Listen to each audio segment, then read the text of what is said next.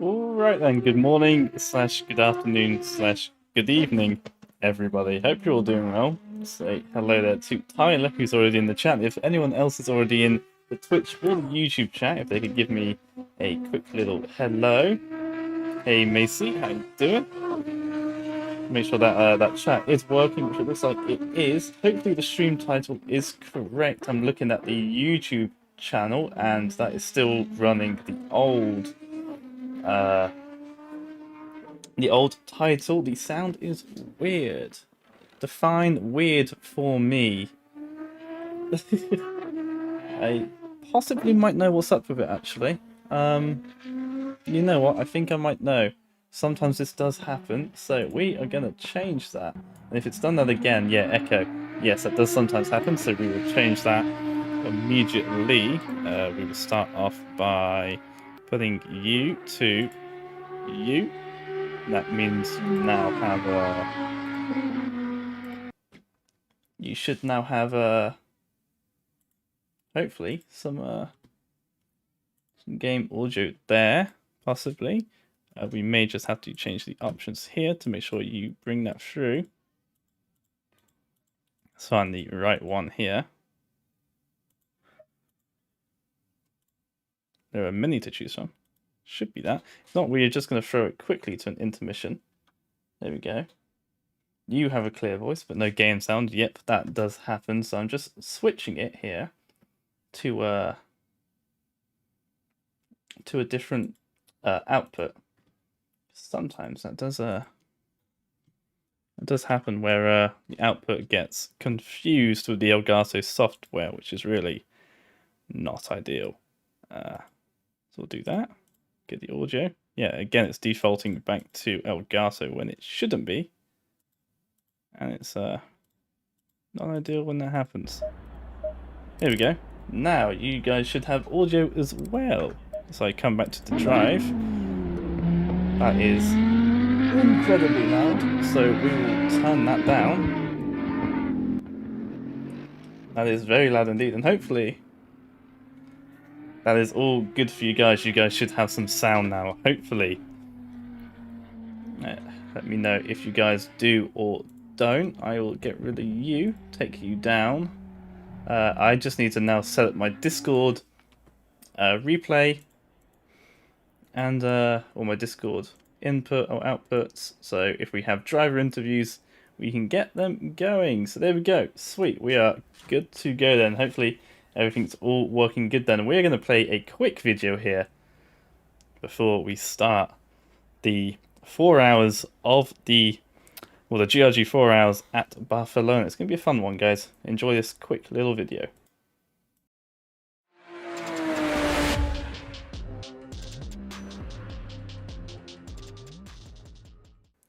So you join us here for a lap around the circuit de Barcelona, Catalunya in GT3 spec, going past the timing tower on your right hand side, diving into turn 1, looking for the braking zone just before the 100-meter mark, coming into turn 1, using the AstroTurf on the left hand side and clipping the curb on the left hand side through turn 2. Turn 3, very difficult around here, long corner, 180 degrees, extreme fast as well. You're going to be taking multiple stabs at the turning, trying to get around this corner. Turn 4, nice and nondescript early in the entry, let it drift out wide on exits, an early apex here. You can let it drift all the way out to the left hand side, and once you do that, swing it back to the right hand side for turn 5. Tricky one, this dips down at the apex more than you think. The rear end will get loose around here. You need to use that AstroTurf and that curb on the right hand side to your advantage. Turn 6, easy enough, little kink. Prepare yourself for turn 7. Use the curb on the left hand side to turn the car and use all the curb, including that sausage sometimes on the right hand side, up through 8. Turn 9, blind on entry. Clip the curb, use the commitment that you have through the corner. Prepare yourself to go down into turn 10. Braking heavily here. Obviously this is now changed and a bit out of date. The new corner at turn 10 that we have. Still coming through, up through the kick at 11. Use that curb all on the left hand side. Try not to get unsettled for this turn 12. Just like turn 3, doesn't seem to end hard into the braking zone then for the final complex. Turn 13, clip the curb, and then going to go for the double clip here. Clip on the left for the chicane. 1 and 2. Over you go. Balance the throttle out on the exit through the final corner and across the line. And it's a very hard lap around here. Lots to do. You don't get a lot of respite here. It's going to be a tricky one for the drivers here tonight. 30 seconds. And there's the call for 30 seconds. I should have put a transition at the end of that video, maybe. First time doing one of those. I hope you guys enjoyed it. And hopefully I'm coming back to you in sound and vision as we'll go to the drive slot then. Make sure we're all okay there. Indeed we are. 10 seconds left then for our drivers. They're all ready to go. Catalonia is your home, as the sign does say. Of course, the ongoing politics between the country of Spain and the region of Catalonia, of which the Circuit de Barcelona Catalonia is based, and hopefully on the YouTube, I see the Racer Soul on the YouTube side. Hopefully the audio there for YouTube is okay, and hopefully the audio for Twitch is also okay. And the reason there's no Maserati and in fact no GT4s is the fact that May, and we knew May was going to be quite a harsh month for us. A lot of Europeans in exam season, of which most of our drivers are European. They have other commitments. 200Q guys here aren't here. It's going to be quite we knew it was going to be quite difficult for drivers this month. So yeah, we just had to settle with just GT3 to make sure we had enough people in each class then. So we go for the grid then. The cars spacing themselves out. Of course, there's no ghosting here in the formation lap, unlike a normal ACC server or other hosted servers. There are some ghosting. Obviously, you're allowed to do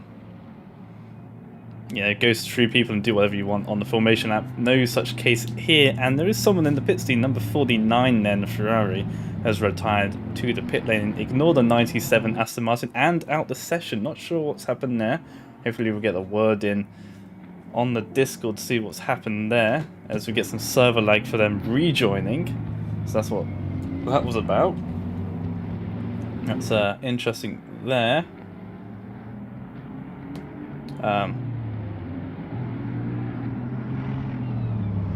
Apparently having some interesting issues with the stint timer, possibly for one of the drivers here.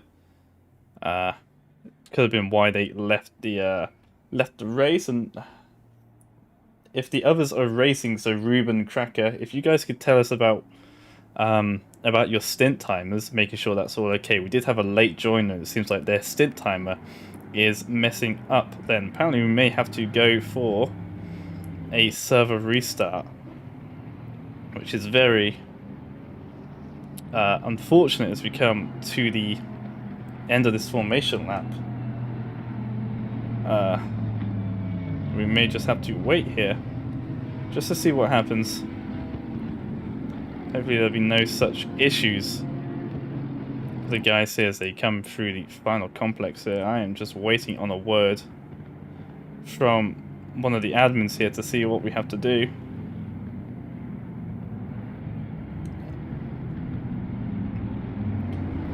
And I don't think the issue is for everyone though. That is the problem.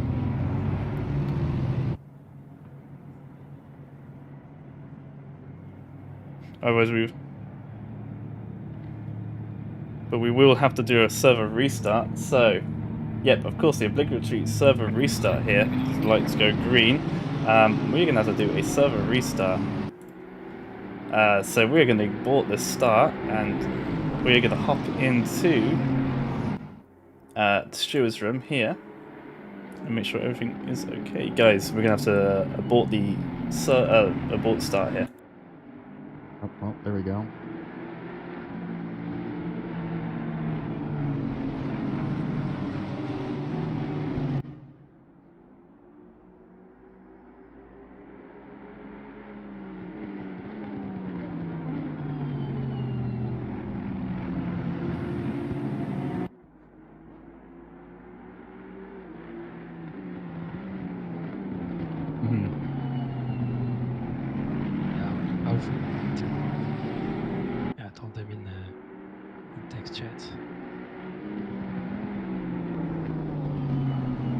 So then, as we throw up a brief intermission here, we are gonna go for that server restart then. And that is unfortunate for sure. So I'm gonna have to bring up my server stuff. Whilst the cars are still racing around, but they don't know that. Yeah, so there's apparently people only have 6 minutes available on their stint timer. We haven't even set a stint timer. So I wouldn't even know how that happens. So what we're going to do is we're also going to change a couple of things here. So we're going to set the practice to 10 minutes, obviously. And there's actually me having to do this as well. And then the race to...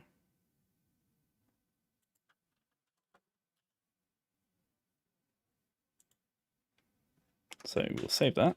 So I'm going to keep on talking to you guys whilst whilst ACC does its thing, and I change up the server. Our main server man Ethan is unfortunately not with us today.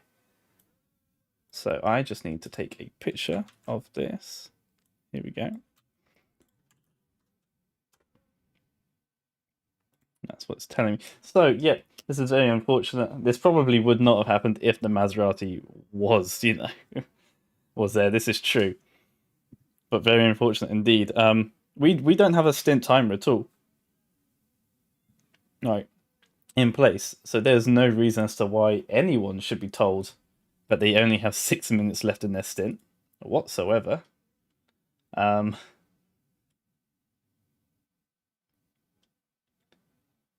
So, weird indeed. Very, very weird. So we're just waiting. So just remove the 245.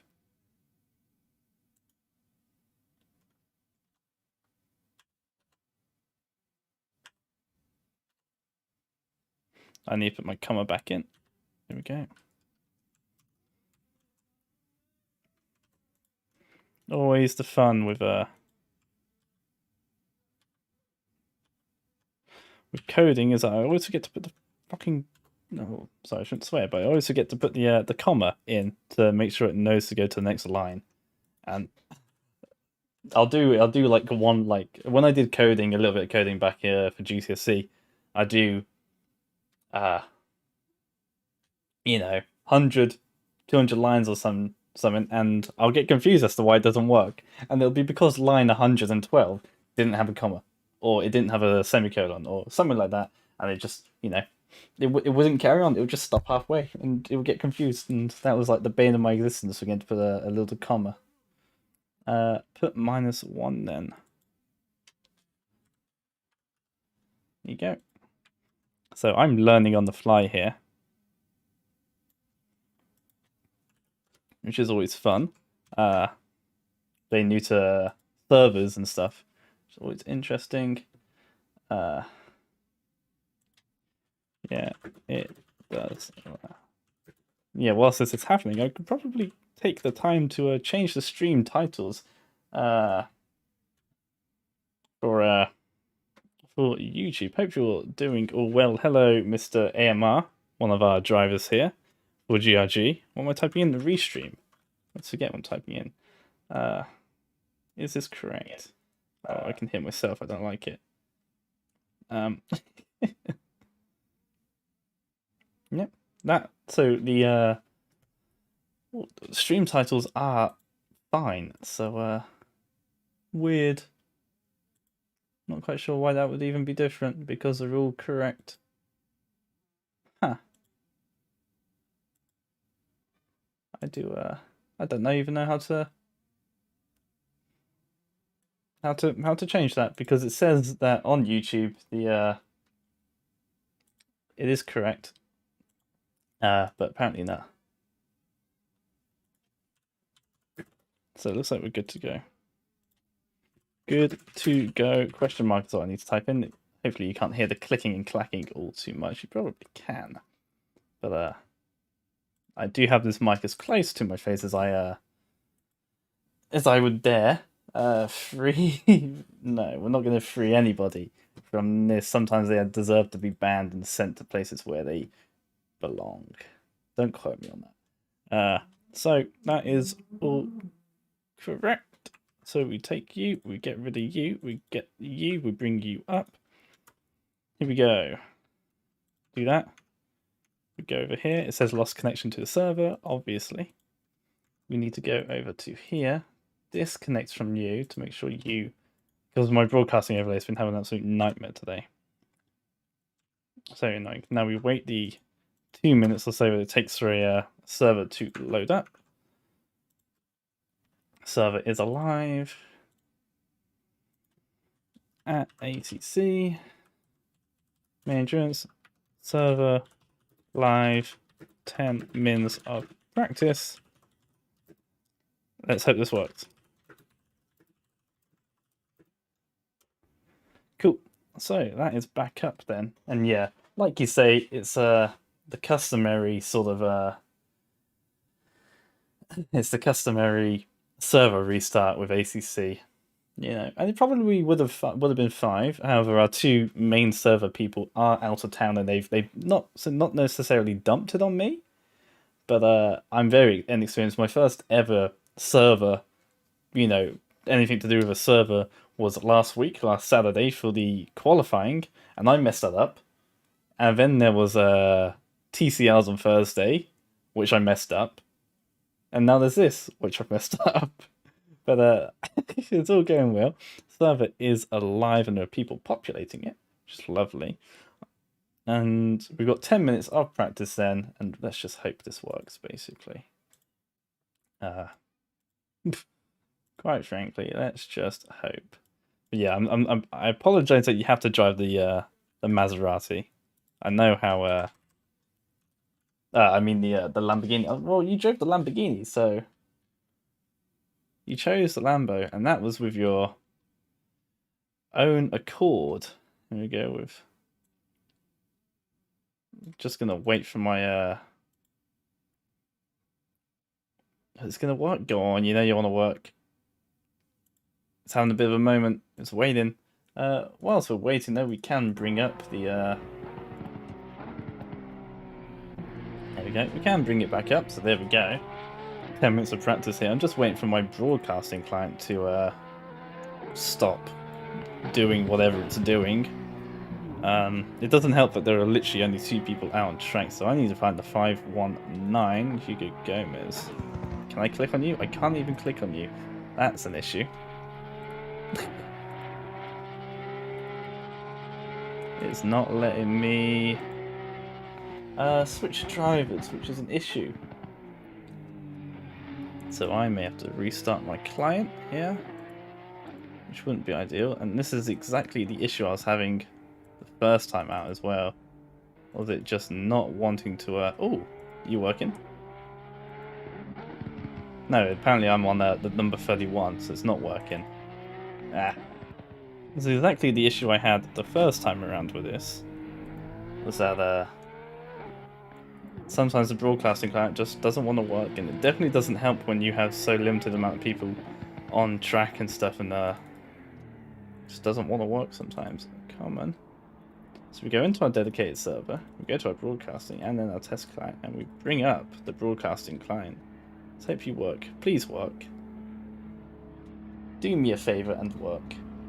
Yeah, I may just have to quit and rejoin the server. It's not exactly what I want to do. But it looks like I'm going to have to, which is sad. Yep. So that's just a me issue, so we'll bring back you.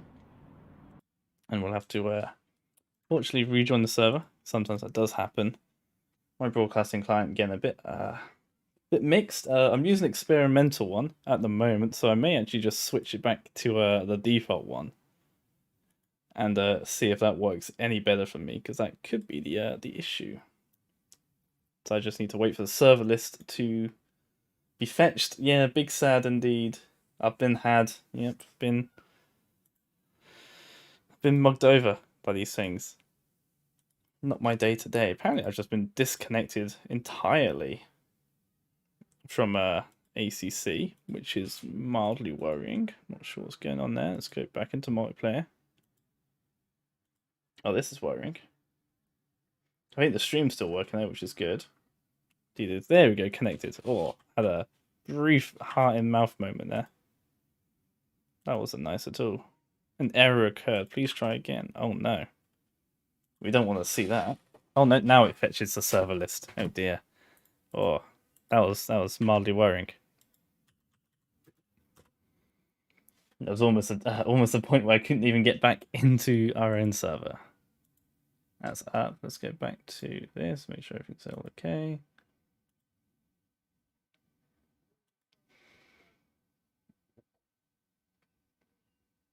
No new messages in Discord, which is exactly what I want to see. Make sure there's no one else is having issues. It's just me. We'll load back in. Hope it works.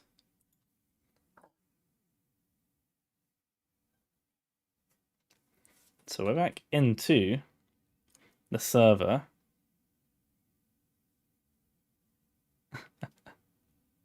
And Julian Barak is I should get off the screen before I do anything. Julian was trying to get into the admin channel for ACC and just typed it in chat, just broad daylight, typed it in chat with and everyone just saw our admin password, which isn't ideal.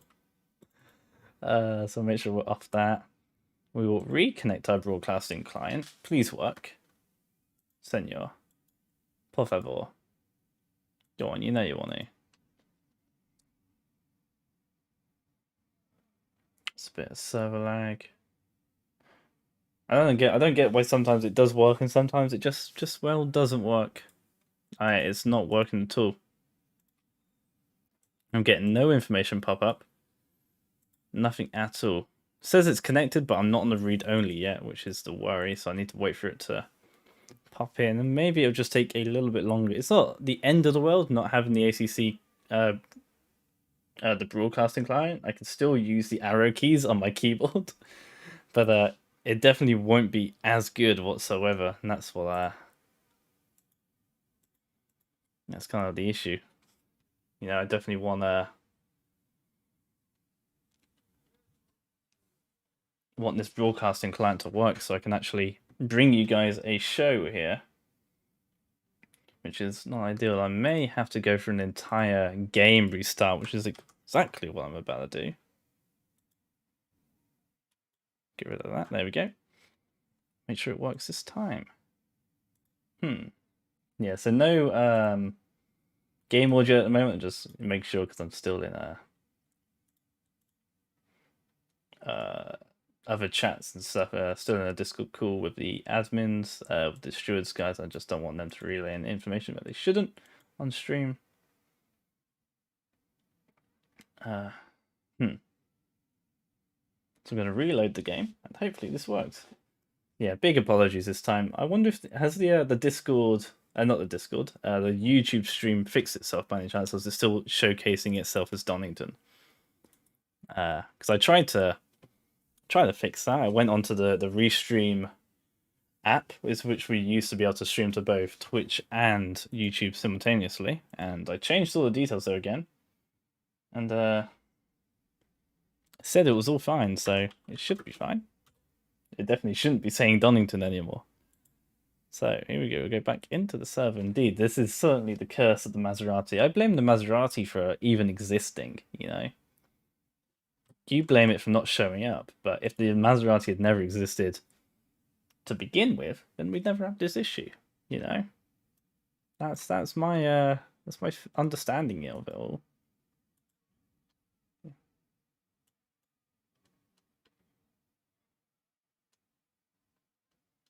That is yeah, my understanding of things. So we are back in the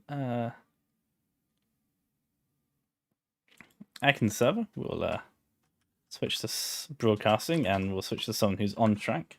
We'll reload the broadcasting client. Please work, basically. Connect. Go on, please work. You know you want to work.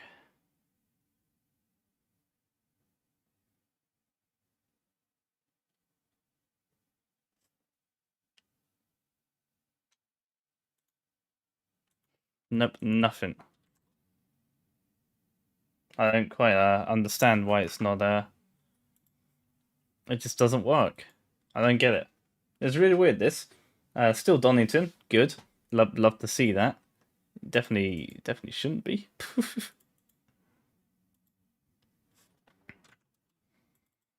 So maybe, just maybe, we try out. Oh, it could be the camera definitions that aren't working. So if we get rid of the camera defs, then maybe that'll work. We're gonna try the alternate broadcasting client as well, just to see if that works.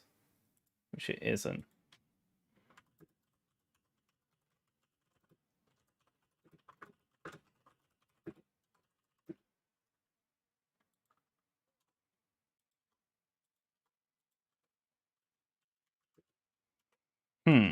Also not working. Dear. So we're gonna back out the server one last time. And if not, we're gonna have to do the entire thing without a broadcast client, which is gonna be lovely. Because practice has just ended, that little 10-minute practice. Obviously you guys aren't seeing that nor hearing it. So yeah, that's unfortunate.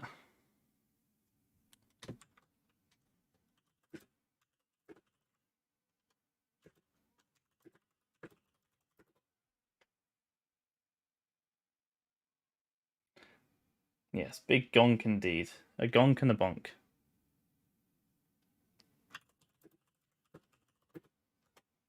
So yeah.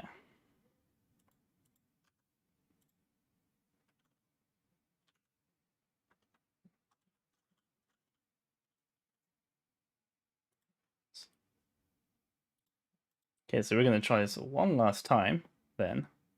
If it doesn't work, I'm going to have a cry, and we'll just do this all in the arrow keys. Which is unfortunate, and I definitely don't want that to happen, but it'd be better than no show whatsoever. Definitely don't want to be missing the start of this one. That is for sure, so we will try this one last time. If you don't work, you don't work. Simple as. So, we'll load you up. We'll connect you. And it looks like it doesn't want to work, which is wonderful. Just our luck. I am in the server. Yep, just reloaded back in now, and we'll take this off so we can bring it up. There we go. I'm now in, but my broadcasting client not working at all today, which is damn annoying.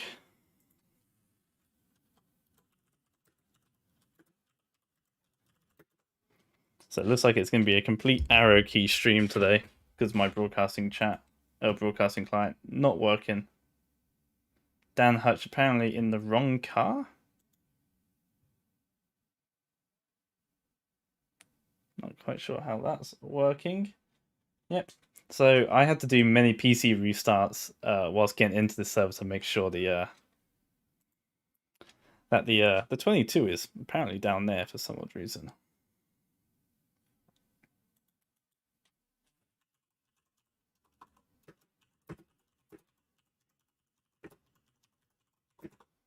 This is very difficult being a streamer of what's the word I'm looking for? Streaming it, I'm having to debug other things.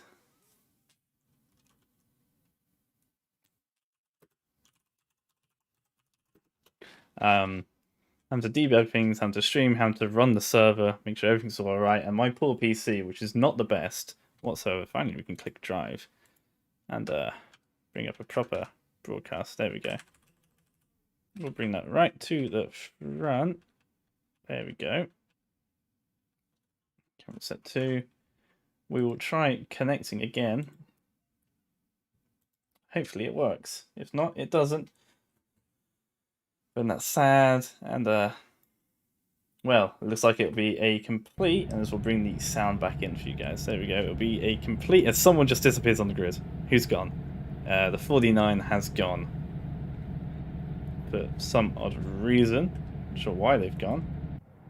But yeah, we'll see a message in the chat probably as to why they have gone. But yep, we will go through the race rundown then, or the qualifying rundown, for the 4 Hours of Barcelona at Catalunya. It's going to be a fun one. As you can see in the top right there's rain forecasted in half an hour. That's going to be a bit worrying for them, that's for sure. So, pole position, Diego Catalan then, the number 12, the leading pro team, quickly followed by the 91 then, the leading AM or Pro-Am team that is anyway, currently in, well, we'll be in second, starting there in the Bentley, the only Bentley here tonight. Third place is the D&B Racing team. Those are my initials. It's a little bit weird, not gonna lie, but their racing team is literally in my initials. And oh, you've never seen anything more beautiful than your broadcasting client kicking into play. It looks like it's alive, but it won't let me click on any of the drivers, which is a little weird, but it's alive, and I now have names and stuff, so progress, we're getting somewhere with that. P4 then, NCR Endurance, the 111 car, as there are two teams in the pit road then, the 49 and the 66 car. Still no messages in the ACC chat, so I'm not sure what's going on there. Possibly forgot to press drive for the 49. The 660, not too sure. P5, Josh Staffin then.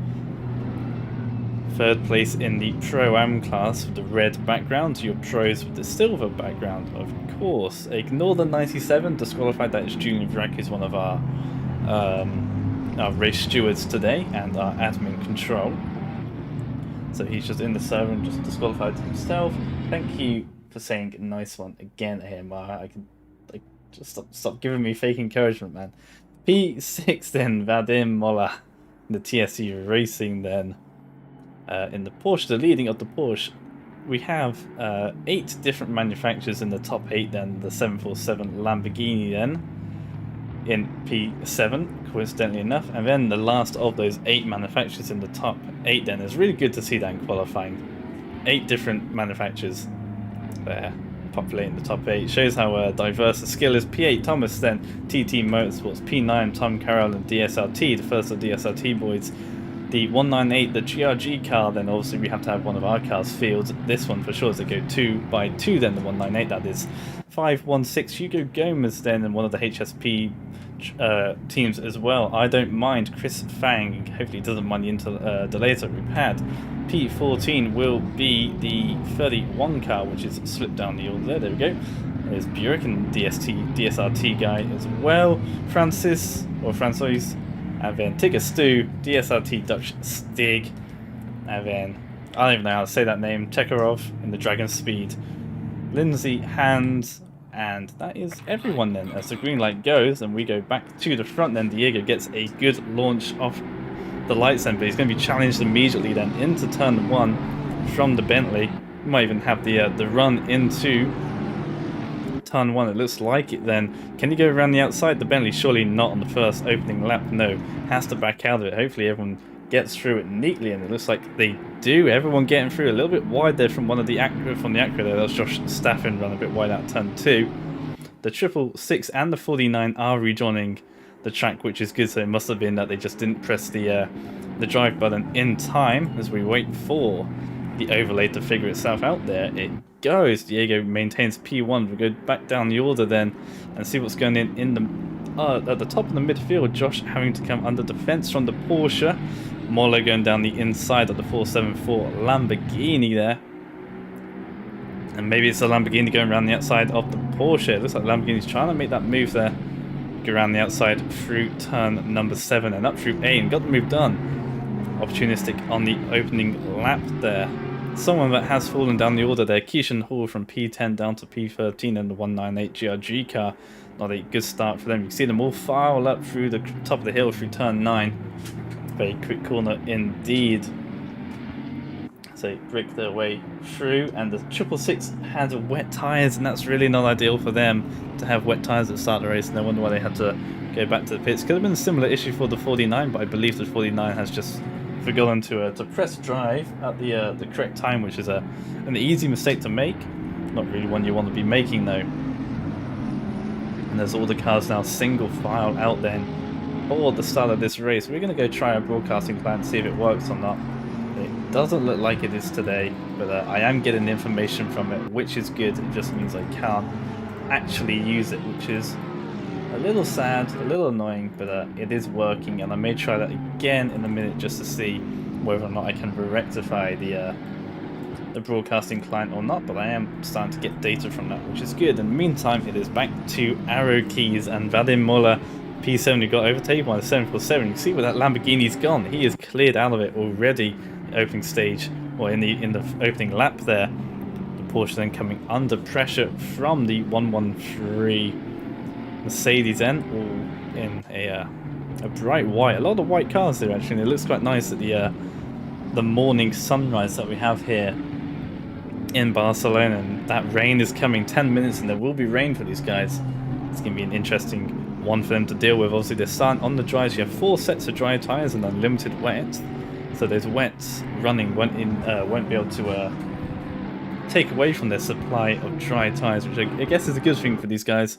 They won't have to worry about running out of dry tyres. Obviously, only 4 sets available. It should really be 1 set per hour, ideally, but you know, they could be with practice. Also, we did have the 45-minute practice that was negated, thankfully for them, with the server restart. And there was a spin in the background there. That was the 64 Porsche. You might have just seen that at the top of your screen coming through turn 9. Don't know if there was contact there or not, or maybe they just got it loose on their own. Nonetheless, they've dropped to almost the back of the order. They definitely would have been at the back of the order had the 49 and the 666 car not taken the start.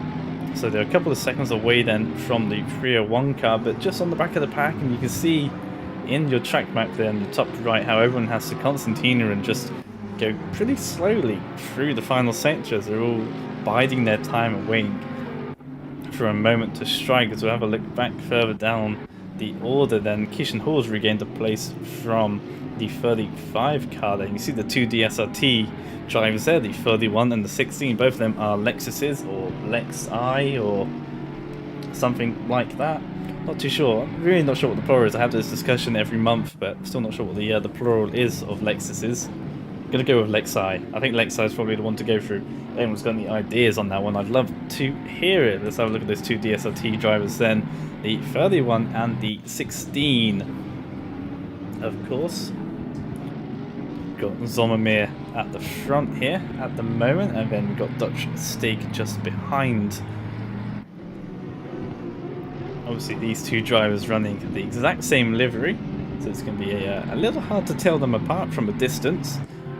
And there's no accentation on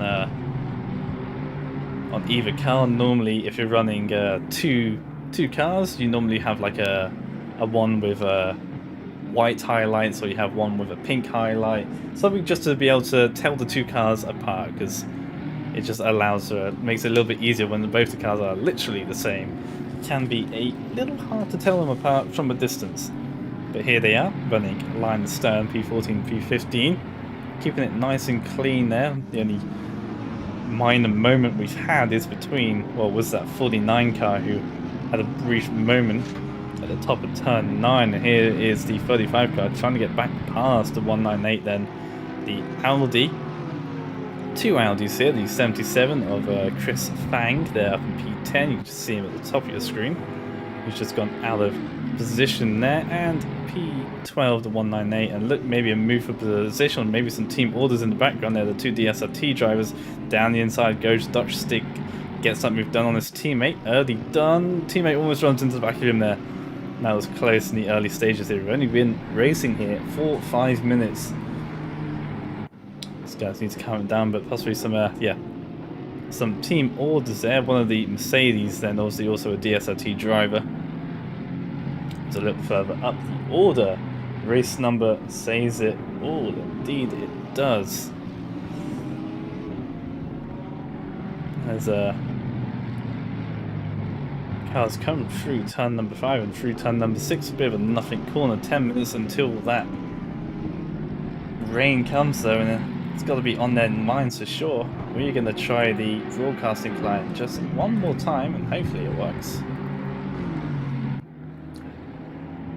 There's you know, actually the broadcasting client literally just crashed on me there, so never mind. You love to see it. The battling then between the 198 and the 35 cars brought both of these DSLT drivers much closer together, and all four of them here battling over P12. They run into the final sector, or through the final sector now.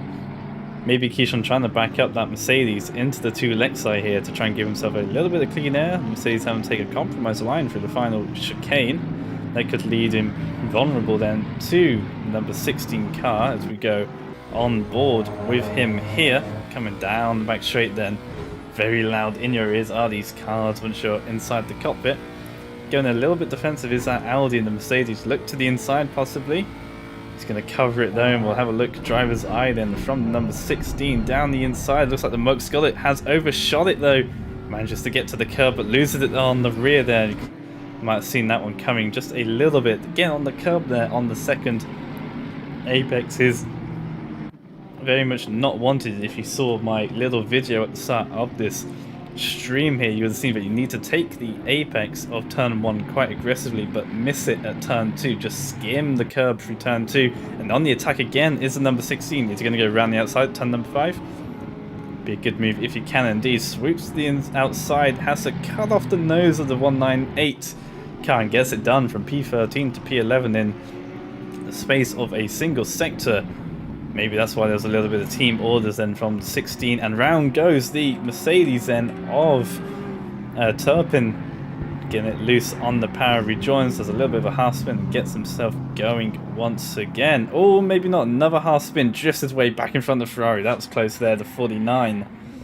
Almost getting collected up in that, and around he goes again. This is not ideal for the 35 car. He's going to be careful for the rejoin. There goes the Porsche in the background, also having similar issues through that corner. Is there rain coming? Just needs to get it moving and then you can start going once again. Really not ideal for those drivers there, and round goes the 35 again. This is really not going all too well, and I'm kind of, well, I mean, maybe I should have flicked away to save the 35 some pain. That is a very upset looking front end for the 35 Mercedes there, trundling along now down the back straight into the final sector. They are going to have to pit to repair that damage there. All self-inflicted, and possibly have some suspension damage now. It's really going to exacerbate things. As we have a look at the race control messages, there's an incident between the 5160 777 and the 198. So something's happened there indeed. Keyshawn Hall's dropped down a little bit, so that is under investigation. We'll see what's happened there. So we'll drop, as we'll have a look back sort of in that mist, the 198, then Keyshawn Hall down to P14, and it says time 31. Something's obviously happened between those guys whilst we were looking at the issues for the 35, but the 35 is continuing, knowing that there's rain coming in the next 10 minutes. I guess that has to be the reason they're staying out, with the rain coming down pretty soon. It makes sense that they stay out just a little bit longer so they don't have to make 2 different pit stops. So we'll try loading up a broadcasting client once again, see if it works. It is hoping that it does, so we'll connect to it. And we'll see, or hope that hopefully it works. If not, we will just continue like normal. But in the chat, hope you're all doing well here at the meantime.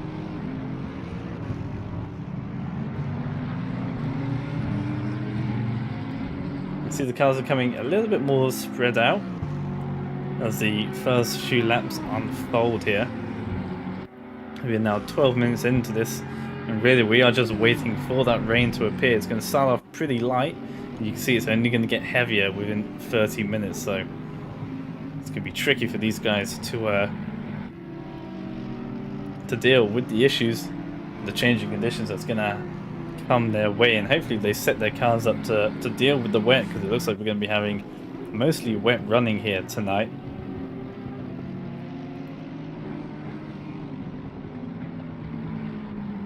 Getting the battle here raging over for P13, 14 and 15 at the moment.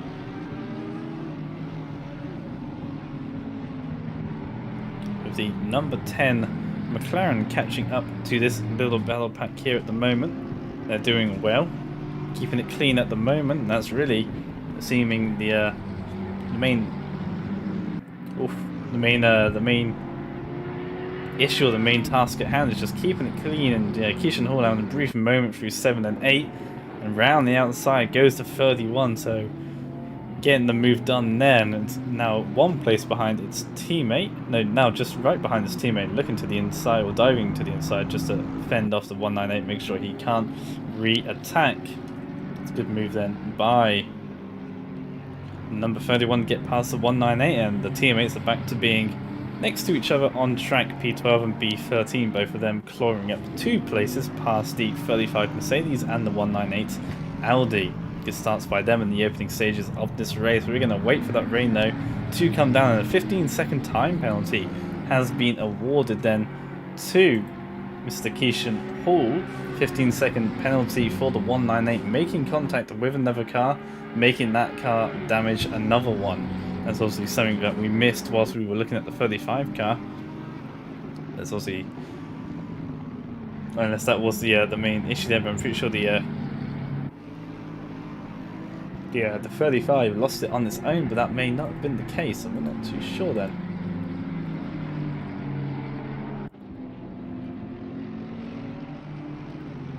So we will jump our way back to the front of the field, or just a little further up the field. The 116 TSE Racing and the 113 Mercedes, they are pretty close together on track there at the moment. They're going to re-attempt a broadcasting client. I'm probably going to spend the entire race trying to get this broadcasting client to work, but probably won't, and that's something I'm going to have to live with. So unfortunately it will be directed via the arrow keys, which means we do have to skip through each car individually. Each and every time we want to have a look at another car, we have to go through the entire list to find that specific person that we want. Just very unfortunate indeed. But look at our leaders, the number 12 and the 91. Let's go have a look at them then and see how they are doing. There's number 2 then of Manu coming across the line, and they cross the line within 1.6 seconds of the leader Diego Catalan in the number 12. One of our pro class drivers, and they're proving their pro worth at the moment. They're up in P12, and that was not me. I did not change that, because that went from 2 to 5. So maybe I now have a ghost broadcaster that's just doing its own thing, and you know what, that's not too bad, because if it changes itself to different cars, I'm going to allow it, quite frankly. If it's just going to do that, I'll allow that to happen. But here we go, the 1111 then, the Ferrari coming on the attack then of the 23 Honda, right on the back of it. The Honda, and a bit of a moment coming out of turn 4 for the Ferrari. Both these cars having a good start to the race, along with the 747 Lamborghini, which is closing up quicker and quicker. All of which getting past that 116 portion, whilst these two battle ever so slightly over position. That is allowing the Lambo that's just behind them to gain a little bit of time on these two, which they're using very effectively here. And there's the rain, you can see it on your screen now. There's rain coming down as we go, then as we should go on board, I think.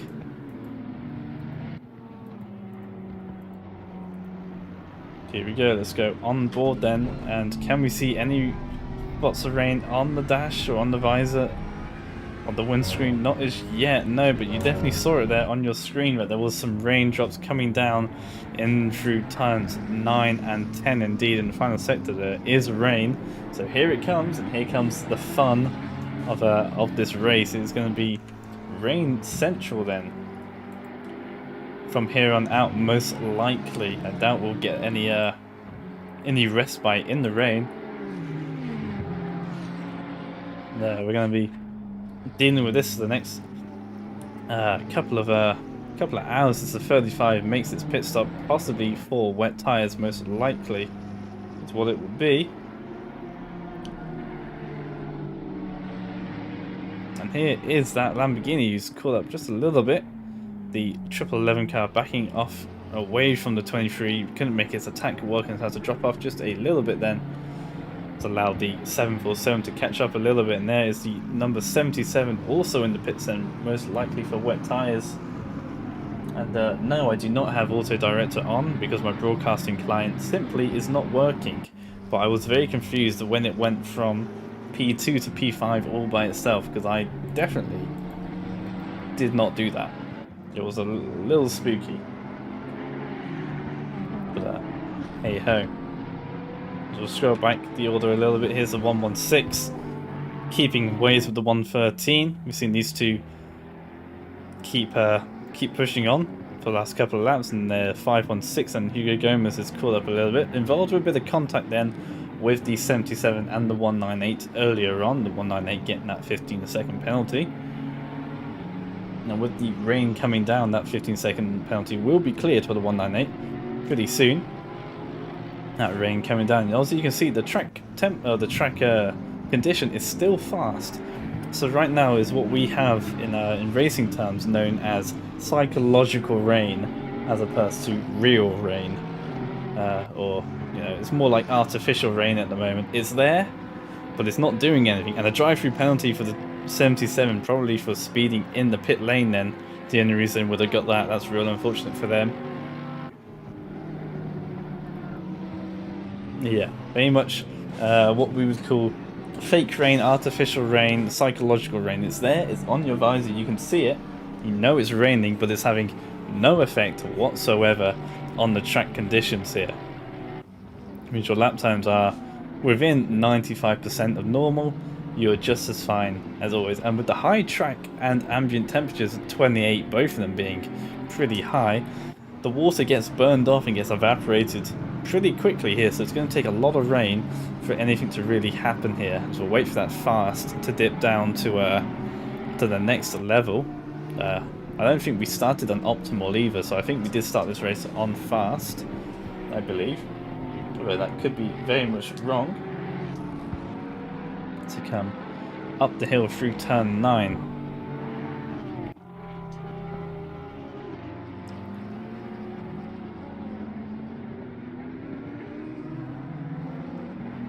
See if the the 77 car serves their drive-through on this lap. They are currently coming through the final sector at the moment, and yeah, I would be surprised if they serve it immediately.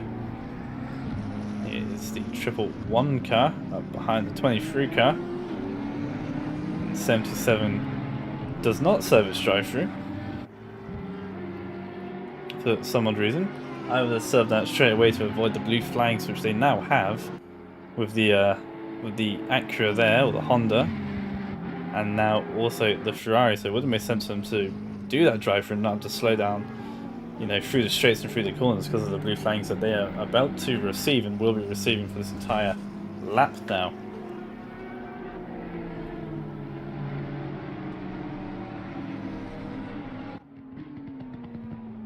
And there are no more messages in the Discord, which is good. That means everyone is happy and looking ready to go.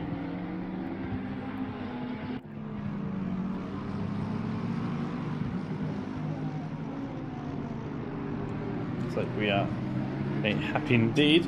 So everyone's settled into the race. The first 20 minutes have gone, and it's for the this 4-hour, this 240-minute race. We've got 220 to go. It's going to be quite the long one for sure.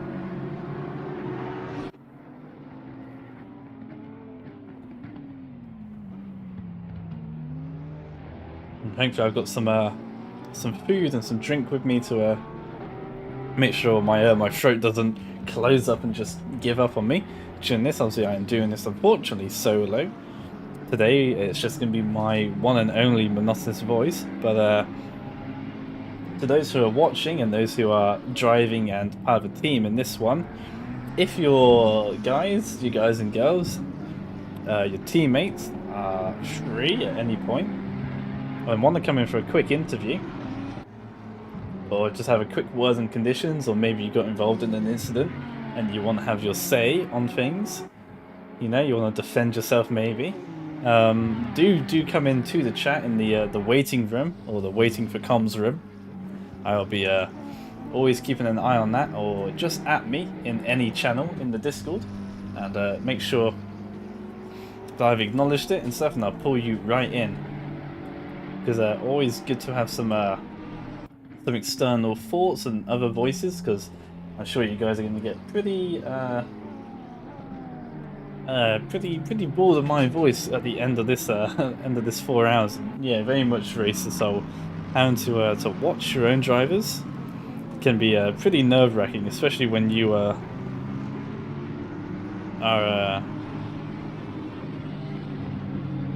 not driving yourself. And so the 49 has been disconnected for some odd reason. That's unfortunate for them. Not sure why and it's only the one driver that's having issues as well, so not quite sure why they in particular are having issues with the server. We do have Miss Novak in the car, the 763 car down in P15 at the moment. You can see her ping spike on the left hand side is jumping constantly between the orange and the red. Same for the number 10 as well, although that red bar isn't quite reaching the top of the bar like the 763 is. Both of them having major ping issues. We know that the 763 is in the Oceania region, so that explains the ping for that one. And if it's Oceania, that means it's very early in the morning for them, looking around the 3 to 6 a.m. time. So the fact that they're driving this is quite something, and for the next 4 hours as well is very much a feat for sure. The rain's still coming down, but having no effect on the conditions as of yet. And down the inside goes the number 11. That was an audacious move for sure there. Not quite sure what was going on there. They were very far back. Good couple of car lengths, maybe just out-braking themselves a little bit. Little bit of contact with themselves and the 23, but no major damage there. And the 111 there backing out, just allowing the 23 to carry on, and I think in an apologetic way, just saying sorry for the contact there. But thankfully it was pretty low speed there. They'd come pretty much to the end of the braking zone, so they're at the slowest point they could be through turn 1, and it was side to side contact there, allowing them to have just a little bit of a tap, and there shouldn't be any damage really to either of those two. And the ping spots between the drivers, so that's why it's going up and down. I wonder why it does that sometimes. So that is showcasing both of the drivers' pings at the same time. That's actually a pretty neat system, to be honest. So yeah, there you go. You can see Novak's and the number 10. The number 10's ping has actually settled down a little bit, so they're pretty lucky with that one. But yeah, Novak's ping very much being very wibbly wobbly.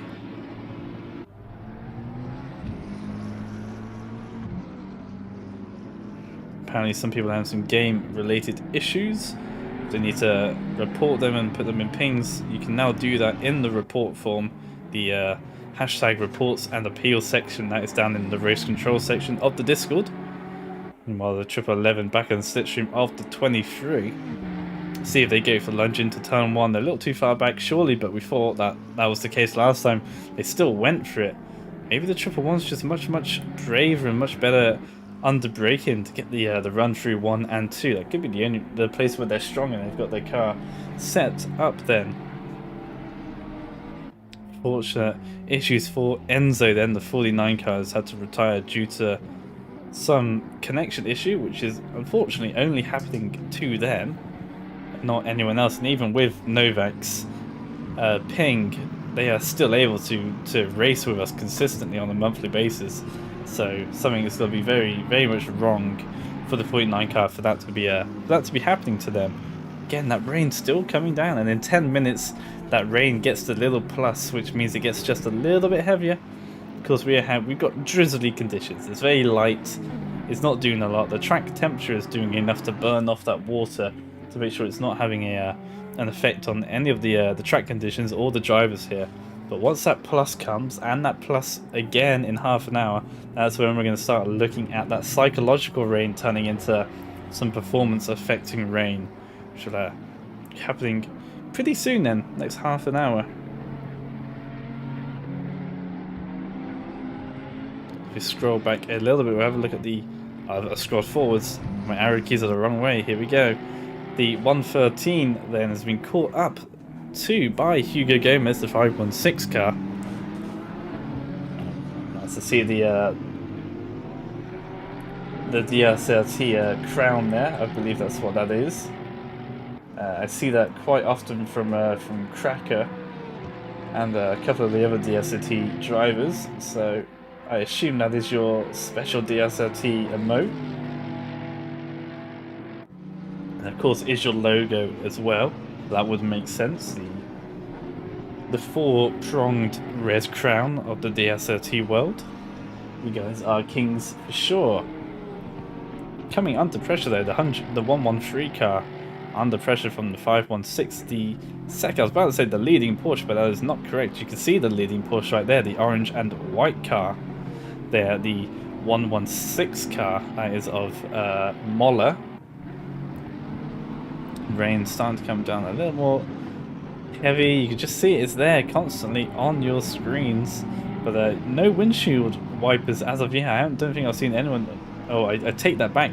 The Porsche there, the leading Porsche, the 116, is using its windscreen wipers.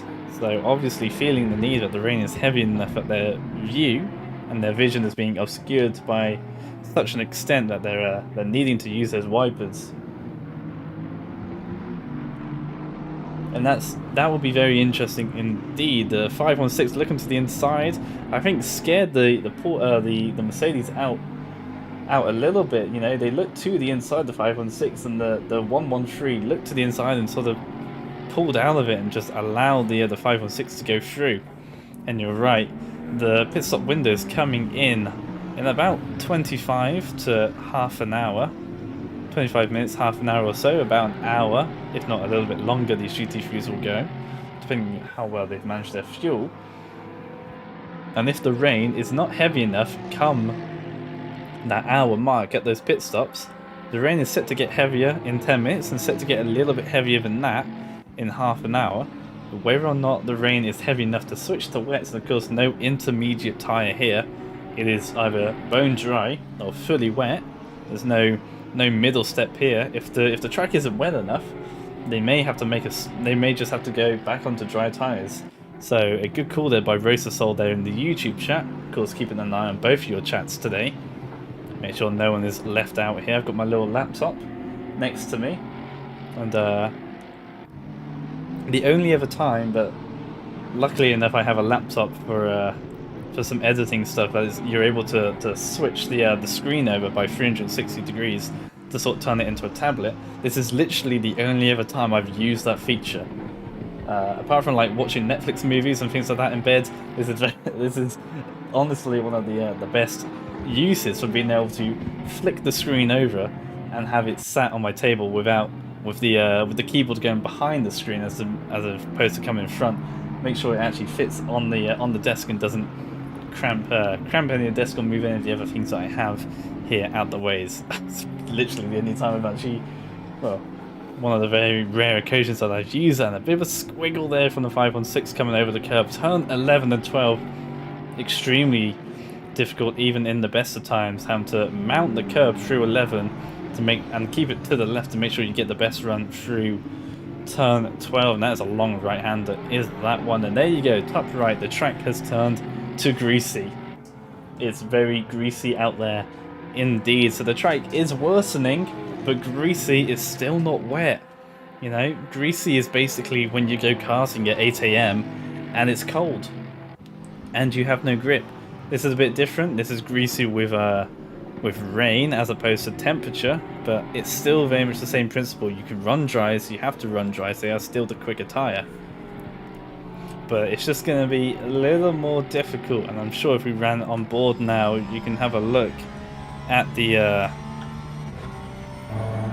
wheel then of the 516 cars. They come through turn 4, see that they're having to turn in and turn out. They're only turning out a little bit, but it's not one consistent turning in phase. You'll turn in, and as you get on the power, you'll make those little adjustments. There you go, just to straighten it out and get the best run out.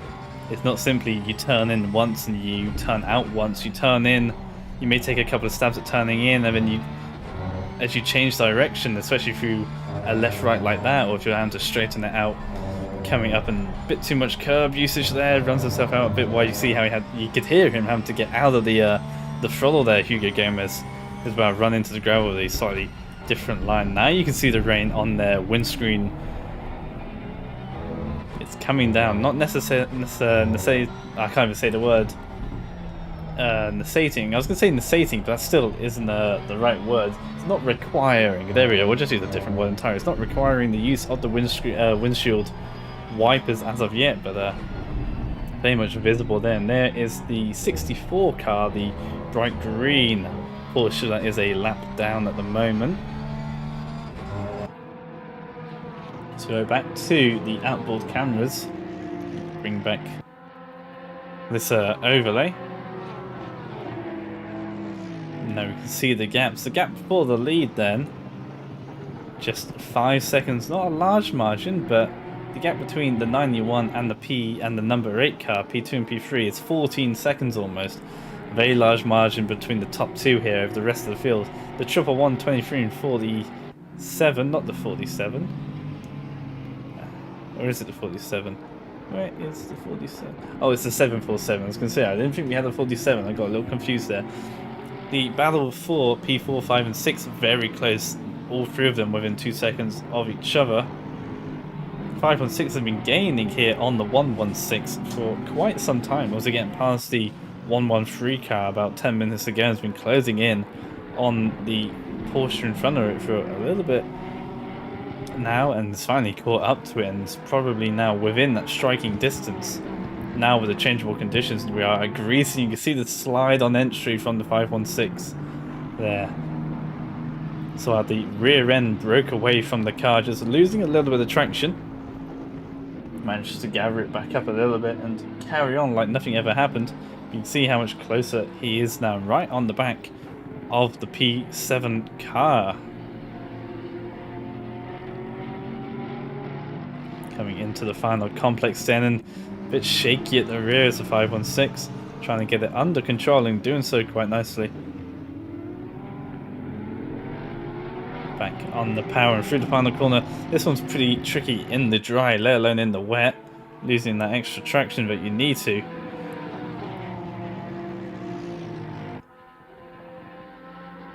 Powering down the main straight.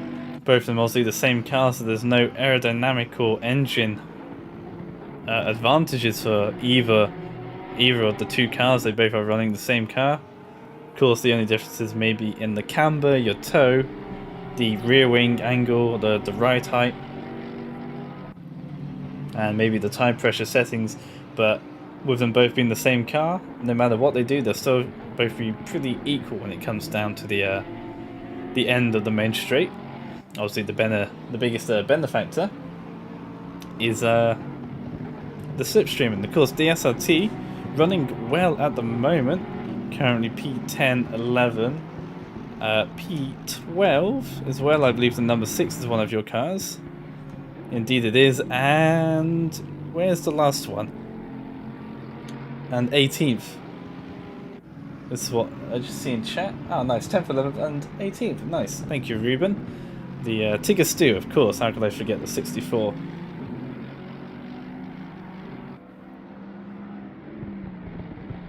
But both the 16 and the 31 car getting past the GRG eSports car, the 198, and also the 35 car getting 2 positions on track. It was good starts by them early on. The 35 trying to regain that position on the 31.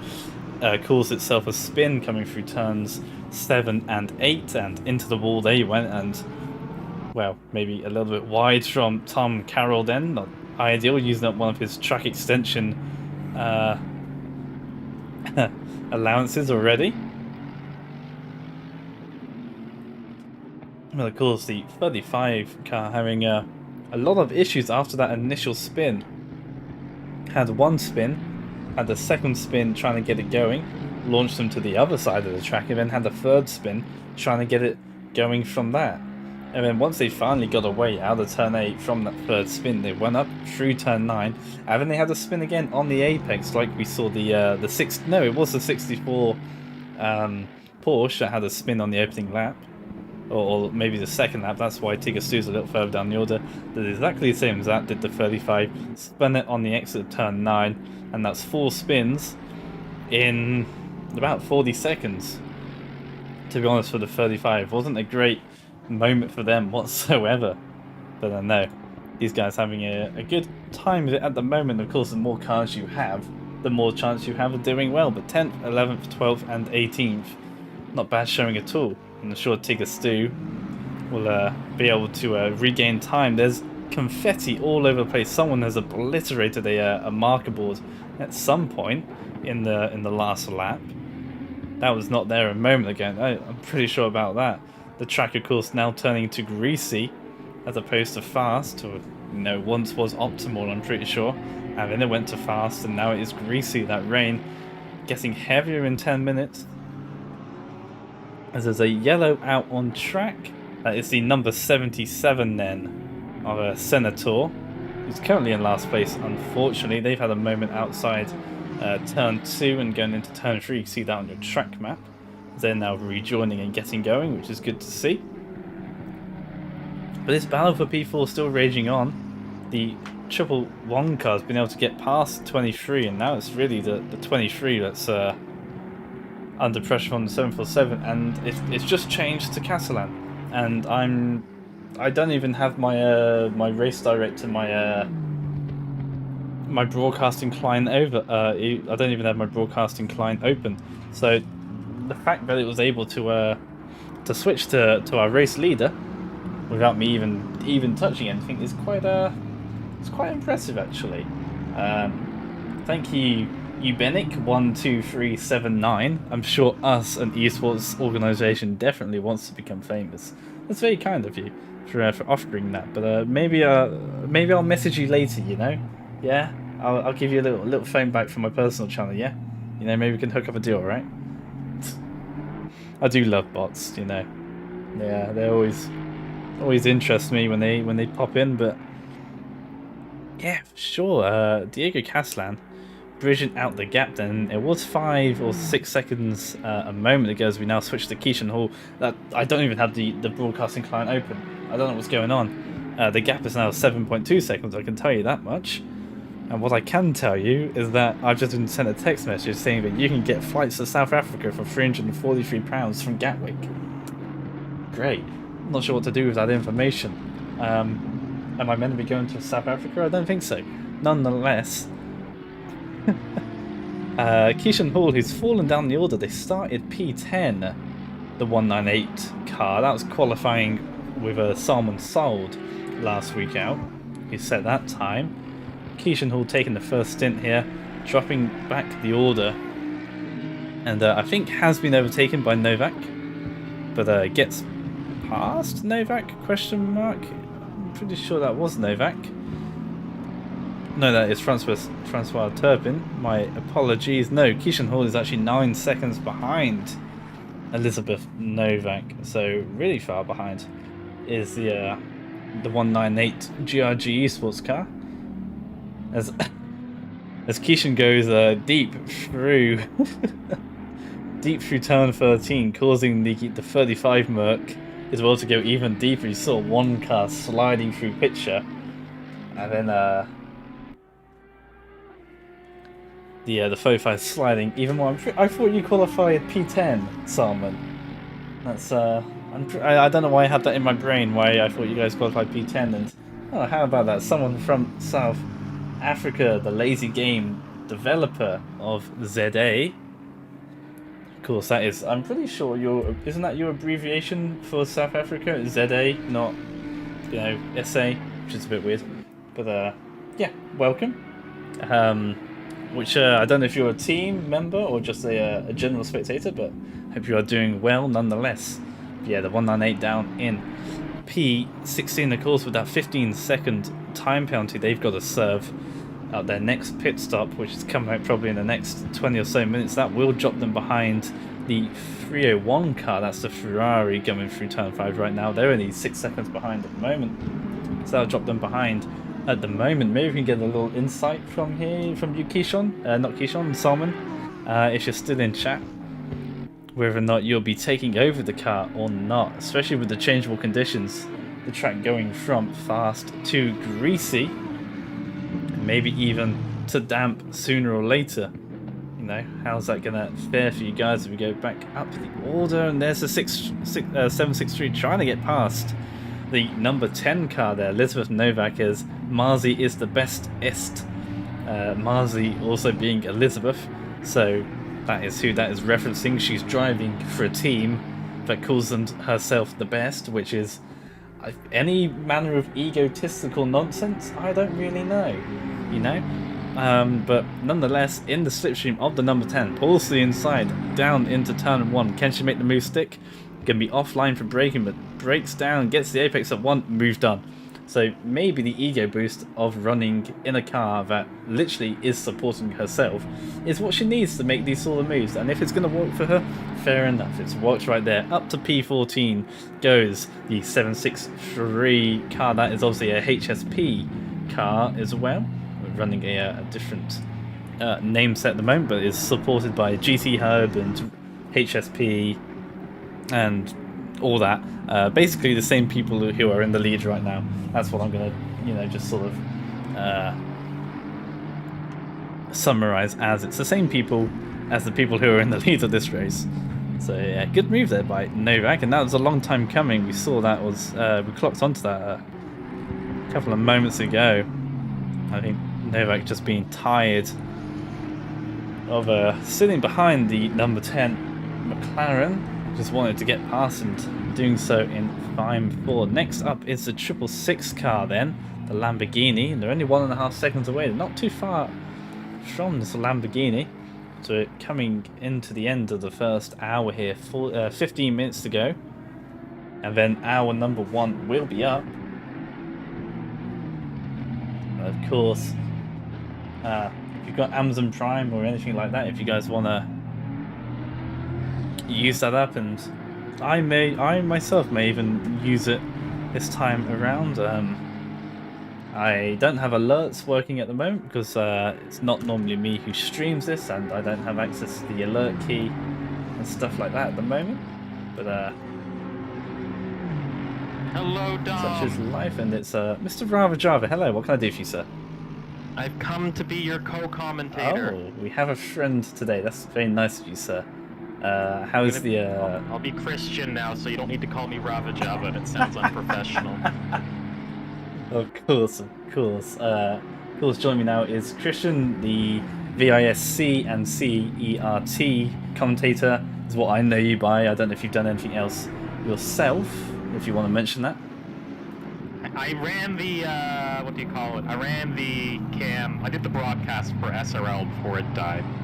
I actually have no idea what happened to SRL, but that's another point. I'm still waiting for someone to tell me, but... It just, dropped off the face of the earth for whatever reason, didn't it? Yeah. It's a bit weird, but such is life sometimes. Such is life sometimes. But yeah, been watching a fairly interesting race, watching people try to contend with the worsening track conditions. Very much so. Of course, the race starting in the optimal fast conditions, and now we've gone to greasy, and we've got the little plus signs on our weather radar, meaning it's only going to get worse. It's going to be quite an issue for these guys. It's especially interesting because Spain is such a track about controlling your tires, and I don't know if people were expecting to have rain through this first stint. Oh, yeah, it was a very wet qualifying last week out, so people were wise to the potential of rain, and I think a lot of people were practicing in the rain.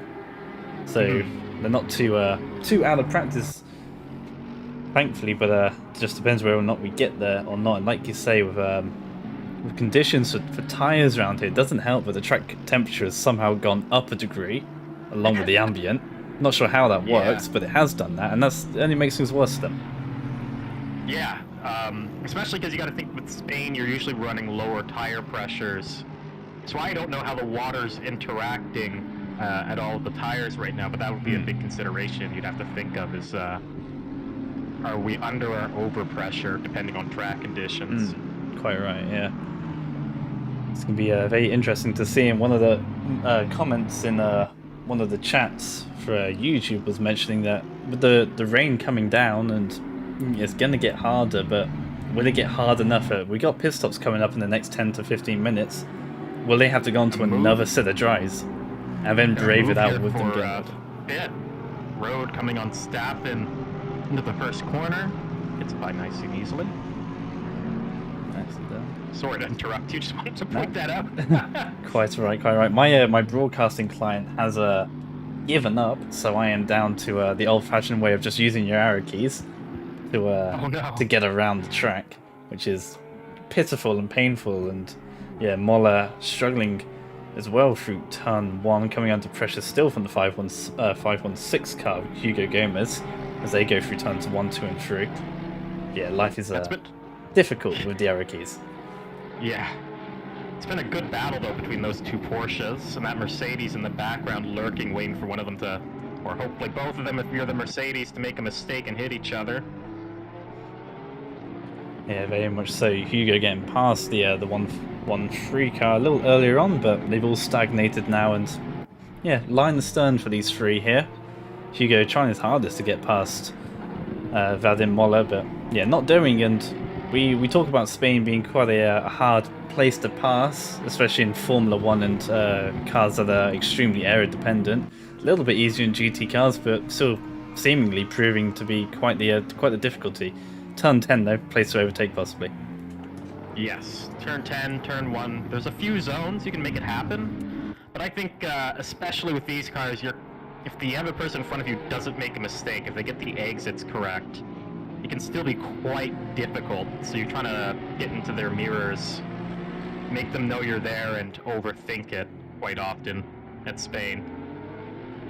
Yeah, very much so. It's trying to force the car ahead into that mistake as opposed to maybe actually making that move yourself. Seen a couple of moves though into turn 1, which is good to see, but with it being such a fast corner, and it's your main, it's the fastest point on the track, but you go into a 90 right and a 90 left, but they're still pretty fast. You're braking just before the 100 meter board here. The braking distance isn't huge at all compared to other tracks where they go into a hairpin or maybe more of a tighter 90-degree corner. You're still going through quite some speed, so it's very hard to pull alongside them and get that move done. And even doing so, it tightens through turn 2. You often run off wide through turn 2 and run over the rumble strips and the curb, and a bit of an issue. It's just hard to overtake. Yeah, we've seen a few cars seemingly get the move done into turn 1 and just forget turn 2 is coming up right after. But we've got lapped traffic coming up. Might affect this battle. That's the number 64 with tires doing it. Oh, well, maybe not. They sort of they cleared that one for themselves. Yeah. Unfortunately, Tigger having a bit of a troublesome time of things. They had a moment coming out the corner they're just going through right now. Turn number 9, I think either on lap 1 or lap 2. And that's what put them a lap down, and yeah, seemingly more issues for that Porsche. And down the inside, yeah, there's the move finally. Hugo Gomez capitalizing on such maybe a bit distracted was the 116, seeing that other Porsche go around and thinking, oh, if that Porsche goes around, maybe that's going to happen to me, sort of thing. Yeah. And yeah, down the inside goes Hugo. Yeah, seeing quite a few people lose it on power. Another big thing to consider with the Porsches is as they get later into the stint, the balance starts to shift on the car too. So that's sort of a thing you'd have to account for in your setup and your practice, and that can certainly bite you in the Porsches. Sure, not very ACC versed, but I'm assuming the fuel tank's at the front in these cars with the engine being at the back. But I could be very much wrong on that one. I'm actually not sure. I just understand that as a handling characteristic of the Porsche, both in the game and in real life. No, yeah, the less fuel there is, the center of weight definitely shifts around, and yeah, big moment there for the 116 coming up to turn 3. So the rain's starting to come down a bit harder now. Rear traction's going to be bit of a premium for these guys. And there's a DSOT driver there, the number 16 Lexus. It's sort of closing in and going to be joining the party pretty soon. Yeah, I'm sure that Mercedes with DePerchin, I think that's the name. That sounds right. Yeah. The 113 going to be wanting to try and clear that Porsche now, seeing there's pressure from behind. Yeah, they've got a big gap all the way up to P6. We'll have a look at that again when they come through the final sector line into turn 10. But yeah, big gap to the 23, and there's a battle there, P4, 5, and 6 at the moment. They're still raging on, with the 747 actually making it past the 23 a moment ago. Yeah, it's slowly breaking into different flights here that are all kind of keeping pace with each other.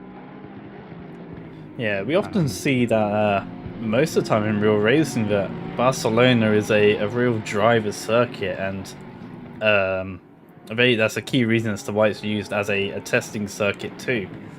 Is that as the Mercedes there goes a little deep through the chicane, might leave himself vulnerable to the Lexus, but you are very dependent on the car you have and the setup that you have around Barcelona.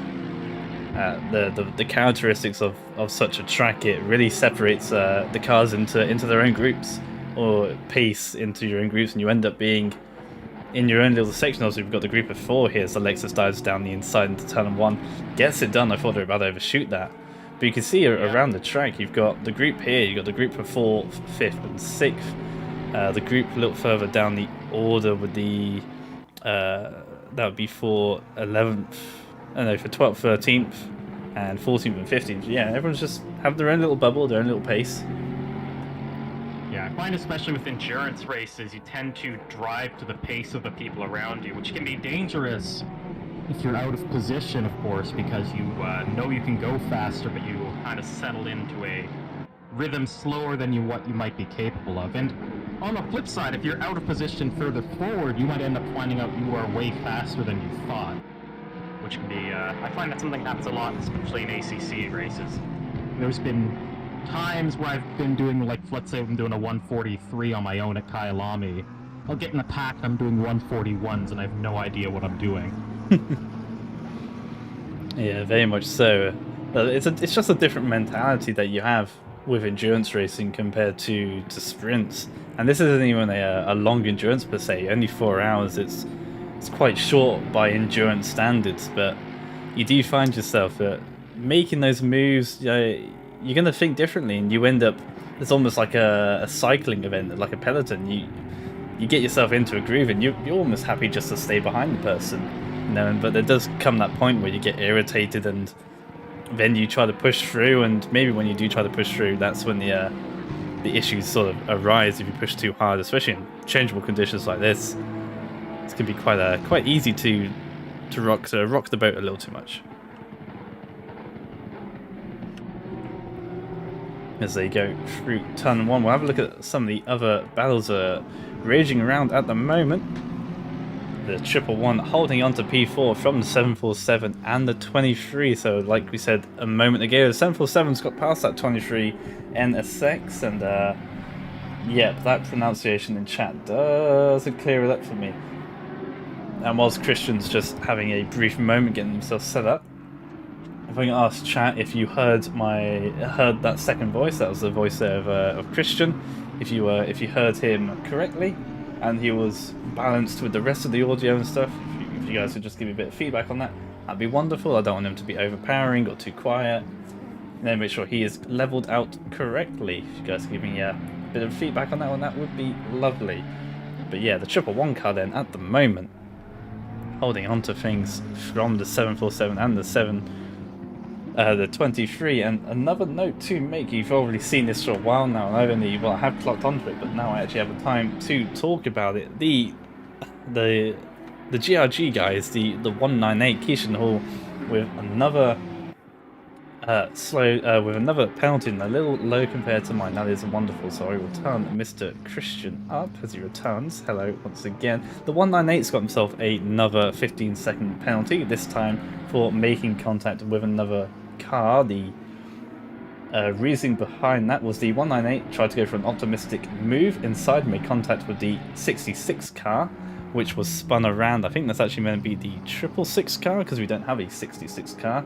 And the spin is the reason why the penalty is only 15 seconds. The rest was paid with a spin itself. And there goes the Lamborghini there, the 747, coming through turn 4. Try to go on the move then, or maybe just misbroke coming through turn 4. And again, a little deep into turn 5. Can the 23 capitalise? It's close, but not close enough. Yeah, the weather's slowly starting to take its toll. Especially got to consider these are the tires a lot of these folks started on. It's a mix of weather and wear. It's not going to be very difficult. Be some mistakes being made, I'm sure, as we get closer and closer to the end of the stint. Sure, there's some confetti around turn number 9 on the exit from a board or a braking marker at some point. Not sure when that appeared, but obviously someone had to make the mistake to be able to send that into a million pieces.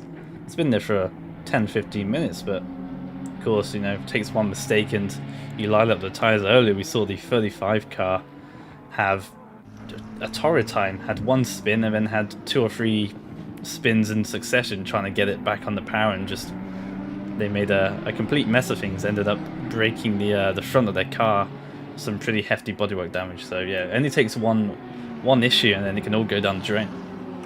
Yeah, things can compound very quickly, and it's kind of those moments it's good to have a teammate with you to be just telling you to calm down.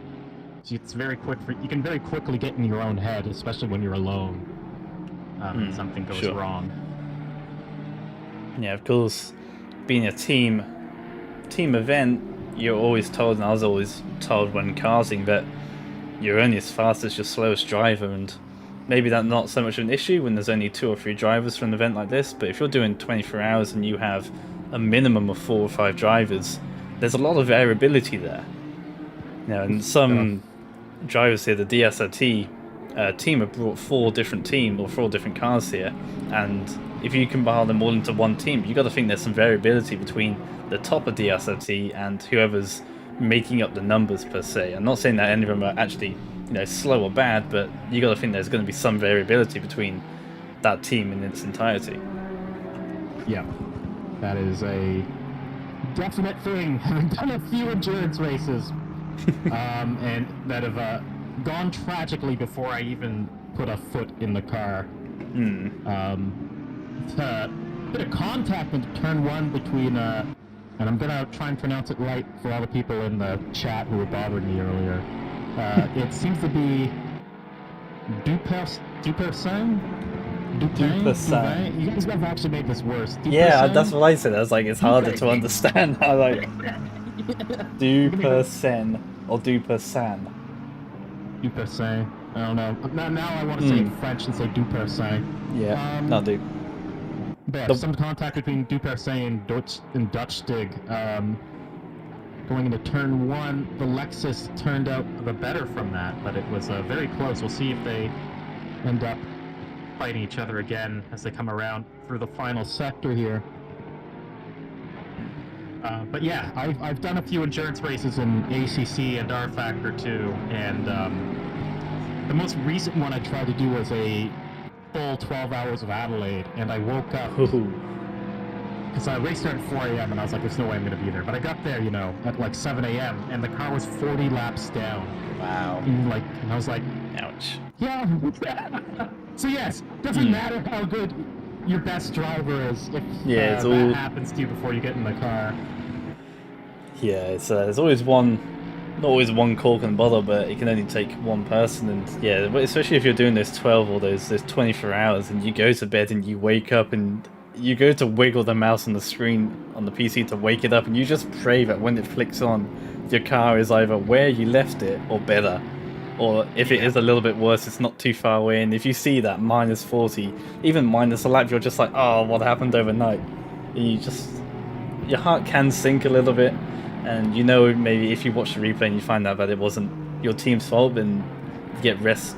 You get you feel a little bit better. But it's just like, oh no, there's contact here coming through turn 7 and 8. That's with the number 6 car. That car had just come out the pits there. That was Mena Jimenez there, the number 6, may have gone onto wet tires possibly, but they have just had a pit stop, and that was their first out lap. New driver as well, and they only took them half a lap to be involved in something. Then I think that was with, I think that was the 116 Porsche that they made a little bit of contact with. So unfortunate. Gives their the number 16 teammate there a bit of free air, so you win some, you lose some. Yeah. Yeah, especially if you see, the whole round of pit stops are starting to begin. It's way too early to go on to wets. As long as the track does not say damp, it's too early, and it's greasy right now. But that said, if you don't put the right tire pressure in, you're going to have really cold tires, really under pressure, and it's just going to be a handful to drive, especially if you just got into the car for the first time. Yep. Is that the 111 that is off? They have a connection issue? Oh, that's like they're under a hill. Yeah, no longer on my... Oh no, they're here. P6, they're around somewhere. They're on the track, apparently. I can't see them on my track map. And now they've gone again. Oh, now I'm confused. Yeah. Weird. Hopefully, yeah, they'll come back, but yeah, like say, first round of pit stops coming in. The Bentley, the 91 from P2's made their stop. The 31 Buick has now got themselves into the car. They're in 13th. They'll be making their way out of pit road pretty soon. Yeah, this will be critical moments, especially if you're doing driver swaps. Putting someone out into these conditions on the slicks will be very, very scary. Yeah, a couple of comments in chat. Apparently Ruben there, as one of the DSLT drivers, is saying that the 91 has put wets on, so going against what you're saying there, saying it may be a little bit too early. And I was talking about this earlier, that at the moment, or certainly at the first stages of the race, we had what I would call, or what I've been told to call it, as a psychological rain. That it's there, but it's not affecting you or your performance of the car or the track conditions. It's just there. You know, you see it, your windscreen wipers go, but you carry on like it's dry, and it's always having to deal with that mentally, because you see it's rain, and you see rain, and your brain thinks, oh, rain, wet, I should do things differently now, and adapt to that, but you don't need to. And sure, the track's gone from fast to greasy, and with the change to greasy, it's like driving on the cold morning. With slick tires, you're going to be a little bit slidey, but we're not near wet conditions at all yet. It's still very much dry, but you just have to make those little adaptations to compensate. And I think going on to wets is it's too early to go on to wets. And if you've done that, it might be the mistake. But yeah, a lot of the cars in the pits, the 23 Josh Staffen from P4, along with the 516 Hugo Gomez, and the 111 also back in the pits again. Possibly, I'm not sure what's going on with them at the moment. Yeah. Here's a thing to consider, because I have the all-powerful racing app. This is something ACC actually needs built in. Quick random side note to everyone at Kudos, but if you're listening, lap guys. Times people are yeah, if you're listening, Kudos. If you look at the lap times now, the best laps people have put in have been roughly. It's a 146 is the best lap. Most people are running 146s, 147s. Times have fallen off to 149s, 150s. So that's why. That is my case for why it is too early for wets. Yeah, it is. is. The wets if you switch to them. Isn't it sort of like I think it's a 30 to 40% drop off in lap time is what you need before you even consider it.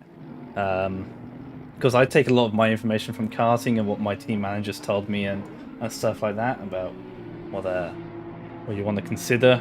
Obviously, that's very different, and it's a fixed chassis with no suspension. Obviously, GT cars with aero and the luxuries of suspension are going to handle this very differently. But you for sure need to wait for those times to come down much more and in much more steeper fashion for that to even be considered. I think the main reason that's not happening is because the track conditions gone up by another degree, so 30 degrees now, and I don't know how that's happening. Yeah, this is so that's another thing, is right? Yeah, this just doesn't happen in the real world.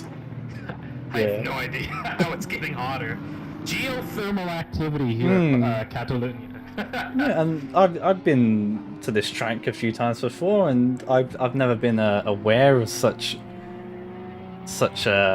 nature-based events to happen. It's kind of in a hilly area for sure. There's mountains, or not mountains, but large hills around it, and you know it's kind of on like a windy front. I was there for testing in 2018 for F1, and it snowed, so that can happen. But this is very much the inverse of that. And yeah, I'm very surprised by that. We've got 2 drive-throughs, and one's just been cleared from the number 6, but also the 747 with a drive-through. Those will both be speeding in the pits, which is an unfortunate mistake, and really one that you think should be ironed out by drivers by now. A lot of these drivers aren't new to ACC, aren't new to racing. You think a drive-through penalty for speeding in pit road is just something that shouldn't happen these days anymore. You know, people will always push it to the edge, and as so long as people are pushing it to the edge, they will go beyond that limit. So very much so. But you feel in an endurance race you would choose caution, but I suppose when you're racing people and trying to get ahead of people who you feel you should be ahead of on pace, you take risks, and sometimes you get bit. Indeed. Yeah, that's power racing. If you're no longer trying to push it, and if you're just selling for 90-95%, then what's the point? And of course, in endurance racing, you should always take a little bit more of caution, especially with pit stops, multiple pit stops, and you know, consistency is key for an endurance. But if you're not continuing to push and drive the fastest that you can, then what's the point, really? So yeah, unfortunate little mistakes, but obviously showing how hard that they are pushing into pit road just to find even half a second, you know, a couple of attempts, which can be won or lost quite easily through the pit entry phase.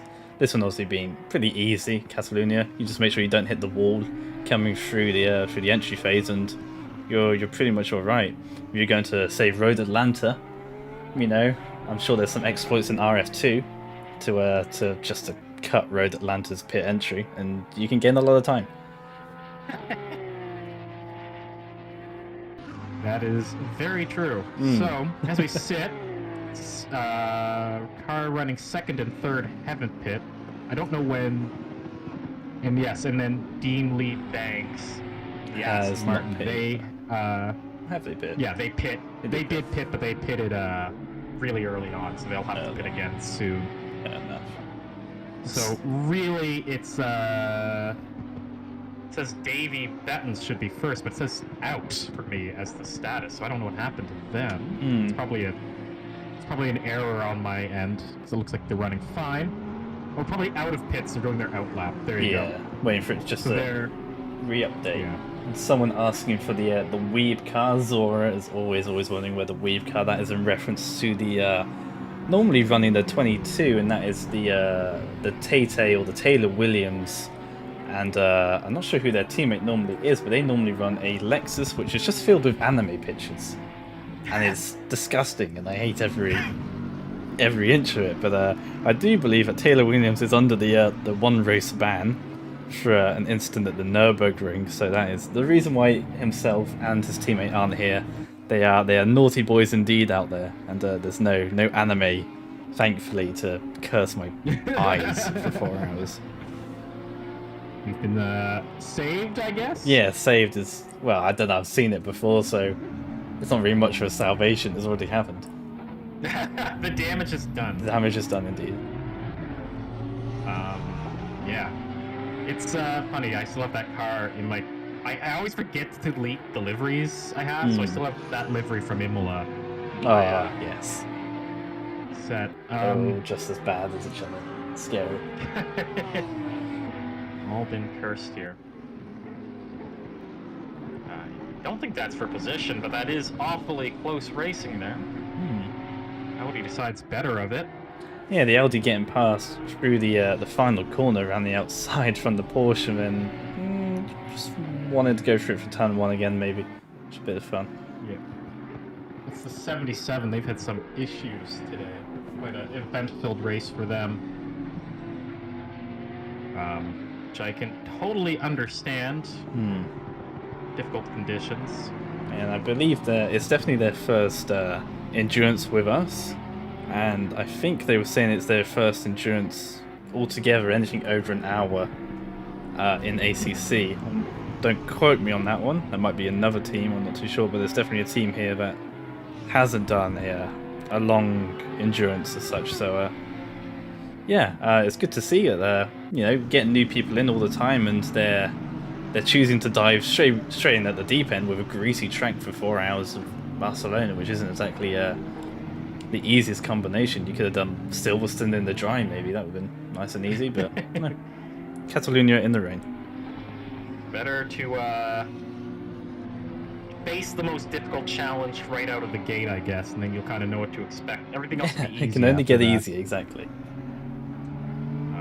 It really surprised me getting into the ACC endurance stuff, how much preparation you need to do for this game. Like, even compared to R Factor, I found, just because there's so much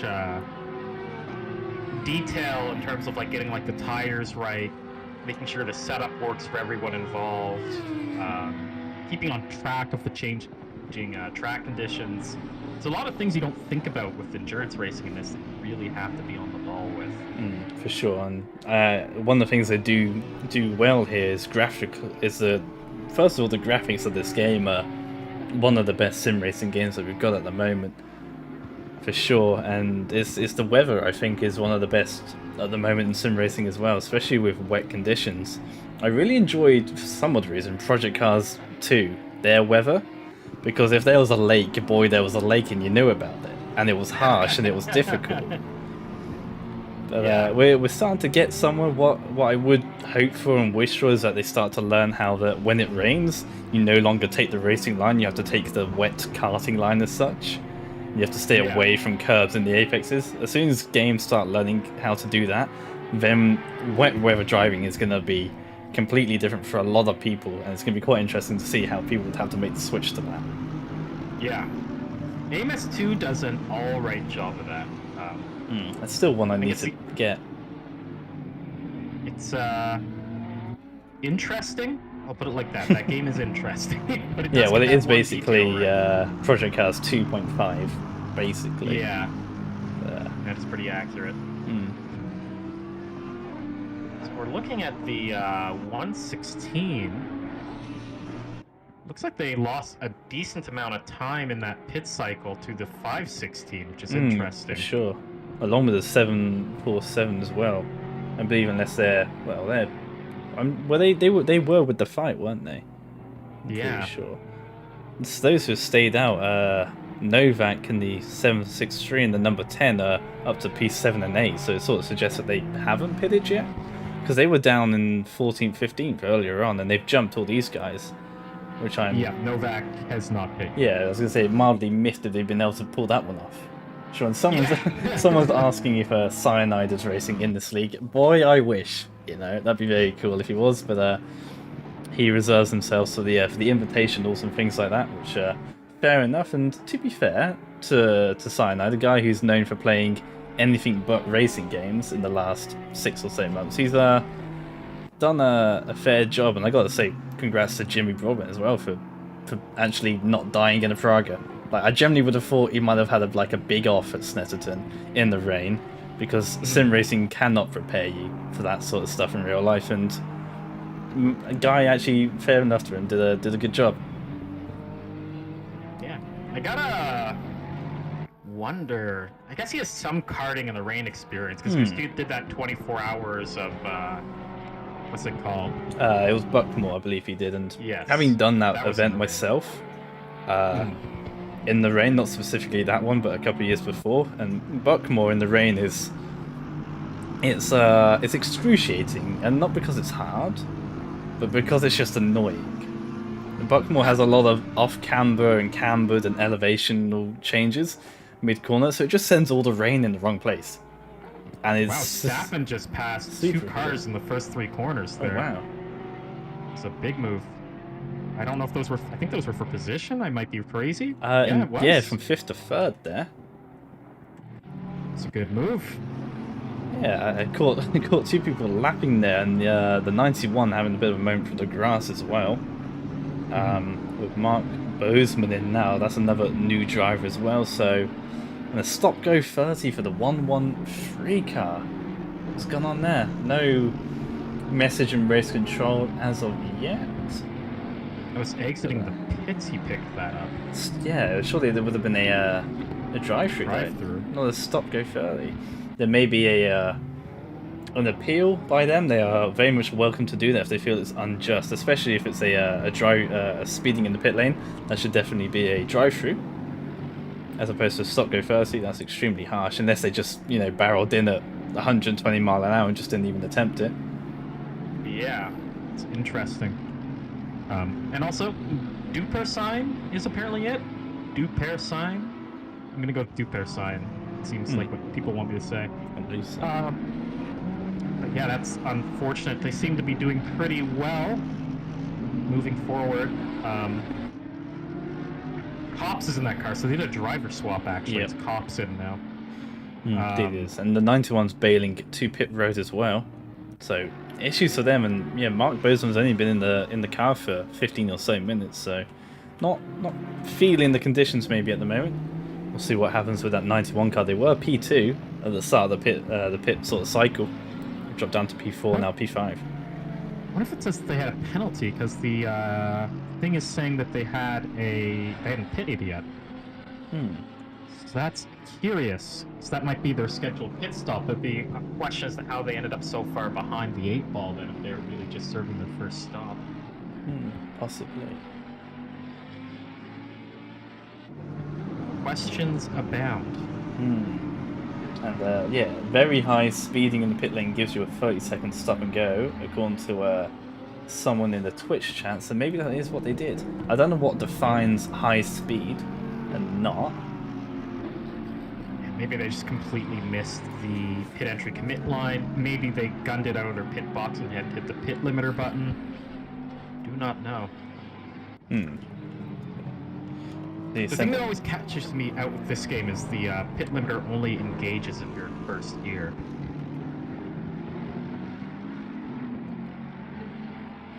Yeah, it's weird that, and it's something I certainly I'm not a fan of having to be in first gear for that, because sometimes you want to keep yourself in second, or having to you can switch yourself down to first whilst in pit road, but yeah, having to be all the way down in first. And I think there's one car in GT4 which you have to be in second for anyway, because first runs out or something, or you're right in the limiter of first. I think it might be the Janetta or something that's a bit wrong. Yeah. Got a battle for 17th going into the first corner. Ferrari holds the position. That's Kenny. Just see it there on the stream. Yeah, the 35 car is having troublesome time of things. They were up with the 747 and the 516 in the first 20 minutes of the race, and had a moment through 7 and 8, and it's gone downhill for them since then. They are they've caught back up that time. Now is the putting pressure on the 301 car, so they've gained back now over the last hour or so, all that time that they lost, which is good to see, so they can now start making progress up the field now for position. Yeah, not a ton of time in this, but enough to get something done, although if you mess up those corners, it'll slow you down. Yeah, that's a important thing, as I was saying earlier about Barcelona, is you gotta really make sure you're getting your exits right so you can maximize your opportunities into braking zones, because there's not a ton of natural passing opportunities here. It's all about the flow, and with it being mildly old school, the first race in Barcelona, I think, was 1991 or 1993, one or the other. Built in conjunction for the Olympic Games for Barcelona. I'm not quite sure. They did the Olympics and they thought, oh, you know what we'll do? We'll just add a racetrack with the spare money. But fair enough. The 30 high found a big wobble through the final corner, kept it out of the out of the barriers, which is good to see. And yeah, very close to to hit the barriers there, but I think that gravel trap actually saved him, if anything. Yeah, that's what it's there for. So we see the 747 Lambo got around the number 10 McLaren, and then Terekov bailed into the pits. Wondering, was that scheduled or not? No, they have not pit yet. I wonder how they made that kind of fuel mileage in the McLaren. That's amazing. Same with the 763 Novak, both of them in the pit. So I don't know if they're part of the same team base or not. They do run multiple different names to the GT Hub and the HSP team, so I'm not quite sure who that number 10 is run by. So I can actually find out who it is. The number 10 is not even on the qualifying. Did they even turn up to qualifying? They may not have done. So they're not even on my qualifying sheet, which is not ideal. So maybe they are not part of the same team, but both of them having exactly the same run plan for the first stint, going an hour and 20 minutes into stint 1, which is very impressive, and it'll be interesting to see where they come out. The number 10 is now rolling on pit road, and the 763 also now rolling, so they'll come out ahead of the 113 and the number 6. So I think they have actually gained a couple of places in that, going just an extra half an hour or so deeper into the first stint. May even be able to cut out an entire stint if they carry on as well. It's amazing. Especially, like, I've seen it done in the Bentley, but I don't think I've seen it done in the McLaren or Aston Martin. Yeah, very impressive. I wonder if they've been running on fuel, or like a rain fuel engine mapping, possibly, yeah, to try and extend it. Yeah, that wouldn't be surprised for sure. And with rain conditions, you tend to use less fuel anyway. Your braking zones increase. You're a bit more sensible, a bit more easier on the throttle, so you actually use less fuel when it rains. So they may have a good opportunity here to cut out one less stop than everyone else if they do the exact same again for this second stint here. Yep, got another car in the pits. That's Wouter Vlaen. I think he's the last of the top 10 to have not pit yet. They're doing their first stop now. Still have one more car to pit. Actually, it's Remco Sauer, and then that'll be everyone, I believe.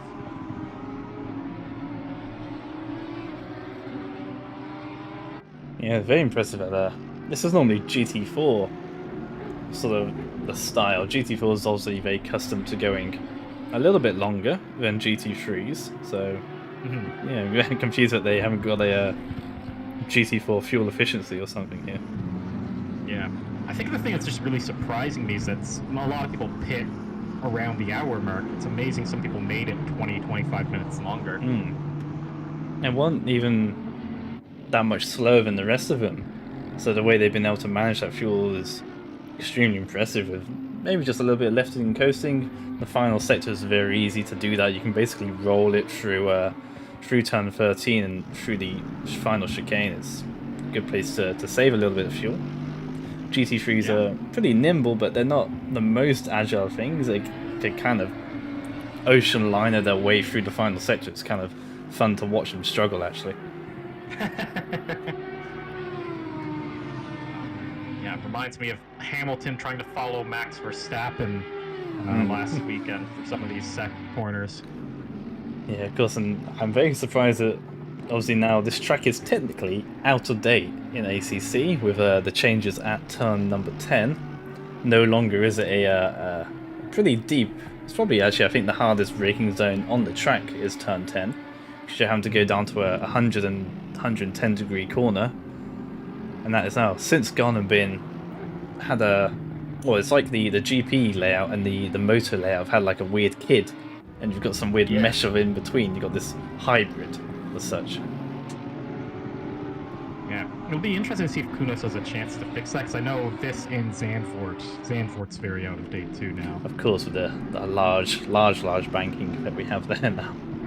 Yeah. Trying to see a lot of lapping occurring now. Happens very quickly.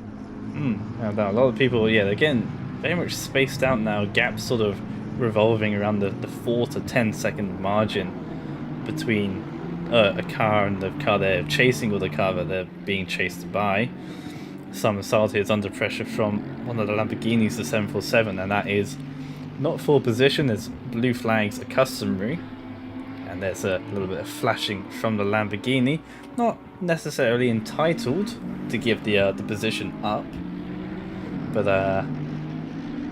if the Lambo goes for a move maybe into turn 1, which is look like they may do, it'll be very unwise for them to defend that for sure. But yeah, it's very much like IMSA or IndyCar. If you've got blue flags, you've got to get past on merit. When it's same class, if it's GT3, GT4, then there's a bit more onus on the GT4 to not get out the way. They have every right to the racetrack as much as the GT3 does, but just to be compliant, and if a GT3 goes down the inside, allow it to happen. But of course, no GT4s this time, so they can race on, pretty much, and I'm sure the 747's pretty angry being stuck behind the 198 car here. That's going to hurt him slowly here, in terms of lap times.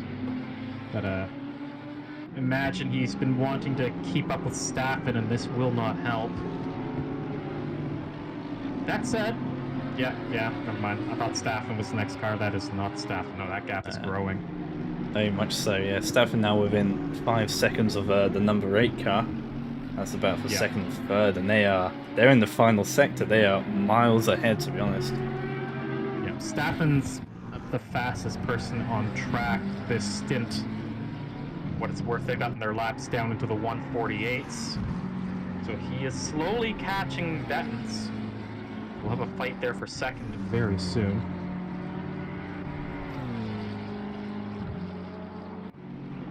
Yeah, it's only 2 seconds slower. Anybody who put on wets, I think, would be regretting that very quickly. Indeed, yeah. Still in the greasy stage, and even with the little plus symbol, it's not with the. I don't actually know. Does that plus symbol mean that it's like mild weather, but like the extreme version of that mild weather before it clicks up to the next category, or just the plus just mean more rain? I think the plus means the rain's gonna get worse. It's gonna get worse. But can it keep on plussing, or is like the plus like the max you can go? Because isn't there a different like weather graphic for when the rain gets worse? Yeah, so it's saying the rain's gonna get worse, but it will still be considered light rain. Like, yeah, so it's like now the plus is like the worst of the light rain, basically, before it switches to the heavier rain graphic. Yeah. Fair enough. I am learning. Let's see. There you go. But yeah, it's still greasy. It just got warmer, the track again. Yeah, so confusion. I think that's some geologists or something like that, some meteorologists out here, because natural phenomenons are taking on. Yeah. Truly worthy of some study. Another close battle going on between 8th and 7th. Bozeman slowly catching up to Soli. As they're going through turn 3. And of course, there's the battle for 6th and 5th between the two Porsches. That's actually back on. Yeah. So I don't know what happened to the 516, or if the 116's just been flying. He's brought that a lot closer. Sure, they've been able to capitalize on the misfortune then of the 91 car. With Bozeman still in the pit, still in the car, so they've obviously had an unscheduled pit stop, I think, and then they've carried on, and also Gianni Lenz, I think is the first name, the 666 car. They were up the order as well, P4, P5 earlier on, and they slipped down to P9. So not ideal for them, but yeah, the 516 and the 116 car, they're the ones that just shot up the field here. Behind the lap traffic here of the 19th place car, that's the 77 car. Obviously no obligation to get out of the way, but with all those headlights flashing, you'd think the 77 car might get a little bit scared with two Porsches breathing down its neck, and indeed moving over, and probably will let out the throttle just a little bit to allow these two to go through. Yeah, it takes a bit of the dirt along the way. But out of the way, and that's probably appreciated. yeah, I'm sure they're both very happy with that. Of course, multi-class racing is if you are doing multi-class racing, your biggest worry is either a slower or a faster car class messing up your personal run and giving the car behind opportunity to come down your inside. So obviously no obligation for them to get out of the way, but that's always what you're hoping for. You don't want your own run to a. Yeah, go ahead. Just messed up the corner and just let him by, though. Oh, they're still side by side. One through the hairpin. So is the inside line, the 516, but it looks like he's going to lose it there in the braking zone. And there you go. 116 moves forward. Yeah, good move indeed through there. Down the around the outside then, yeah. Got it done. What? But they have a big gap there. I wonder if there's a handling issue on that 116 car or something. Or the 516 now, I think is the one. I can't remember. They're Porsches. They're both the 516, Porsches. There you go. They're all the same. They're all the same. It definitely doesn't help when the cars swap in position, but the timing tower doesn't. So if you use the arrow keys and you want to go forwards, but the car on the leaderboard hasn't updated, you end up going backwards instead. It's not ideal. But now they're yeah. Time tower, frankly, updating itself indeed. 116 ahead, and let's see if they can pull a gap. They've seemingly done so through the final sector, then definitely further apart than they were the lap beforehand. They dive their way down to turn 1 to see they can keep that pace up. Other battles around P2 and P3. Josh Staffen within 4 seconds now, so that's come down from within 3 seconds now. That's just re-updated to 2.5, so that's gone down from 5 down to 2.5. So Staffen in the 23 Honda making moves at the moment. And then P7, P8, 91 and 16 pretty close, along with the 10 and the 31, P10 and 11 also close on track. Yeah, I think I'm just wondering if some people are having like handling issues, because some of these gaps are coming down very quickly right now. Very variable indeed. No, it's not that, and there goes the Audi off the track through turn 5. Yeah, a lot of the drivers here just having a bit of and maybe it's just consistency issues as well. I can put it down to, it's not, the gap isn't coming down a 10th by 10th, lap by lap. It's the Honda's going for it right now. Oof. Was that? No, it wasn't for position. That was a lapped car. Sorry. I'm sorry, people, to get you all excited. Sad. But probably good to do so, get it past that 31 car and not lose any more time behind it. Of course, it's now within 2 seconds. It's Josh Staffen to the number 8 car. If we have a look at the previous laps, the 23 car 1.5 seconds quicker than the number 8 car. So yeah, certainly got pace. Has that Honda.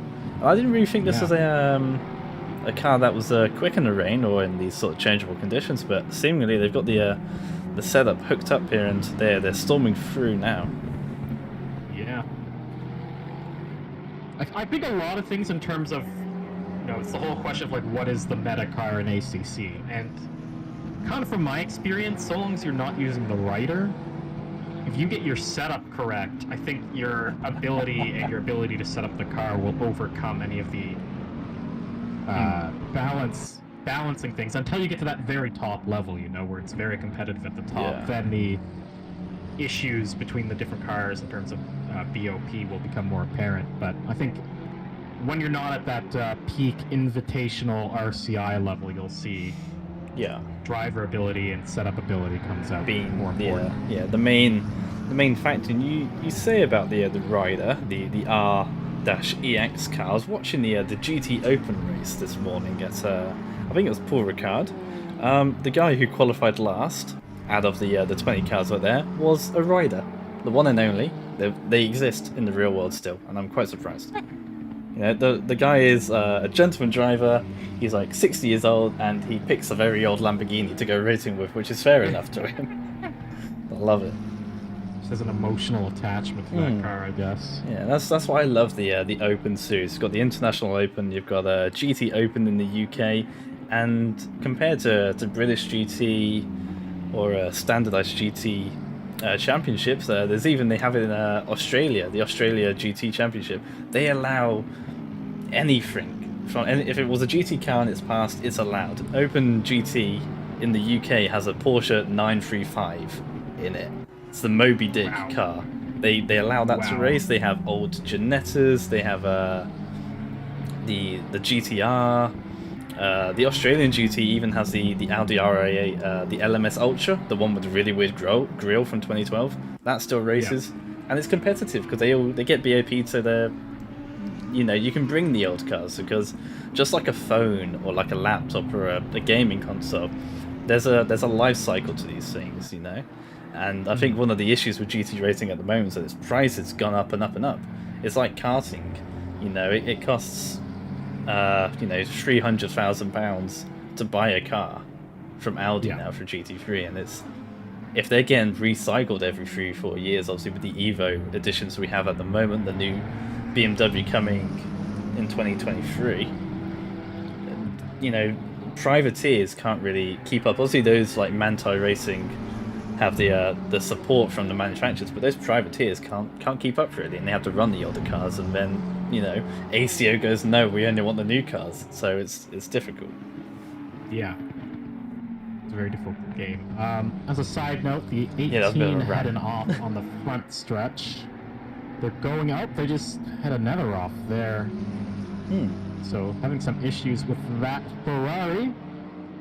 But yeah, to your point, it's a difficult game. You kind of see Indy cars on the complete opposite end of that kind of discussion, where they really do everything to keep the privateers alive. Yeah.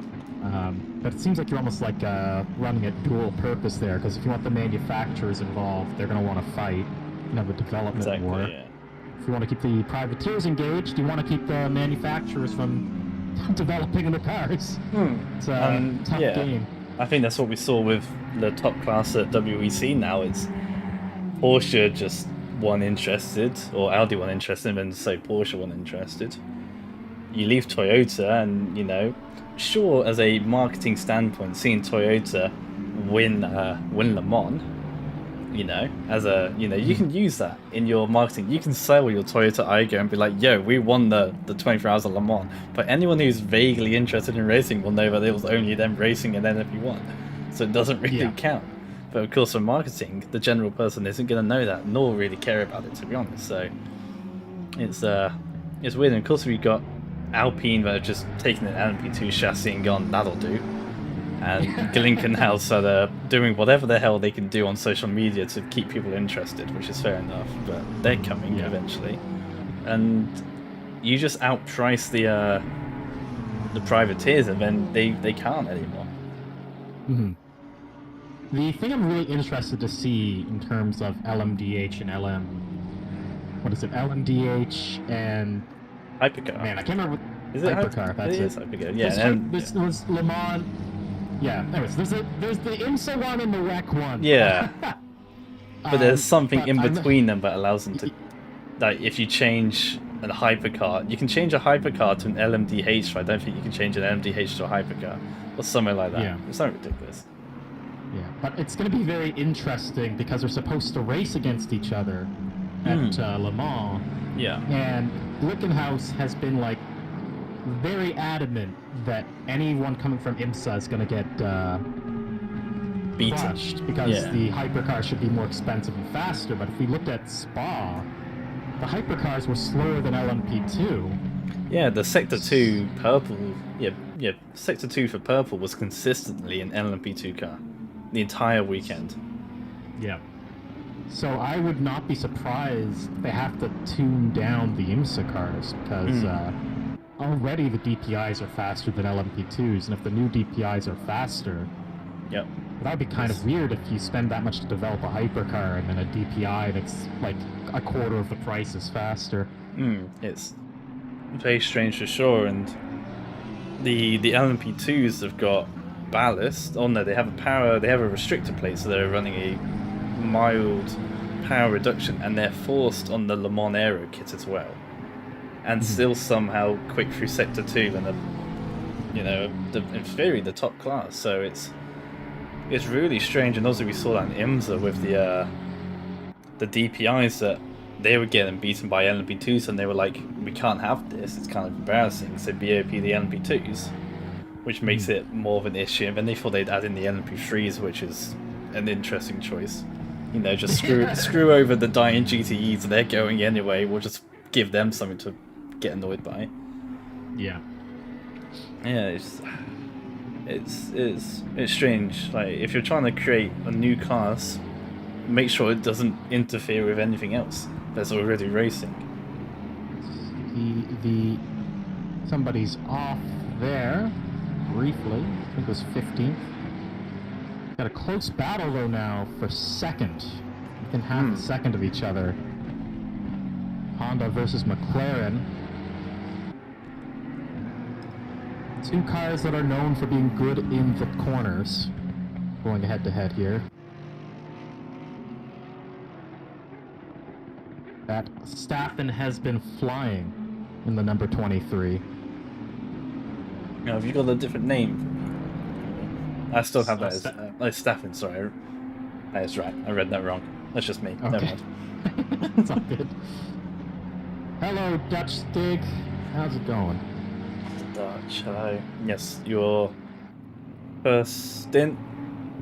Yeah, you're now out the car. That would be right. I'd be confused if you were in chat and also driving at the same time. Having done what was it? Well, I'm done Visk. There were definitely times when Lappins was active in the YouTube chat and leading the race. So. Yeah. But which car was he driving exactly? Was it his one or was it someone else's car? No, Lappins. What persona was he under, should I say? You know, are you sure it was Lappins? I mean, it could have been anyone. Dear. You know, I won't mention, but GRG won the GT title. You know, in fact, we came first and second, but you know, wasn't anything to do with us. You know, just consistency is key. We even DNF'd from 2 of the races, you know, and we still won the damn thing. But hey, there you go. Consistency is key in all forms. Honda looking for a way by. Just got to be so careful with the greasy track conditions. It's difficult to just shove it somewhere offline right now.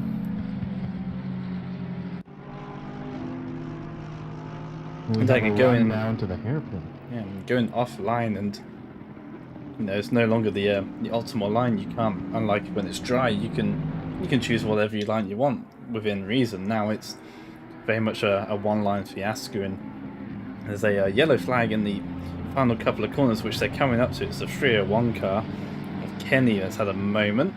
They're now under white flags and are going, but just have to watch out for that 301 Ferrari as these guys all pile in through the final chicane.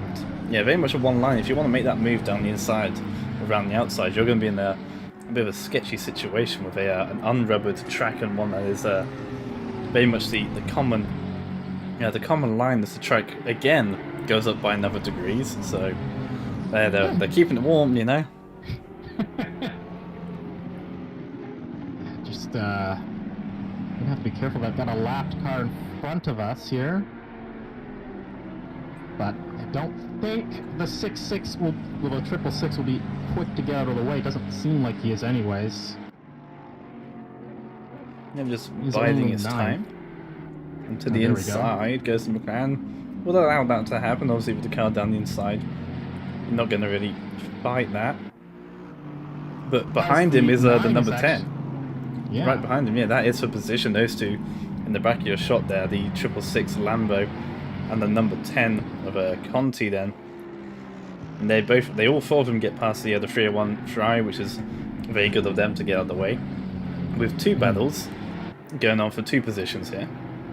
And a little train of 4 cars, so it's always interesting this, because you come up to, especially when you're if you're at the front, say you're battling over 3rd and 4th, but you're coming up to someone who's battling over 10th and 11th, they don't care about your race, and yeah, down the inside goes the 23. We'll have the inside, which will then turn to the outside. McLaren can't hold it though, gets it done. Very nice moves. Yeah, tricky that kink there at turn 11. You sort of have to use the curb on the left-hand side to make sure you get the good run, and trying to fight back is the number 8. Couldn't quite do it. It's a bit of an odd place to go for a fight back as well through the chicane, very much a one-line affair. But we know that Josh Staffon's been quick at the moment, but now he's in front. See if he can pull away or not. Yeah, now we've got that close battle just behind them for 9th. Very much nose to tail there. Will McLaren go for it on the Lamborghini? Sends it in. Very confident on the braking. Wow, he gets it done. Yeah, the difference of speed on the entry there into turn number 1 was quite exacerbated between the two. It looked like maybe the number 10 had lost its braking point, maybe gone a bit too deep, but no, Gavin did all that. Didn't even hit the curb on turn 2. No, avoided that pretty well. We saw that multiple times. I don't know if you watched any of the support racing at Spain last week out in the F3 cars, but there were multiple moves into turn 1 for the lead, and every time they all made contact. It was quite funny. Yeah. 3 or 4 occasions, and all of them making contact through that turn 2, you know, trying to hold it around the outside and to do a 90 right into a 90 left, and there's only so much room, but you know, down the inside, got it stuck, and yeah, very good move there by the number 10 McLaren then. See if he can keep up with his fellow manufactured compatriot. Obviously these two are a lap ahead and fighting over 2nd and 3rd, but if they've got pace at the moment, maybe they can use them and pull them up to P8 then. Solely, who is a good 15 seconds down the road.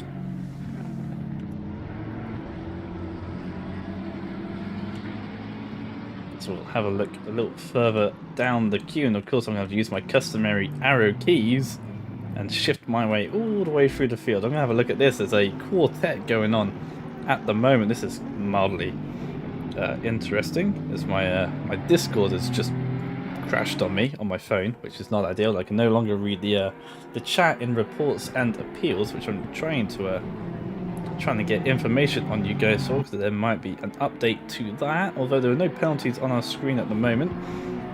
There was an incident between the 111 and the 516, no further action then, hence why there's nothing on your screens at the moment. That being because there's slight contact when trying an inside dive. Both cars made it out alive. I love that phrasing from our race steward Julian here, that both cars made it out alive as opposed to, you know, one of them dying or something. And the incident between the 198 and the 747, also no further action, as stated in the briefing and rulebook, which we did go over in the briefing. We made that clear that blue flags, when it's between class, there's no obligation to get past, and you just, all you can do is, you know, no, you just can't block if a car that's coming past you and that's a lap ahead, you can't block it, but you can't defend it, but you have the right to maintain your line. Down the inside goes the 111 Ferrari. Then they are way down the order. They were up the front earlier on. They're getting past the 116 Porsche. So yeah, those incidents between the 111 and 516, no further action, and the 198 and the 747, also no further action. A little bit of pettiness maybe between some of the drivers who are getting a little bit irritated between drivers, and we've already had a couple of mentions in my DMs about people, you know, trying to sway my opinion on what the next track might be. Misano being one of them. I'm not sure why anyone would ever want to race at Misano. Also Brands Hatch as well, which is quite frankly a death trap. So I don't think we'll be doing Brands Hatch, and I hope we never do. Quite frankly. As much as I love Brands Hatch to race on, it's not really an endurance thing, because you know, you put one wheel in the grass and there's a wall. It's an immediate wall. Like the entire track is just a wall and a bit of grass. You know, it'd be carnage. Yeah, that's done a few league races there, and oh my goodness, is that stressful. It's very stressful when you're like you're flying, right? You're just like, you know, and then just somebody completely messes up a corner blind that you're going into, and you just gotta like bail. Yeah, crazy. Oh yeah, I was lucky enough to see DTM at Brands Hatch 2 years ago, when they, for some odd reason, decided to go to Brands Hatch for their flyaway race, and they're super quick. And you know, Aussie DTM's been the fastest GT type. I don't even know what to call it. Alongside Super GT, they are the fastest of the touring car based cars. Even though I'm not even sure if you can really call them GT or touring cars anyway. They're kind of prototypes that look like a GT car. They are super quick, and the way they fly around Brands Hatch is just thinking these cars are just too quick for the circuit, and I think GT3 is very much the limit of Brands Hatch's capabilities. Yeah, I agree with that. Misano's interesting, because Misano, I cannot think of any track in this game that, like, is a spark for, like, disagreement more than Misano, because some people love Misano, and some people despise it. It's very interesting, that. There's a warning to the number 35 for driving standards. So, oh boy. Yeah, a couple of issues there with number 35. They're not even on my timing board, which is... Oh no, yeah, they are down in 17th. So they've gained back from the 77 and the 301. And there's actually a battle for position there, P18 and P19. They're within a second of each other for the bottom-ish spots at the moment. The fight for not last. Indeed, there is the 64 Porsche, which is having all sorts of issues at the moment. That's the lime green one, which is very hard to miss. Yeah. I was hoping that Mighty Ducks style livery would carry them to the front, but it was not to be. Not to be this time around. Of course, the Ducks in this entirety at the 6 Hours of Nürburgring last month out, and it's just a Donald Duck on the side of the car. It's quite it's different, you know. We also had the Fall Guys livery, which was a little bit out of date. You know, I think that bandwagon's been and gone, but nice to see there's still a community for that game. Yeah. Fan base is still strong. 301 car is off briefly. It's the Ferrari. They've been having some issues in that Ferrari since it's gotten wet. Yep, indeed, and being within a second and now 7 seconds away, so that battle for being anti-penultimate at the back of the grid has very much been fizzled out. Yep. Number 91 closing in on the 516. I know the 91's got pace in the other driver, but with Bozeman at the moment taking a little bit of a struggle to get used to conditions, but seeming so that they've now done that. They've acclimatized and they can start charging up towards the front end. Yeah, the Bentley, the Boatley, suited to the wet conditions. Yeah, very stable car. Yeah, since they've fallen out of that lead pack, Banks has gotten a massive advantage over second in that number 12. So yes, it's it's quite sizable indeed. Right now. Indeed. Almost a pit stop, basically. I'm trying to find the number 12 on the track map and I can't even see him. Where are you? I think turn 5 compared to the number 23, which is in the final complex at the moment. So yeah, pretty much a pit stop at the moment. So yeah, very impressive by the number 12 team at the moment. That is why they are one of the pro drivers, one of 6 pro teams here this evening. The rest being AMS, with quite a few teams being new entities. So that's why we've got quite a few AMS compared to the well, I say AMS. It's more pro AM as opposed to outright pros.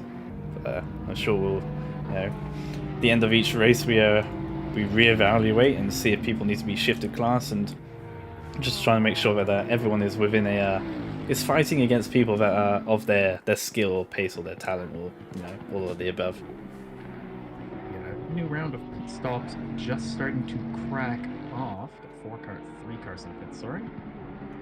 Kenny taking that Ferrari in. Got Sao in the GRG Audi, and Mena Jimenez. There you go. Jimenez.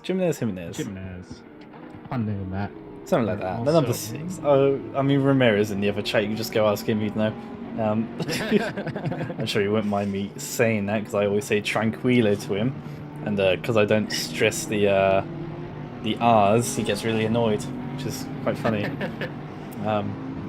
Calls me a stupid white person, but hey, that's fair enough.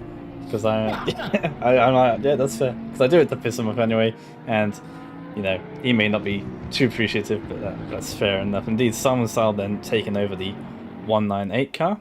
Keishan Hall doing the first half, and Salman then taking over the second half. See if they can claw back any of those positions. Start P12 down to P16. Stayed there for the entire second stint, really. Keishan did well to keep up that consistency and not drop any further positions. And yeah, Sam's got a bit of a task to do, but 2 hours is a long time to gain those positions back. Very true. If one were to, let me just do this for myself here first before I make the statement. 17 seconds up the road to the next car. They can get past Carroll. It's another 25 seconds to the 111. And then after that, it's fairly tight battling all the way up to about maybe P8. Yeah. So it's doable if you can have a good stint here. It is about 50 seconds to make up, but hey, crazier things have happened. Very much so. We'll see where that 5-1-6 car comes out in relation to any of these battles. Yes, that'll be an interesting one. Probably one of the first of the lead flight of cars to pit. Yeah, just before that 1 hour mark, which is interesting. You always want to be on the other side of that 1 hour mark.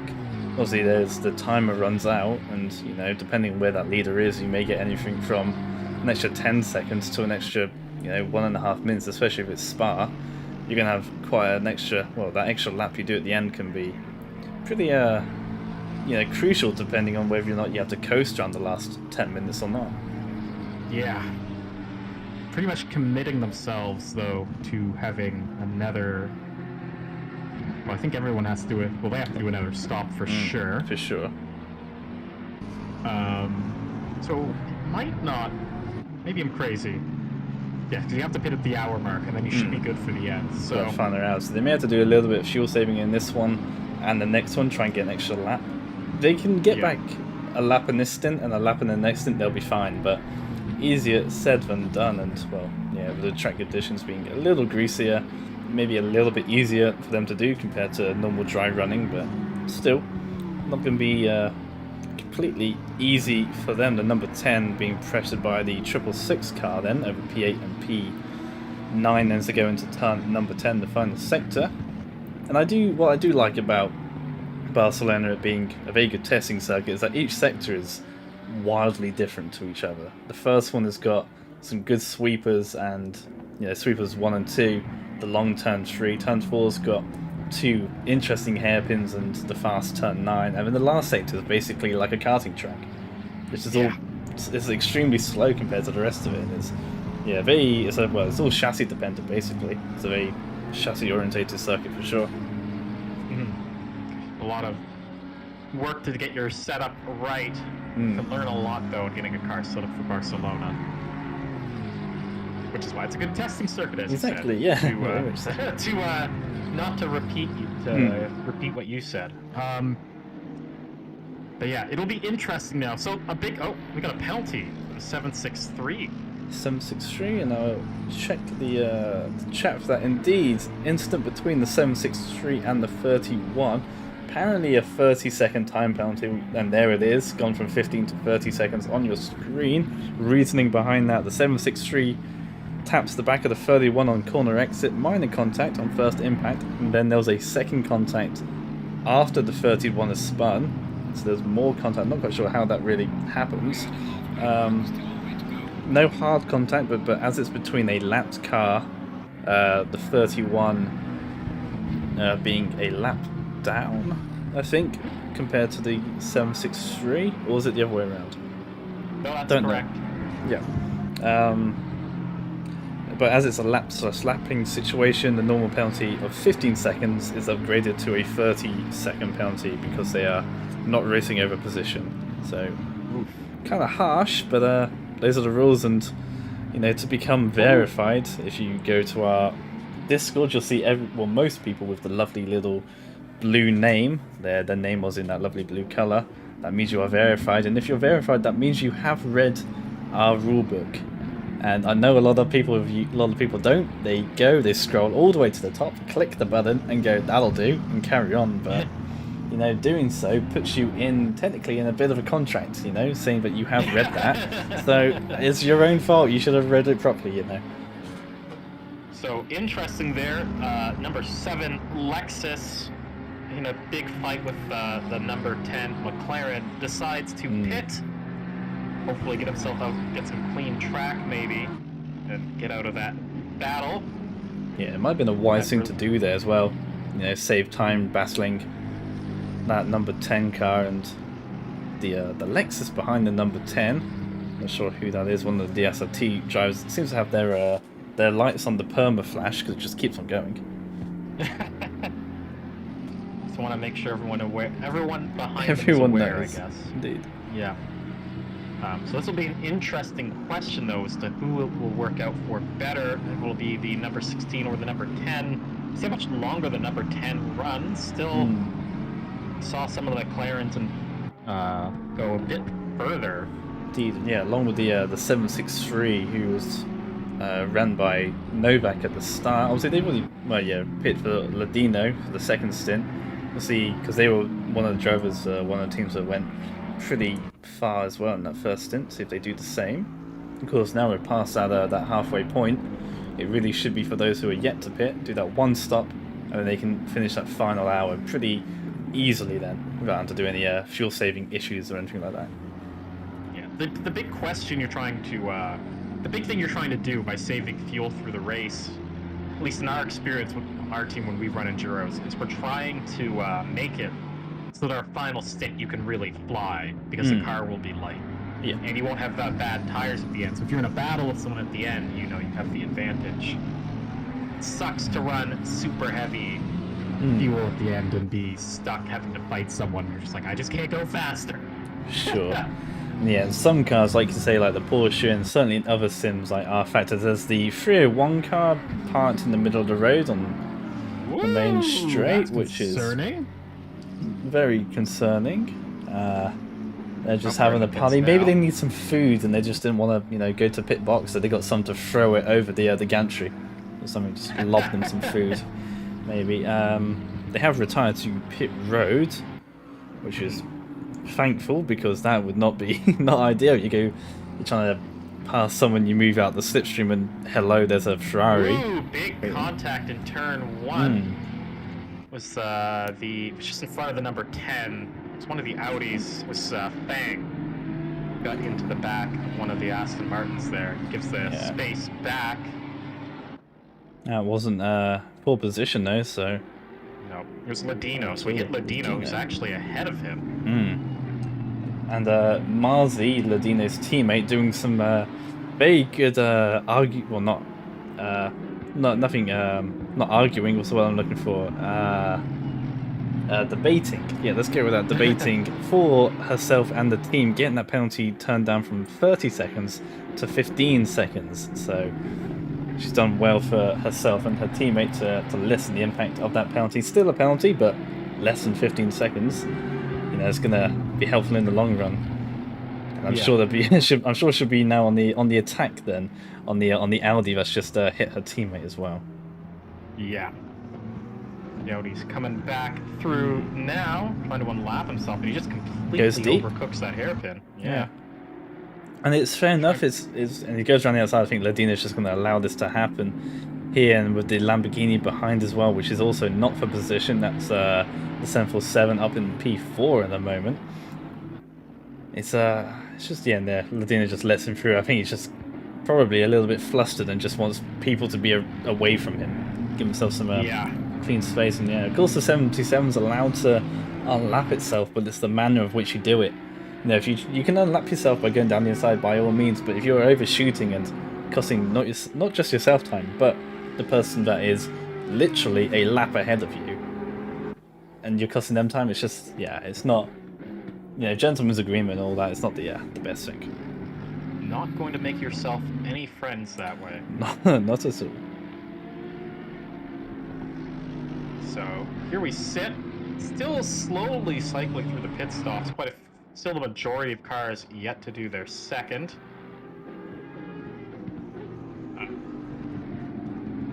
going to be wondering how much damage that Aston Martin has picked up from that dive bomb. Where are they running? Yeah, that'll hurt them a lot between the time penalty and the damage they're probably going to have to fix after that hit. That will shovel them quite far down the order, I think. Certainly behind the 516, and the 111 car is 12 seconds behind the 516, and 12 plus 3, that does equal 15, so they will indeed come up behind the number 12 car, the 12th place car as well. So 2 places lost, but they're within, and Ladino running wide through turn number 9 as well. Not going to do him any favours. How's he going to lose those couple of places? That's a really tough thing when the car is damaged, but you're near when you want to make your fuel number. Is you're going to lose. I wouldn't be surprised if they're losing a second or so a lap now. Yeah, and the longer you stay out, you're going to compound that damage. So you have to make that time back somewhere, and if initially you were lifting and coasting to try and make a fuel number, the first thing you do is stop lifting and coasting to try and gain that time back. So, like I say, it's going to be very detrimental to their fuel strategy. Obviously not really limited by tyres, it seems, here at the moment. It's more everyone's just running to that fuel number. 747 in the pits now. Pitting from quite far up the order. Yeah, so one of the first of the front runners then. They will come out. They should come out ahead of the 116 car. That car is somewhere on track. Oh no, just coming over start finish line. So no, they won't come out in front. Probably come in front. Maybe in front. Well, they'll definitely be in front of Conti. Bozeman, they might be fighting with on exit. Yep, that could be interesting. They're definitely not even rolling yet either. As Bozeman comes out the final corner, that could be one to look out for.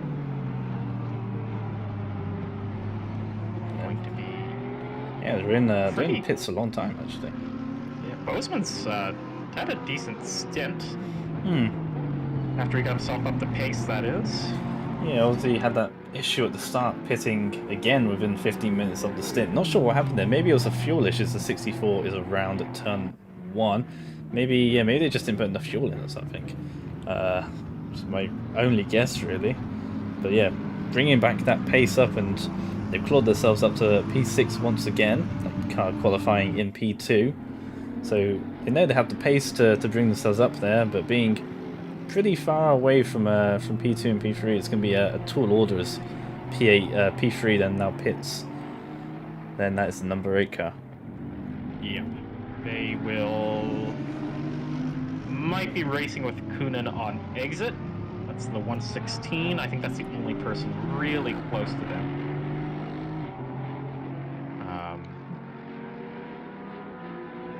763 Aston is still circulating, which I'm surprised by. Yeah, it looks like they are going for that 2-stop strategy compared to everyone else's 3-stop, just trying to negate an entire pit stop process, which seemed to work for them. After they finished their first pit stop, they didn't come out miles behind anyone else. They actually made places somehow, which was interesting. They have since lost those though.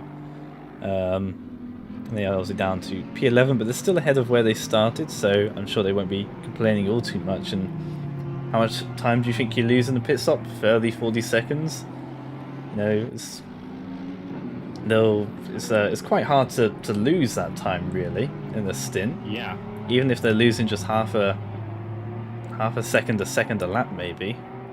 A stint is well, roughly that, really. So they have a second or so to lose in theory to the cars ahead to make it worthwhile. And yeah, this could be an interesting one to see if they can do it on strategy here. Car 77 picks up a drive-through. It doesn't seem to have been a pit speeding penalty either. Yeah, I'm pretty sure they weren't in the pits though. We'll have a look at that one. I'm sure we'll see it in the reports and appeals section. Always got my phone on that one, keeping an eye on what's going on, and seeing Novak, who is the 763 teammate of Ladino, still on the full attack, trying to justify the penalty here. which has been downgraded to 30 to 15 seconds. But I think she wants more. I think she wants it gone. Wants it gone. Maybe she wants ballast for all the other cars. I don't know. She's still on the offensive, which is fair play. Within her right to do, but whether or not Julian, Romero, those in the steering room will even bother to entertain it, who knows? So Staffen circulates to the lead, and he is the fastest guy out there right now, Josh Staffen, in the 71 Honda. They last pit 35 laps ago, it says. Wow. Or they last pit on lap 35. That sounds more like it. Yeah, that's seemingly better, but that was almost. Well, the leader is on lap 71, so that's actually not too far off. Anyway, and I was saying about Novak going on the attack on the Audi that bumped into Ladino a little bit earlier, the 77 with that drive-through penalty, and you're right, it wasn't for a speeding through the pits, that was for the contact with the 763 car. So I mean, fair play to Novak, she is all over it, might as well become a lawyer or something like that, doing very well for a team. You need an advocate. Every team needs a good advocate. Usually something to keep yourself defended as third. I think third has just come out the pits there. Indeed, they have the number 8 car is obviously now out, or is that the 116 now diving into the pits there, along with the 23 car. How was that? So it's Kunin exiting now. Staffen in the pits, and he's going to lose first to Catalan. And we'll say that number 12 car's been on fire this entire race. It's a very impressive drive from the Aston Martin team. Yeah, the Aston is a very good car for these kind of conditions, just because it is such a stable car. You can really push the Aston even in some pretty ridiculous conditions. So suits its strengths well. Contradicting what I said earlier about setup being more important, but I guess we have a critical matching of driver ability and good car choice right now in terms of the 12. Sure, for sure. And again, that track temperature going up again, and I'm getting agitated by the weather conditions here. To make my sort of like hands twitch and stuff just by looking at it. Yeah. Hugo Gomez closing in on the 113 car. This is the battle for just inside the top 10, or will be if Hugo can take that. Been closing in on Mr. Copson for the last couple of laps. Actually slower that time around, just by a tad. Actually no, faster, sorry, I'm reading the wrong two people here. Quicker by half a second, as away from the timing screens also update. My PC having a bit of a moment today, kind of sad. It do happen. Yeah, it does indeed. I don't think it was too happy with me. Obviously with Ethan and Case, our main people for these sort of things. Ethan very much the server guy who knows exactly what he's doing with all that, and Case who normally streams these races. Yeah, my PC not too happy, connecting to a remote desktop whilst setting up an ACC server and then, streaming the ACC server whilst it's all going on. Got a good CPU, a lovely 8th gen i7, but it's just the GPU is crying out to me constantly, and I kind of feel bad for it. Yeah, I could see that. Deal. Having a fun time at 40 frames a second, which is okay, because I set the stream to 30 frames, which means it may be 30 frames, but it's consistent 30 frames. And I think it's more important for it to be consistent rather than it be jumping and stuttering around. But yeah, unfortunate. Maybe I'll go mine some Bitcoin or something and then use that money to... second place is off. Seymour's spun that number 23 Honda. He's not moving very fast, trying to get that car going again. Hope he's not damaged yet. See if he goes into the pits. Not this time. I think maybe just waiting for the number 8 to go past before we put the accelerator on, but... Yeah. That will be a loss of position. That promotes Bettens up into second. Yeah, he'll be very happy about that. The 91 now up to P4, and they're coming through the final corner now. They're not too far away from third and second then, are they? The 91 team, and we know how quick their other driver is. And I think they'll be popping in for the final stint in the Bentley. 16 seconds the gap there between P3 and P4. That could be could be one to watch out for, especially with the 747 just behind as well. Maybe all 4 of them will sort of come together in the final half an hour of this race. So what's interesting is it looks like the number 91, they are still only on their first stop, really. Wow. They seem to be trying to force this to be a 2-stop race, so that will be super interesting to see how that strategy pans out for them if they can get this another 13 minutes round on this fuel load. Indeed. The Bentley can do that. The Boatley carries a heck of a lot of petrol, as they say. Indeed, all Where that you're from. gasoline. Yes, petrol. Yes, because, you know, and I don't want to confuse you here by any means, but it's not a gas, it's a liquid. So why would you call it gas? What's that about? There's a bit of contact there between Mola and I think that was Lenz there. But yes, very true. That is a fair point. I don't know what the etymology is of gasoline. I have no idea. No. Yeah. Maybe it makes sense. And Ladino now making their pit stop with, Yeah. so they're now making their second stop. So they were also trying the long run, but with an hour and 43 to go, they will have to stop again. So they will be now switching on to that 3-stop strategy. So it's all down to 91, whether or not they can make the 2-stop work or not. Yeah, it would be the 91 and the number 10, I think is the Yes, next number car. 10, of course, Conti. Yeah, who's on that strategy as well. Super interesting to see who that's going to work out for more.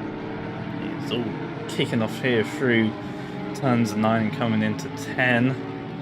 Mola all over the back of the 666 Lambo, looks to the inside at 10, has to back out of it there, but the number 6 is just behind there. Carroll, who is wanting to get past, is a lap down at the moment, but seemingly having the pace over both of these two, and I don't think the 116 or the 666 are really going to be wanting a lap car, wanting to fight their way back through the field.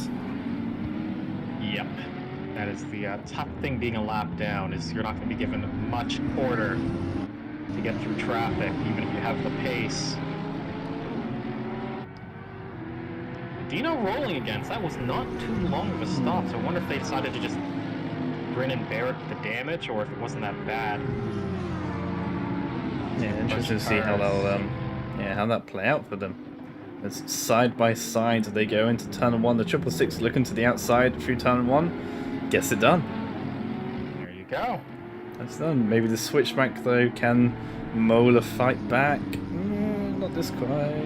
Not this time. Very tricky turn 3. This one just doesn't seem to end. A bit like turn 12.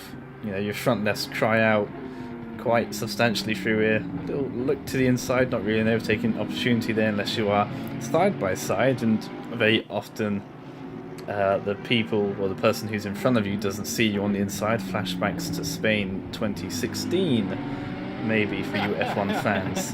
It can be very hard to see what's going on. But there is a GRG car just in front of these two. That is Keishan Hall, and he's got himself back into the car for the penultimate stint. Let's see if he's going to cork up the 666 car, and just ahead of them is one of the McLarens. Is that the number 10 then? I think that is. Indeed it is. So yeah, this is a three-way battle over position with the Audi in the middle of all of them here. To the outside goes the 116, not really an overtaking opportunity, but showing the nose and just getting all up in the gearbox end of the Lamborghini. Yeah, that Lamborghini not really able to make a gap after getting that move done. I don't know if he's getting caught up behind Hall in the Audi, or if he's just legitimately struggling now that he's not following. He's going to compromise himself, though, going through the final chicane. This might give the 116 an opportunity. Yeah, Hall really backing these two up here, and they'll probably really go for the move into turn 1. I'm sure Hall won't fight that and just allow it to happen, but it's whether or not the Porsche, when that Lamborghini goes through, if the Porsche can follow through or not, or whether or not they'll have to wait behind and look into the insides, goes through it and goes to the outside. Yep, the 116 not really expecting that one, missing their braking point, so the Lamborghini is through. See how long it takes the Porsche to get through. Now this is the opportunity that the 666 at Gianni Lenz needs, just to try and bridge that gap then to the Porsche, give himself a bit of a gap, but down the inside goes the Porsche. Keishon sees it just at the last moment, thankfully, and well, that battle can resume, but I'm pretty sure the 666 wanted a bit more of a respite for... Yeah. See now, Carroll also gets past Paul. Moves himself a bit closer to try to catch up to Burek. Quite a gap to make up there, though.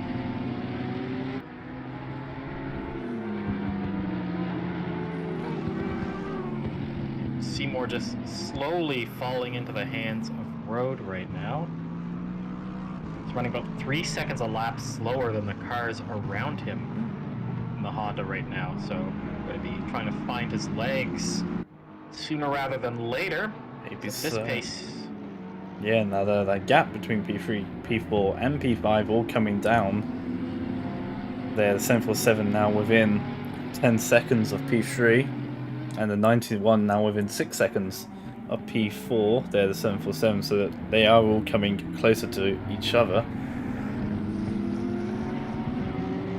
Critical moments right now.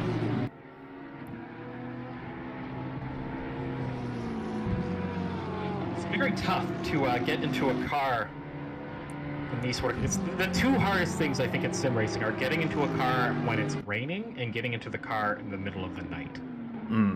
For sure. That is always challenging to get up to pace with. It's kind of why you probably see a lot in Daytona or Le Mans. You'll see you put an experienced driver for like 4 or 5 hours through the night, just so they don't break their concentration, and you don't put someone fresh in who might throw it all away. Exactly. Yeah, you very much, out the 3 or 4 drivers, one of them will be the designated sort of night specialist. That's normally me in the IRL 24 hours I do for karting. I've only ever done a night stint in 24-hour karting racing, so it's kind of my thing. I really enjoy it at 2 a.m. You're flying around, and yeah, like you say, you definitely need someone, as the 116s will break that moment there. 116 around the outside at turn 9 gets it done. That is probably moving the race for me already. Yeah. Albeit, I think Conti's on that one stop, so he's probably got the engine turned down. Still, an outside move at that corner, it's impressive no matter. Yeah, very hard to do even in the best of conditions. And yeah, Conti, who, like we say, is probably on that alternate strategy. Just, no point fighting it now. Fight it in the final half an hour. They're doing well up in P7. Their strategy's working out, it seems, at the moment. So just fight it later, be able to pick your battles, choose them. Maybe we can do a bit of fuel saving in the slipstream of this Porsche here, as they pick their way for the final stop at some point too. Yeah. Takes a lot of maturity to tell a driver to run around on a lower fuel mode and make a pit stop. But yeah, driving to a Delta is always kind of frustrating. You want to go as fast as you can, but you're running to a lap time, and you know it's good for the team, but it's not what exactly you want to do.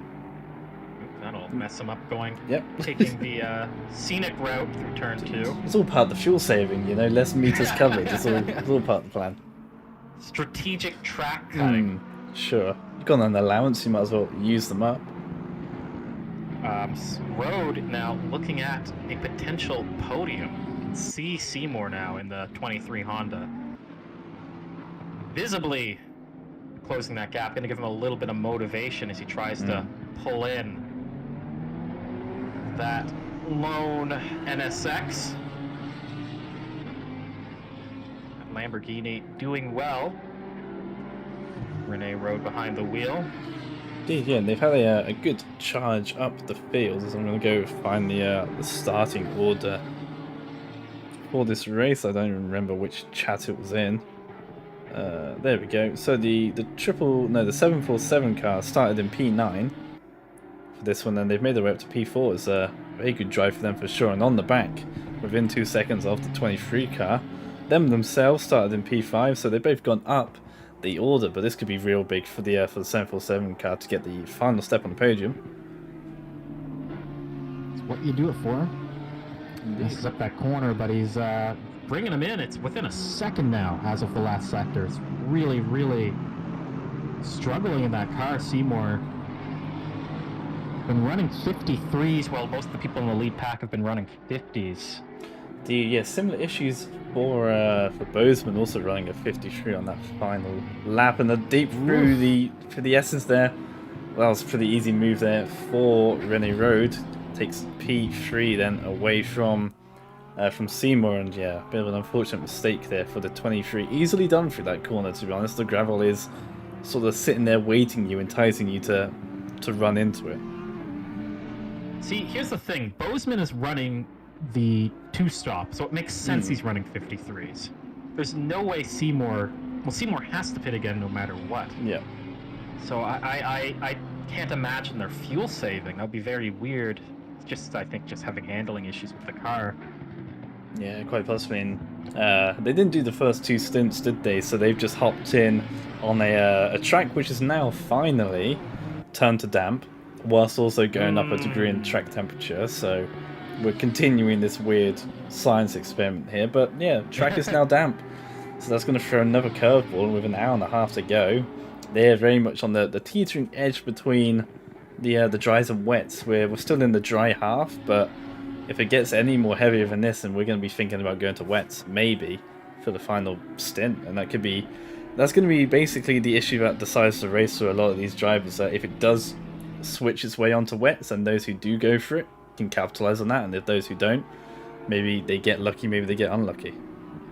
Yeah, that's going to be a really tough thing. If you're Bozeman or Conti, you're really hoping that it just stays just dry enough that people don't need to switch over to the wets, at least until you get to that final hour mark. But if it switches over to wets before you get to that point at which you can go to the end on fuel, this will really hurt you. Exactly, yeah. The worst situation is either a middle of the stint, or you've just come out the pits and it just starts bucketing it down. Doesn't normally happen in ACC. It's kind of a gradual progression we normally see with weather conditions, but you have a look at other sims, especially R-Factor.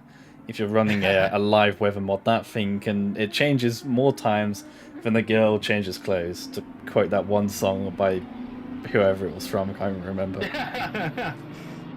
Yeah, that is a feature of R-Factor, maybe? A feature is yeah, it's a feature, bro. Yeah, it's keeps you on your toes. We'll say that. So at this rate, Bozeman might catch Seymour on pace, which would be a tragedy for the Honda crew. They had such a good first stint, and now it's slowly sliding away. Yeah, indeed, we'll wait for that 91 car to come across the line again. I think they've just got past the number 12, which is why they've been having... is it the number 12? It is the number 12. I can't see the 12 on my timing towers. Now I'm confused. Yeah. Oh, now the 12 has got past the 91.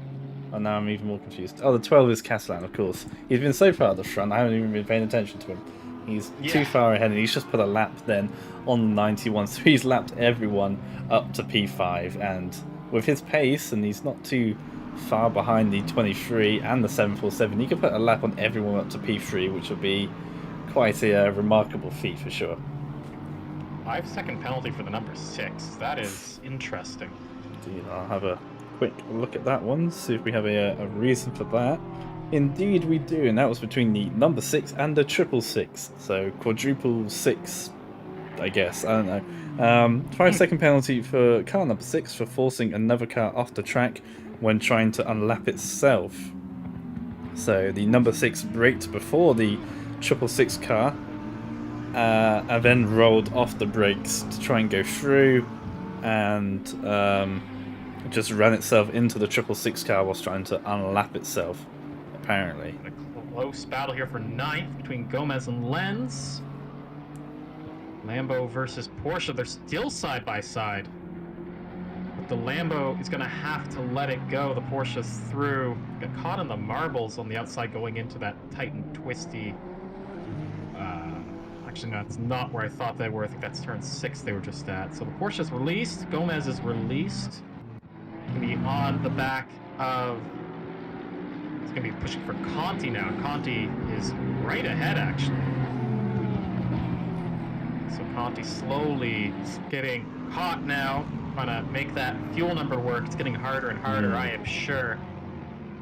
Yeah, without a doubt. And they were able to go an hour 20, 18 minutes in the first stint, and they're only 10 minutes away from that. So we're getting closer and closer to their target number. And so, yeah, a little pack we've got going on here. These three battling over position. The 6 car, the 516, the number 10, and they're catching up to Paulo Ladino in the 763, who's right behind the back of the number 6 car. See that car just gaining itself a 5-second time penalty in the last few moments. So, yeah, so this is what I was talking about earlier ago, is that you have two cars behind you which are battling over position.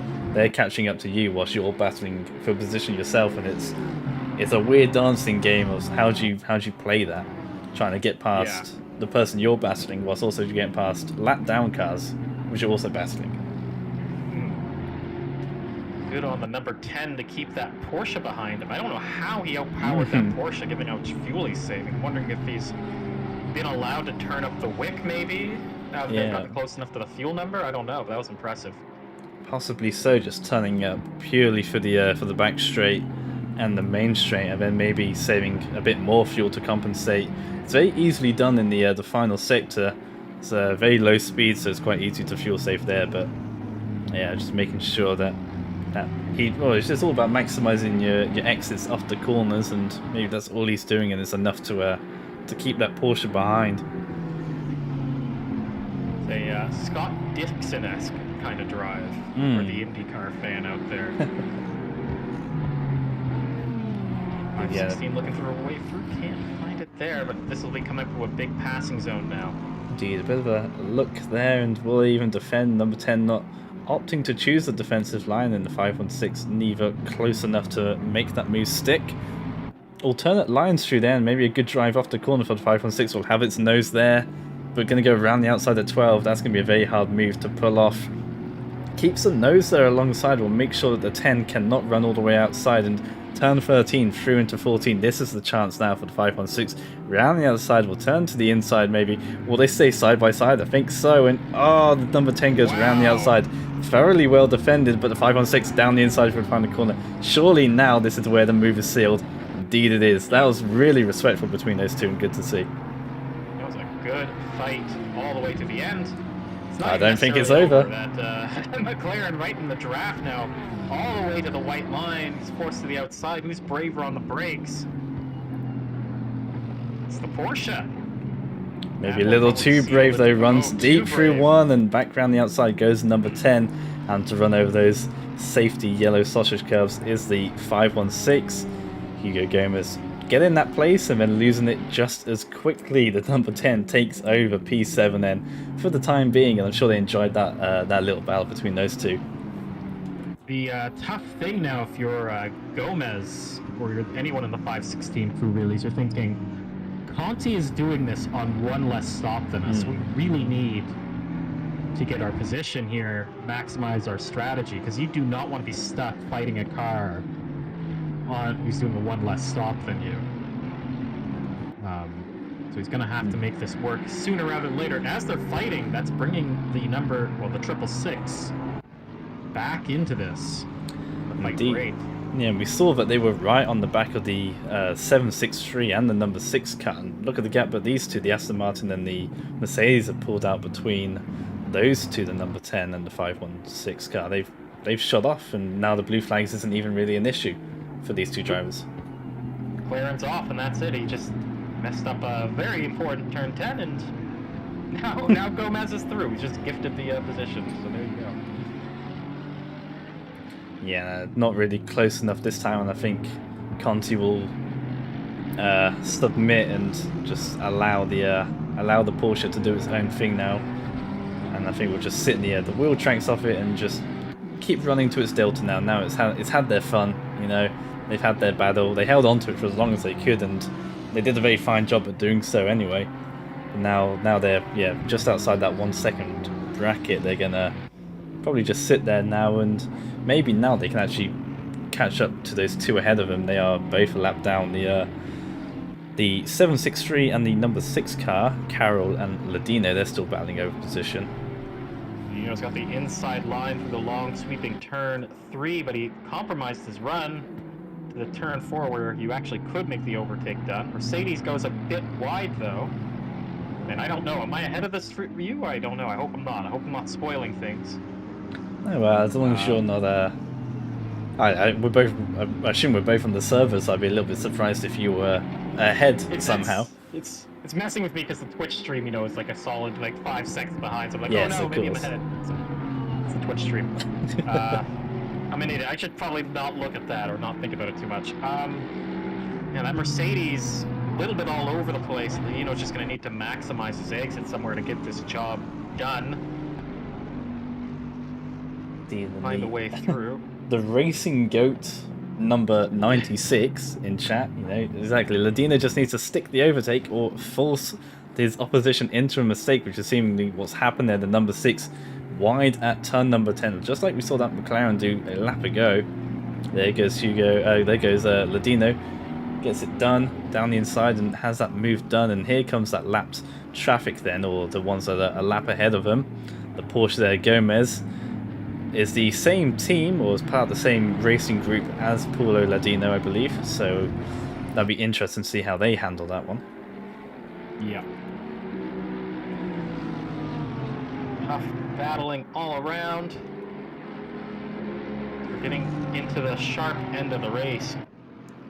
4 hours, as you said earlier, not very long. We're only down to an hour and a half left. Running out of time if you've made mistakes to recover from them. We'll put it like that. For sure. Very impressive fuel numbers from some folks still, who are on only 1 stop, a lot of people. Yeah, so everyone should have their... getting into that critical point where they could basically stop and go to the end, but they're going to try and extend it. They don't have to carry as much fuel as they might need to in that final stint. Keep the tires more fresh. Track temperature's gone up again. What does the world come to? Yeah. It's a little bit crazy out there. So we see somebody off. It's the 666 and someone else. I didn't catch it. 666 is still trying to get going again. So Mercedes, I think it was Cox he got stuck with. Yeah. Yeah, and that was 4 position there. Or if they got into each other. Quite possibly. And I think the number 10 was just ahead of that, so they obviously had to deal with that. The 113 allows the number 8 that's in second place to go through. And runs a compromised line through turn 9, possibly allowing the Lambo back through. Yep.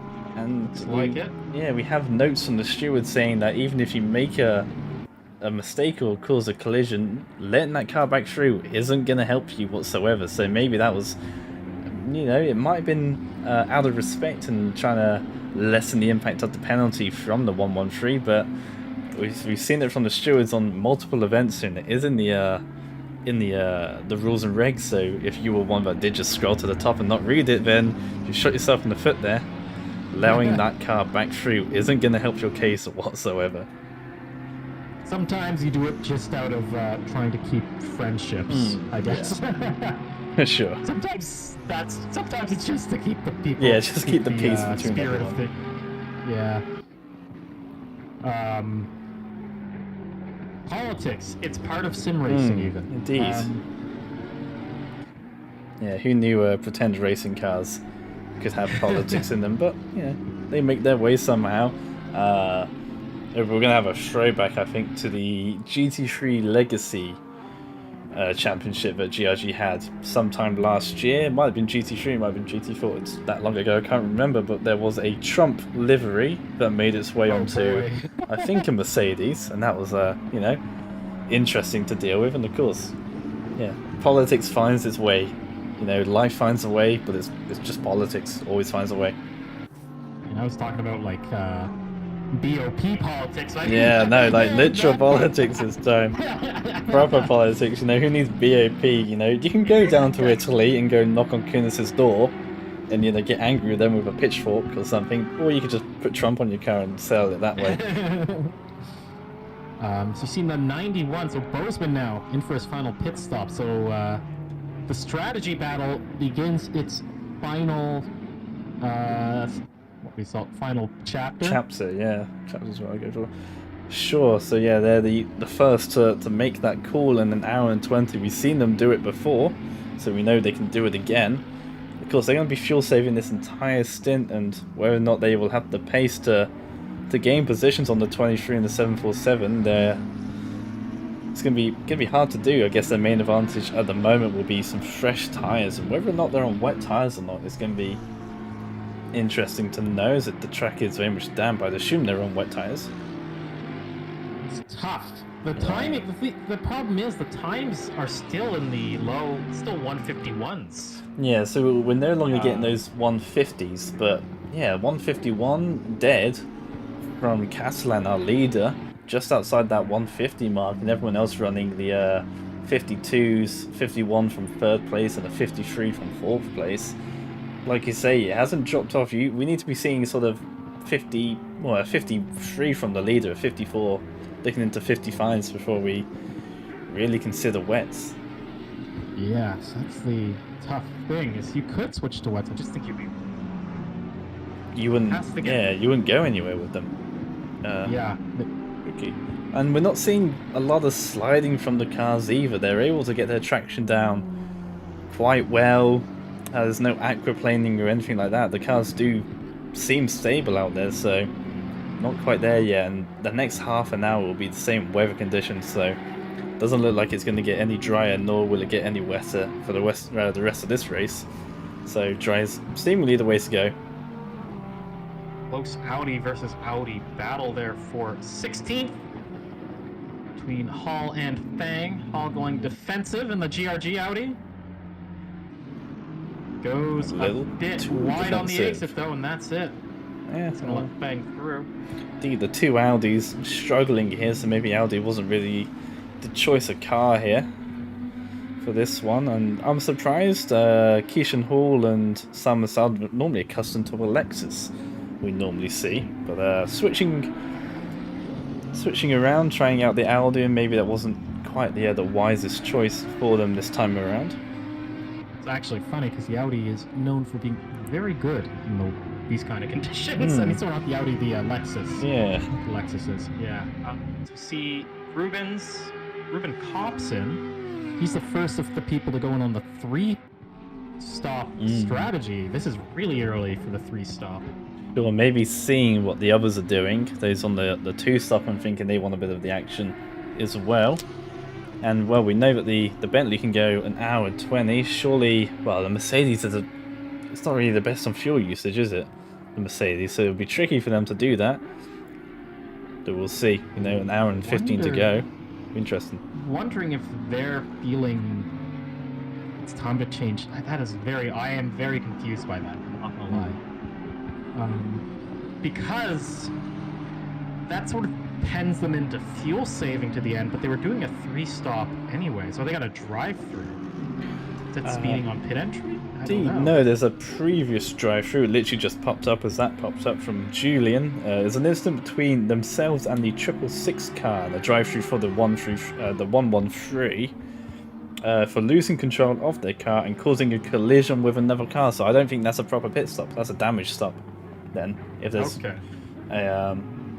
it's not the Audi, Dom. What do you mean it's not the Audi? I've got Simon in the chat saying it's not the Audi that's the issue, and maybe that's a reference to his teammate. I don't wanna say anything, but if it's not the Audi, Simon, then what is it, man? You know, is it the setup? Is it the conditions? I mean, come on, don't give me driver excuses. I've used them all myself. But yeah, the 113 drive-through penalty for causing a collision, which sort of seems like there would be damage involved in that one if it's so much as a drive-through as opposed to a 10-second or a 20-second is a drive-through. So major contact there. That's probably the reason that we saw the 113 in the pits and dealing with the damage first, and then they'll go for the drive-through the next time around. But in comes the number 10 as well on the same strategy as the 91. We'll see where those two come out then. Yep.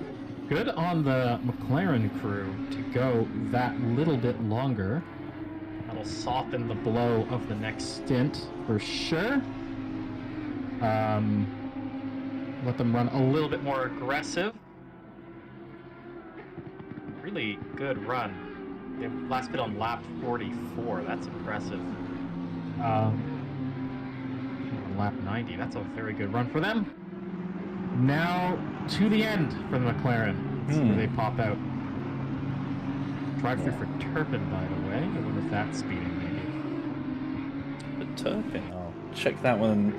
Someone's saying in the Salman Salt, the teammate of the 198 driver Keishan Hall, saying it's a setup issue that they're having. So yeah, so I guess it's just one of those things maybe. And they maybe pin on a dry setup as opposed to a wet setup, and that's going to be a pretty downhill from there. Yeah. I did a race at Silverstone once. Brought a new driver on board. And he just decided unilaterally after qualifying he didn't like the setup and put on the default aggressive without telling his teammates. Could be. That was not... I don't think that happened in this case. I'm just saying that sometimes the wrong setup gets loaded. You see there's a incident in turn 1 for 35. Turpin again. Having a couple of issues out there. Is that 35 car? It started well, for sure. But they've gone down the order since the start and haven't really been able to recover that. As that 35 car, they started... Let me just check my... Actually, they started 17th and qualified 17th, but they did claw their way up the order, and then it all kind of went down from there. Unfortunately for them.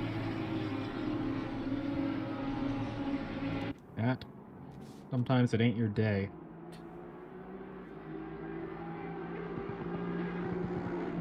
So, gonna see a few pit stops in the next 10-20 minutes or so. And we'll really see how everyone's gonna shake out. See, Hodemakers is in the Bentley now. Let's see how his pace is. He's doing 150s. So he's actually one of the fastest guys on track. Yeah, so those new boots are working. Definitely off pace with Diego Catalan at the front. You know that he's as quick as him, but Diego's been in the car since the start, I believe. I think I'm correct on that one. So meaning he will have to change to his teammate in the final stop, which is well, that could be interesting. You know, maybe Diego thinking that his teammate is not of the pace of himself, meaning that he's had to do 3 out the 4 stints, and depending on how much slower, and I say that in quotation marks because he may not even be that much slower, it could be interesting for the leaders in the final stint, how they deal with that. The 763 then from P13, Ladino makes their way into pit road. We get that penalty clear. Wait, I feel like, let me look at the pit timer actually. Yep, okay, yeah, probably gonna get the penalty cleared, get some damage repaired, and go to the end now. There's gonna be a tough business though in an Aston Martin. From experience, that's right on the edge of its fuel range. I guess it is wet, so maybe it'll go a bit further though. That is true, but you know, in dry conditions, this is really pushing it for an Aston Martin to go to the end. We'll see. Sure, yeah, I'm sure they'll find a way. There's one of the Mercedes there, I think that was the number 6, ran a bit wide and annihilated one of the advertisement boards. Sent that thing flying into the air. Wasn't ideal for them. It was Tom Carroll, who I'll name and shame him. He just annihilated a sponsor board. They actually loses their position there to the 113 car as well. He's clawing back up the order from a bit of a dodgy middle stint to the race. Shine doing well. Dumpershine, yep. That name that we were told how to pronounce, and it didn't make it any clearer. There's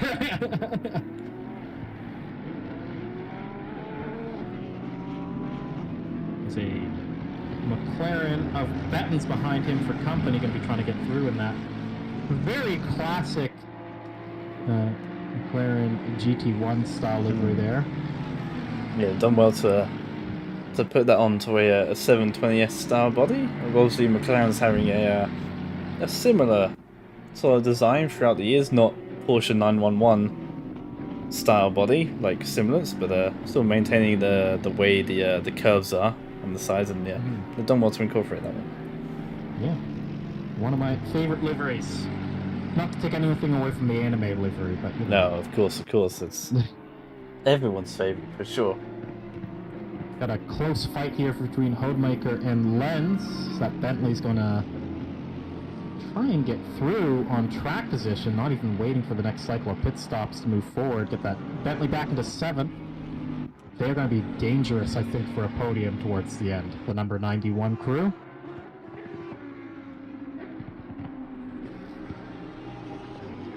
So they are on pace now with the leaders. If they were saving fuel, it seems like they're done with that business to the end. Yeah, indeed, running a 51.7 last time around, and only there were 4 drivers in the 51s. That was our leader, the 747 in 3rd, and the 1111 car as well. Apparently running a 51. Yeah, so timings they come down a little bit. No one no longer in those 50 marks, but running into the 51s now, and yeah, maintaining pace around there. So we do know that the 91 was fighting the 23 basically. That was the closest car to them before the pit cycle. So we'll see once everyone's done their last stop, and everyone else who's on the 3 stop, where that all pans out.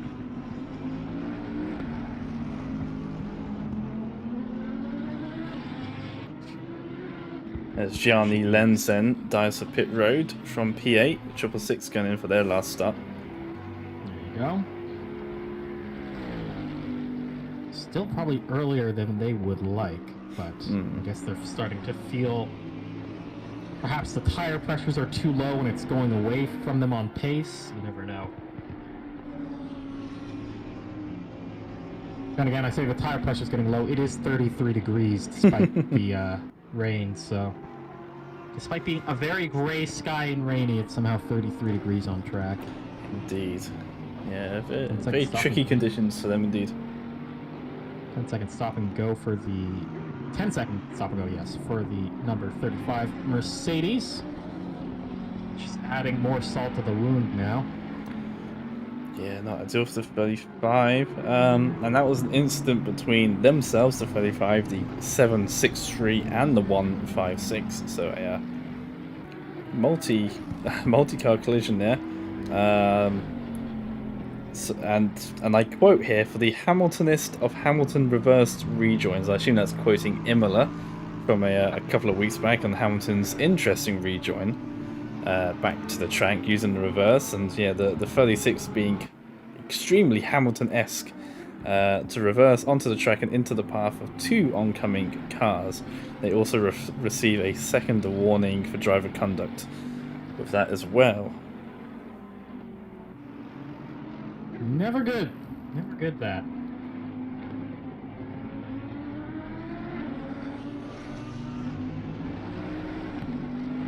It's always a dangerous game rejoining the track. Sure. Because most, you have the radar, of course, which is somewhat of a help, but then you also have the track map. You know, most people do keep that on, and it's certainly helpful if you are rejoining that. You can just look in it and just see if there's anyone close to you, and if there is, then you take a bit more caution. If not, you do whatever you want because there's no one around you, and you know that because you have a track map. What a move from Hutchins to get around Dutch Stick. He just Tokyo drifted his way around that Lexus. It was very stressful to watch. I just caught it out of the corner of my eye. It looks like Dutch Stick was off pace or something and lost a bunch of time, and then suddenly he was around that Lexus, the SRT Lexus, but he goes off and lets the Lexus through again. So all that All for nothing. all for nothing. Move. It's a 154 last lap. That's a pretty slow lap from the Lexus. Indeed. Yeah, there's a little train here, 3 cars. The... Oh, sorry, go ahead. No, I think we're going to say the same thing. Or the 198. I was about to say the 198, but going to the the inside is the Lamborghini. So we can get that move redone. And yeah, look at the straight line speed that Lamborghini had. Been able to pull back onto the racing line way before the... Well, okay, I was going to finish that way before the corner done, but blows past it anyway, and round goes the outside. Does the GRG Audi, gets that himself unlapped from the 16 car, and yeah, again, Hutchins not able to make the move stick. I thought he had it done the way he was able to move back over to the racing line way before the braking zone, but evidently not. Could not get it stopped into turn 1, had to bounce his way over the sausage curbs in the inside of turn 2, and he's got it all to do once again. I kind of wonder why, because he didn't really need to be the last of the late breakers. They were able to move done before the corner, so just lost track of where he was, I guess. Maybe he had more pace going to that corner than he was used to. Had a good draft down the straight. Never know. Yeah, maybe. Yeah, just one of those things. But seemingly the quicker of the 2 drivers immediately back on the tail end of the number 16 car. I'm sure he'll try again and looking to the left, looking to the right, looks to the inside at turn 10, not close enough this time around, filling up the mirrors then of the Lexus. Yeah. He knows he's faster, he's done the move twice, he's just lost it on himself. It's very tricky though when you get the move and immediately you just give it back. And it's always I always find it easier to chase someone than it is to be chased, and especially if you lose when you're behind someone, your braking marker often turns out, or it turns to being them.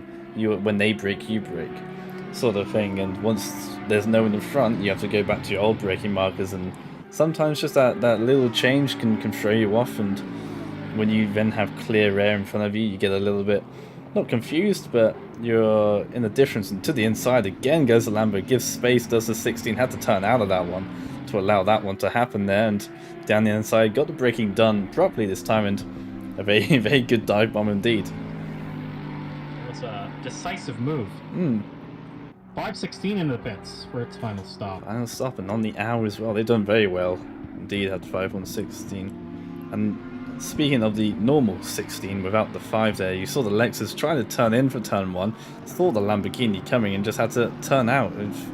If they hadn't done that, there might have been a pretty hefty crash from the 16 and the 666 car, and I probably would have thought it would have been on the 666 car because of how far they came back. And yeah, thankfully Dutch Stick having the awareness there to turn out of that one and avoid a bit of a collision between the two.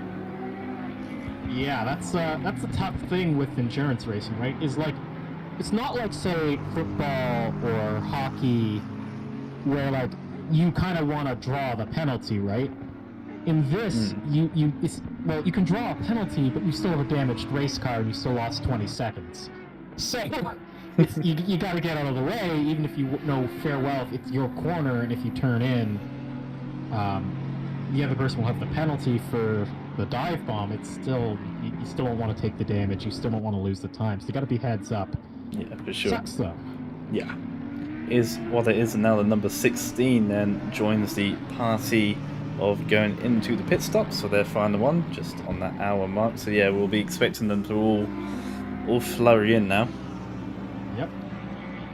And critically, where is Hodemaker going to come out in all this? He's just going through the final sector, so this is really working for that Bentley. It's going to get them into the top 5 at this rate. So this strategy is working for the Bentley crew. Another 51.5 for that Bentley that time around, as they move their way up into P6 then, and yeah, they'll be close then to the 116. Set some good times in that Bentley. And yeah, a message in chat there from Ruben, one of the DSRT drivers, saying that the 666 is basically dive bombing every corner as the number 16 goes off track through turn number 4. Not ideal for them. They lose that position then to the 666 car and may even come under pressure from the 113 car. No, the 113 car's actually already gone past anyway, so they've just lost 2 positions by going off track there. It's kind of unfortunate for them. Consistency is so important. Yeah, little errors like that it will throw away a lot of time. They lost about 10 seconds there just by outbraking themselves a little bit. What just happened? I need more than Road? Okay, road went off. Okay, I was confused. Oh. I think Hodemaker's around road. Hodemaker's around road. What did we miss? Oh, well, Seymour's in the pits now, the 23. Yeah. Along with Burek, the 31, and Eric Moy in the 64. Did Road have a lap on Hodemaker? No, that's Rhodes is Oh, actually, maybe he does. Ooh. No, they are on the same lap, I believe. Yeah, so he just unlapped himself then, Hodemaker. Yeah. Okay. 35 is off in the penultimate corner there, just trying to rejoin. Yeah, I think diving for pit road, it looks like. Yeah, so some troublesome day then for the 35 crew, unfortunately. They are not last. Thankfully, they also have a stop and go 10. The issues with the 516 and the 116, I believe it was with. Yeah. Pay the price for penalties. Indeed. The 16 Lexus is in. Looks like that car is really heavily damaged. Looks like they have a tire down. Ooh. I'm wondering what happened there. That looks like a heck of a lot of damage on the number 16. Oh. That'll be a long stop. Indeed, yeah, it sort of looks a little confused, does the car? Yeah, I'm wondering if they got the tire pressures very wrong. It is up to 34 degrees now, or did they catch the wall, maybe? Maybe, yeah. Looking at the front of the car, the front left is dipped down much more than the front right is. Almost looks like they do have a puncture. Yeah, when they were coming into the strange. pits, it was definitely only 3 tires were turning. Yeah, not at all. I'm surprised they got a puncture in these conditions, and maybe running too much of the curbing is one way to definitely do that. Yeah, something that can happen is if you under pressure the tires and go off into the dirt or over a big curb, that will definitely blow it. So maybe they got the tire pressure wrong, and they had to, and they had that off, and then it just blew the tire, maybe. Or maybe why they were off is because they blew the tire. Possibly. Yeah, and they message in chat saying that they did indeed blow a tire, which is real unfortunate for them. But then they can put a fresh set of boots on for the final hour, and they can just go ham and go as fast as they can. Yeah. I have blown a few tires in my time with this game in Enduros. It's never fun. Yeah, it's unfortunate indeed. I almost blew a tyre at Adelaide last week out in the CRT race. Took that front left down to 35, and it was not fun. Jeez. Yeah, it was good. I blew a tire at Mount Panorama. Ooh. On the top of the mountain and went straight into the wall at 150 kilometers an hour. That was the end of our race. Yeah, I can imagine so. That's very cruel indeed. So take some solace. It was Catalonia and not Panorama. Yeah, not just a wall waiting for you. Yeah. Yeah, it's not really something you think about, because punches can happen at any point, and you turn in expecting one thing, and you get a result that's so different from norm, and you're a passenger, and what do you do in that situation? You get a puncture top of the mountain, you get a puncture, going down the corkscrew, or something happens, just anything, suspension damage or anything like that, it just happens, and you hit a curb at the Nürburgring, and you go into the next con and you have nothing, and there's just a wall waiting for you, and then you'll be on YouTube, and it's awful. So, I think we've kind of had our proof as to who is correct on strategy. Because Hodemaker is a lap down on Road, and Road still has the pit, Benton still has the pit, Catalan still has the pit, but there's no way he's going to make a lap up in the last hours. 40 seconds you'll lose during that pit stop, and you know he'll maybe come back onto the same lap, but it'll be a minute down, and it's going to be too much. Surely with only 53 minutes to go, that's too much of a margin. Yeah, it looks like the 3-stop was the strat for this race, at least in the top flight. Sure, yeah, we'll have to wait for those guys to come into the pit at some point. Sure, they'll be running out the fuel mileage then and make sure their last stint is with as little fuel as possible. Yeah.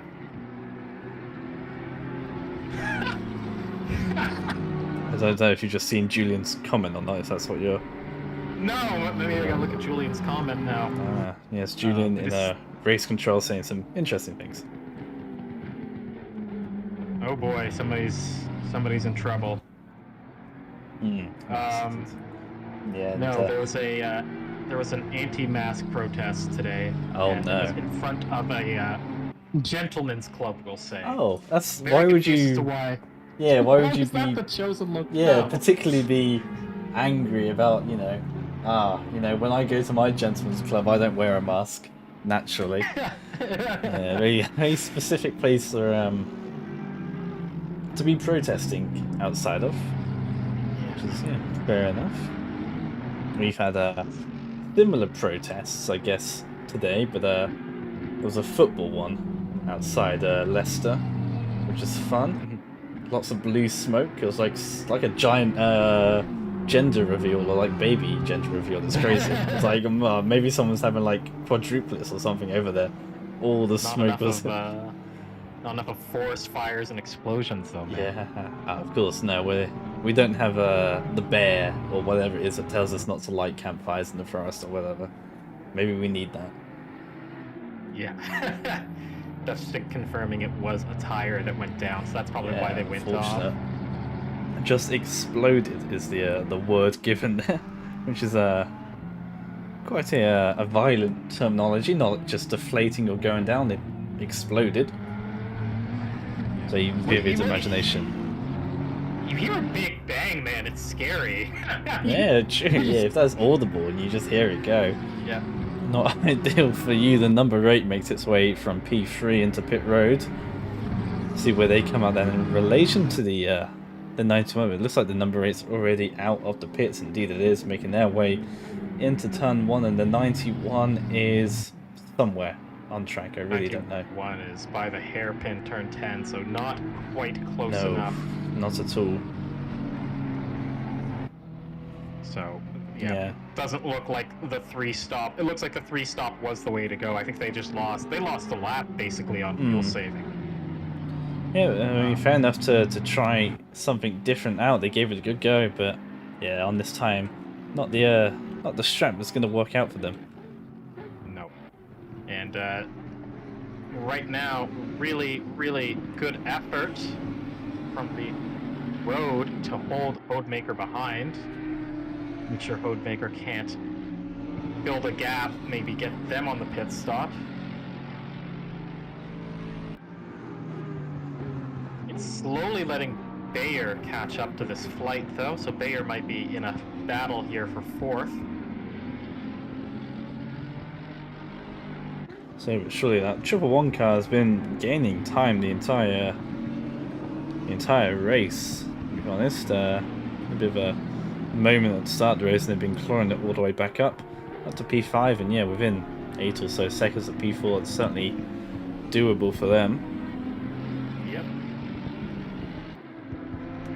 Battle also for P10 over Hutchins and Duper Chien. I think, yeah, luckily the 113 and the 666 car battling over P10 at the moment.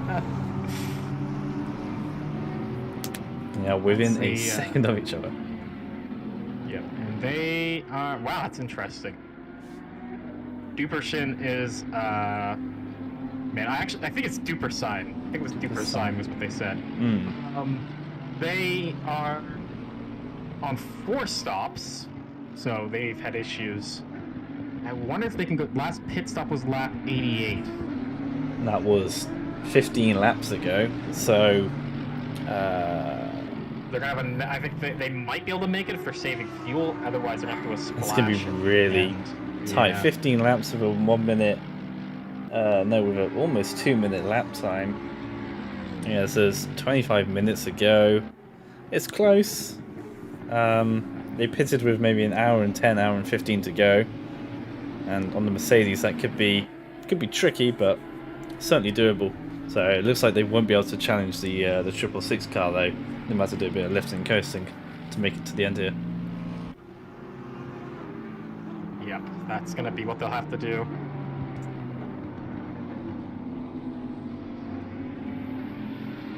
And unfortunately, the 35 car has had a DNF, so they've entered to the pit road and won't be returning, which is unfortunate for them. Troublesome day for the 35. There was that one spin in the first 20 minutes, and yeah, it very much went downhill from there. But they gave it a good hot go, and you know, you can't discredit that. They tried their best, and yeah, unfortunately not their day. But so hopefully they'll come back feeling stronger than ever then for their next race, wherever that may be. Yeah, it's sometimes it just happens. That's all there is to it. Can't win every race. Yeah, and the reason that that one car showing that they had 4 stops is because they had two normal stops. They had a drive-through and a 30-second stop and go, which is making 4 pit road entries. So yeah, definitely looking a bit making things hard on themselves. For sure. That's yeah, unfortunate indeed, but yeah, and especially to make it 3/4 of the race, and you know, only have 50 minutes to go, and then come to a stop. It's a bit of a shame, but that is racing. Sometimes it can happen to anyone. Sometimes you just want to go to the end to get it done for the sake of having gotten it done, but yeah, not today, unfortunately. So, closest battle on track, Dupershin still trying to catch up to Hutchins in that Lambo. Good battle going on. Actually, Rhodes in the pits now, so that actually releases Hodemaker. So, cancel what I was about to say. We made boo-boos. Guessing it's someone from the 35 crew in the chat. Yep. Oh dear, dear.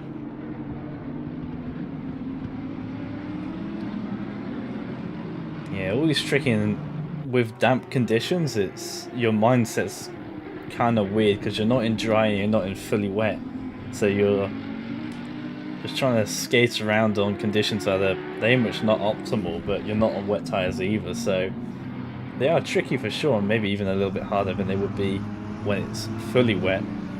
But they're making the best of it, and they're doing well out here. A couple of instances, some heavy contact here and there, but on the whole, drivers here are putting on a good show here. There we go. Hodemaker just going through onto the back straight now, and Road is out. So that's second gone. Number 6 is sideways. Indeed. Got the white flag out for them. They'll wait for these 3 to go past, maybe. Where are they? Just on the right-hand side. Yep, there they go. That's Jimenez, Mena.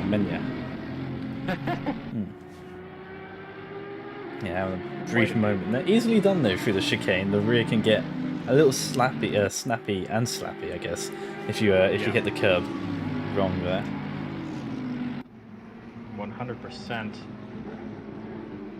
Lamborghini of Hutchins trying to get that GRG Audi out of the way. That GRG Audi just doing what he's entitled to and holding on to that racing line, not making it easy. Yeah, very much hurting a few people throughout this entire race. You've seen them both now, Summer Sod and Keishan Hall, just doing their own thing and just racing out there, but having a battle behind them, and slightly irritating, I would say, those drivers behind them that are trying to battle over position here. reminds me of, well, to be very contemporary to Nikita Mazepin, but back in the 90s, and I only know this from watching videos on YouTube, I'm not that old. Yeah, you don't sound a day over 30, you know. Yeah. There's a guy named Art Meyer, who's a German guy who bought a year-old Indy car to go racing with, which is some rich guy, son from a beer company. But he was very slow, like 6 seconds off the pace every race slow. And he decided some races by ignoring blue flags. Nice. I mean, that's the life though, isn't it? Just buy a race car and just go. You know, Paul Dallalana, Aston Martin, I don't care about you, man. You're shit anyway. You crash like constantly, you know, and you've been racing for like 5-6 years. So get a grip. Yeah, just buy an Indy car, why don't you? Love that. What's interesting about this is Saud is holding up Hutchins, but I'm surprised Dupersh. Wow, every time I approach it, I'm like, I gotta go back and I worry, yeah. Exactly. Thomas, here we go, of the 113 car, hasn't really caught up to them exactly, but there goes the Lamborghini down the inside and gets that move done, and now it's up to the 113 to get past the 198, and will they be held up? Or maybe someone will lose the backhand and just gift it ever so gently to the 113.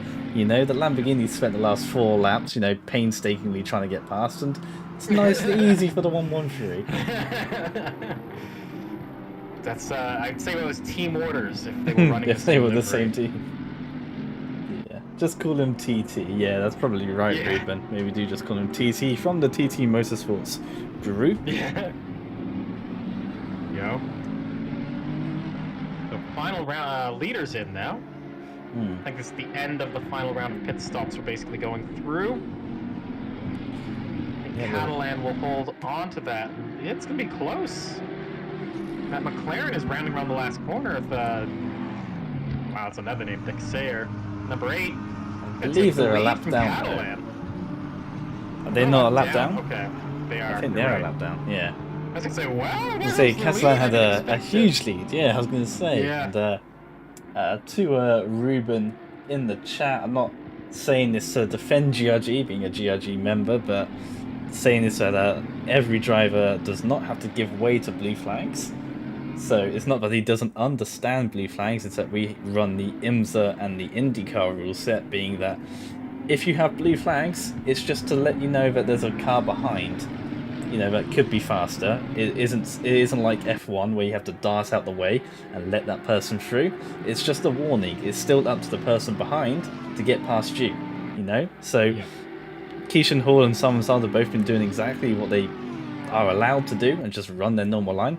If the Lamborghini can't get past Simon Sand, that's his own problem, you know? No one else's, quite frankly. Yeah. That's the rule set we run to, and you know, just as like a bit more of a challenge, you know? You're quicker enough. If you're quick enough to make that entire lap on someone, in theory you should be quick enough to just get past them again, right? You know? You'd assume that. I feel like that's how sports cars need to be run. They need to be run like this. I've done races and leagues, I won't name drop any of them, but where they try to enforce F1 style blue flags into endurance racing, and it's just a mess. Yeah. So you'll have cars that are like faster, but they're a lap down because of some technical issue or they're caught in an incident. And then they have to give way to a slower car. Yeah. It gets very confusing. So it's better to have it this way. Sure. Especially when you do have, you know, 40, 50, you know, cars on track or whatever, and there's only, you know, so many people in the race directors sort of area. You can't keep an eye on everyone, so you can make it pretty difficult. The 111 car into pit road, I think they are already rolling, you know, and they'll come out way ahead of the number 10.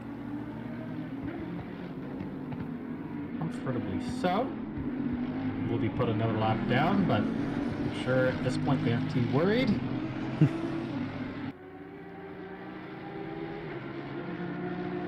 Actually, it says they're now behind the number 10. Where's the number 10 on track? or was it? But it was hiding behind the 747. I did see it. The only issue sometimes with the track map is that when there's two cars very close together, the numbers overlap, and whichever car's in front sort of takes the predominant sort of setting, which means the car behind you just don't see their number. Yeah. Which is not ideal.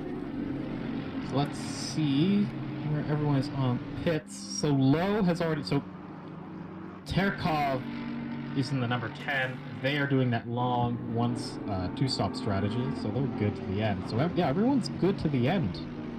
At this point, theoretically, most people have got numbers there for damage and penalties, but I think we've done pit stops for the rest of the race. Be a straight out fight for the end then.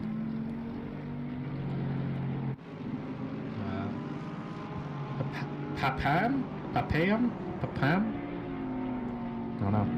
Tough names, some people here. I'm not Papa Jim, if you want to space it out to two of them. I'm like, this must be like a Dutch name and a J's pronounced like a Y or something, I'm guessing. They're going to have to do some work to move themselves back up. Holding on to Banks pretty well here, so if there's... gets a little bit messy, though, out of the final chicane.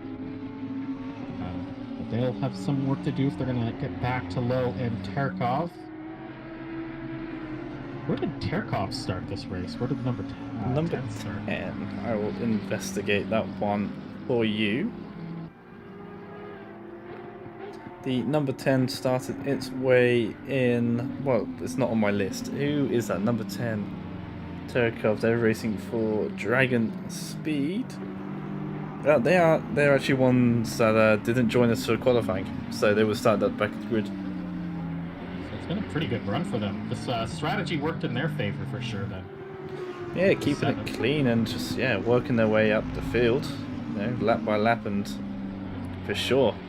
Now up to P7, they're 10 seconds out of P8. They're not quite far. They're well, okay, they actually are quite far behind the number 23 car, about a sector or so behind. But they've done very well over the last 3.5 hours to gain that position up. Seymour's fallen over the top, number 23 in general, I guess, really, at this point. It's dropped out of the top 5. So you never know, actually. That's who they're chasing. If Seymour's still off pace, that could be done. He was a second a lap faster. It's a big gap, but there's a mistake or anything, it's still on the table. That 111 car coming out the pits and it's just come up behind the 516. Whether or not they can, both of them catch up to number 10 whilst that 10 catches up to the 23. Could be possible. Yep. Certainly possible for the 111. They're done a good job closing that gap. It's already down to 2 seconds. When they came out, it was about 5, so they're significantly faster than the 516.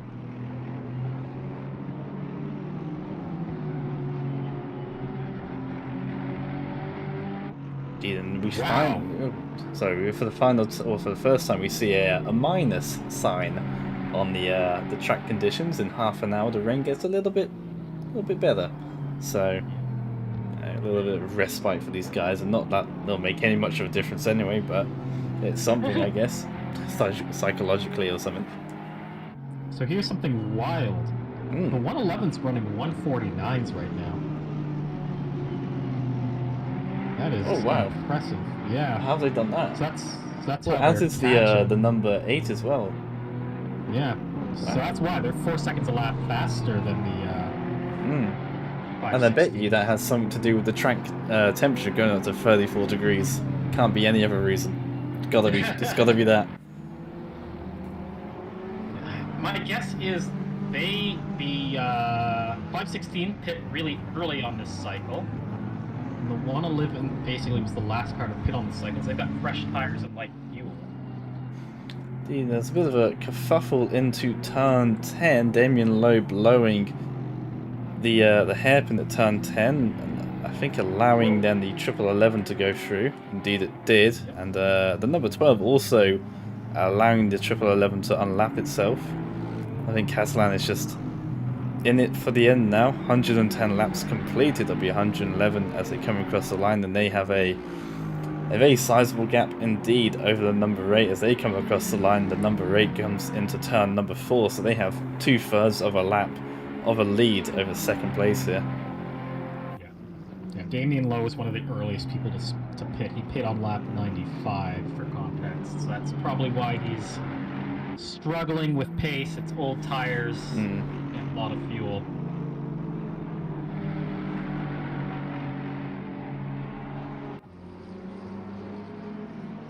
So it'll be very interesting to see now, actually, if the 111 is that fast.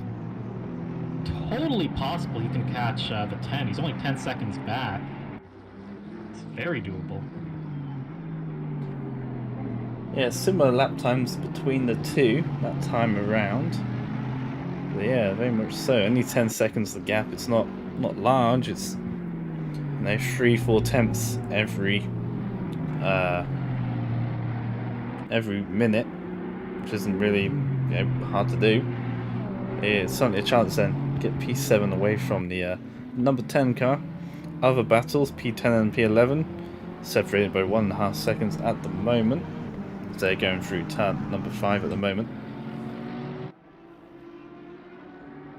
Yep.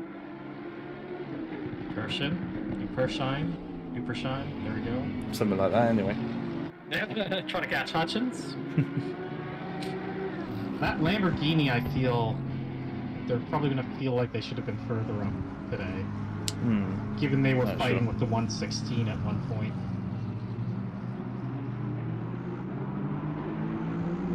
The 116 really has moved quite a bit of a way forward, I feel like, or maybe they've just generally had less issues.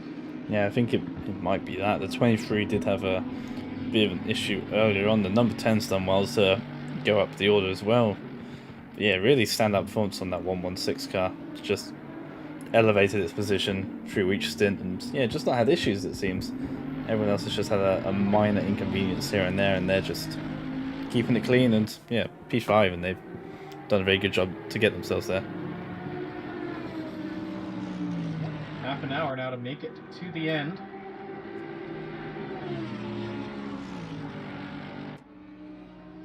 In Spain, one of the harder tracks usually on tire wear, but some people have really done really well to make those tires last.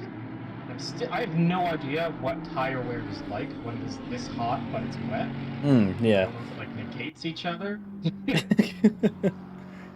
Sort of water girl, fire boy, and that somehow causes a front left tire to explode on a car, maybe. Yeah, that's the interesting thing, is that tire exploding implies tire wear is an issue. Is happening, yeah. But I don't know. Some people have done really well. So 16 is into the pits. Interesting. Yeah, maybe not stealing the tires themselves, or maybe they've realised that they've miscalculated the fuel and just getting it over and done with quick as they can. Big gap over the 77 car, so they haven't got that to worry about. Also showing the gap between themselves and number 14. I think they were on the same lap actually, so that may put them a lap down after that. But last pit on lap 96, and some other cars have pit then or earlier, so you think they could have gone to the end. See, they must have got the number wrong. Then. Sure, there's a very valid reason for it. Would think so. That, or maybe someone just had to run to the bathroom. That happens too. It does indeed happen from time to time. I've had that doing a double stint, and my teammate was not around, and well, I wanted to do one stint, and he hadn't returned from where he said he wanted to, or where he said he was going, and another stint I had to do was needing the toilet very desperately, and that wasn't enjoyable whatsoever. It's not to be.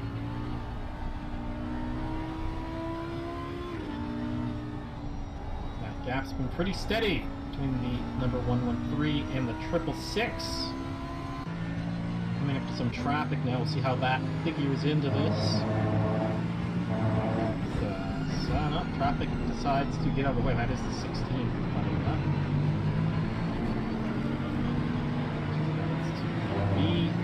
behind. Yeah, I'm sure the 16 is another car that's going to be looking back at this, wondering what could have been. Yeah, quite right.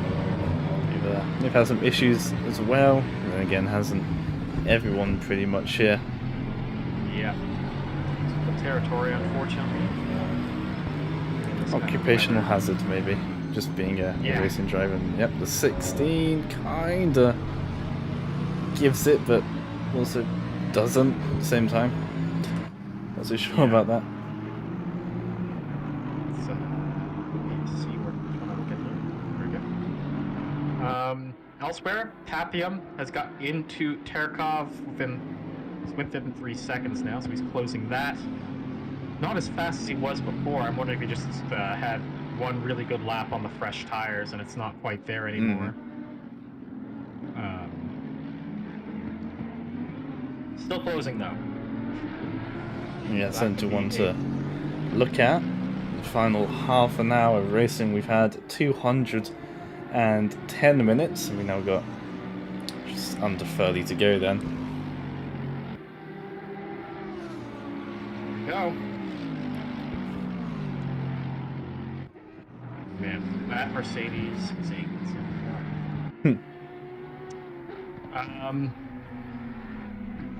to be honest, I wonder how many people choose cars based off how good the engine sounds. So like, you know, I would run the McLaren, but I don't like how the McLaren sounds, so I'm gonna run the Mercedes instead. That's fair enough. Sure, that's a motive, but to the outside goes the 111 car. Get it done on the number 10. Looks it. That was easy. Damn. Around the outside then goes the 111 car into turn 10. Gets past the number 10. I think that number 10 car, who's flashing the lights in dismay, not happy with that one, still having to run to its fuel delta possibly, is Terkov. Maybe is the reason why they have to go a bit slower. Yeah, it's actually really interesting. I've never seen fuel strategy be played this much in an ACC race. Normally, I felt people just go flat to the end, but I don't know. Something about this time limit maybe is making people bring out the 4 hours is bringing out some alternate fuel strategies. I don't know. Yeah, quite possibly. It's a tricky one, this 4 hours. With I think most people sort of prefer the 6 or a 3 hour. You add that 1 extra hour in and sort of shake things up a little bit. But they're managing it well, and yeah. Gotta make do with what you got. Yeah. Because the interesting thing is, if this was a 6 hour, you gotta think that extra pit stop might have mattered more. Sure. Could have compounded longer, but I don't know.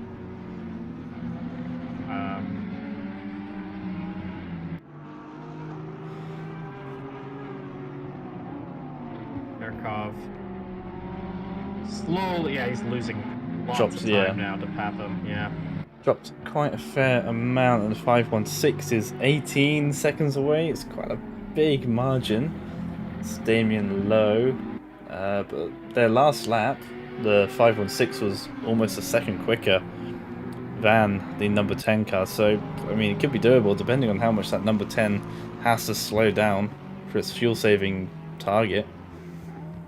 It's tough now. You've only got about, what, 12, 13 laps to go, maybe? Maybe I'm wrong. It's probably more, it's almost 15 laps, we'll say. Gotta make up a second a lap. That wouldn't be enough even, would it? So... yeah, tricky how that is going to all play out in the end, and yeah. Holy shoot, no. Well, the last lap the 111 did was a 149 again. Wow. The car is very quick indeed. Yeah. So he might catch Seymour if he's doing that much faster. Yeah, only 13 seconds as well. That's... yeah, that's wow. Very quick indeed. is the 111 car at the moment. Yeah, he just got held up in the clean air. He's a rocket. Is Doros. Is that Greek, maybe? I'm not sure. It was a 16 is not facing the right direction right now. Not ideal for them. Nope.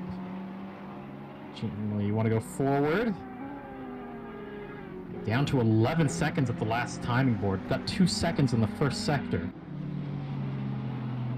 That is the fastest Ferrari in the history of ACC right now. Oh, for sure.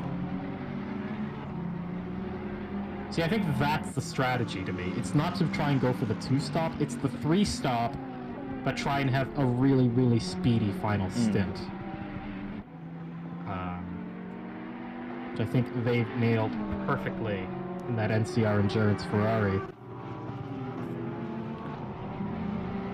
Yes, that final stint coming in really clutch for them. Maybe they would have wished that to happen a little bit earlier. But yeah, now within 10 seconds, the gap between themselves and the 23 car, they're getting closer and closer. Wait for that 23 to cross the line, and then again the 111 car, compare those lap times again, see what the difference is between the two. But seemingly, yeah, 2-3 seconds a lap quicker. Gap coming down and down. The 666 seems to have stalled out a little bit over catching the 516, and the 516 also stalling out, trying to catch up the number 10 car, that 113, still on the back of the 666 car, maintaining 1.5 seconds to Daniel Hutchins, but yeah, just not able to get past, it seems. Yeah, it's not like there's be a lot of wash for these cars at that distance, so it's just legitimately that close between those two.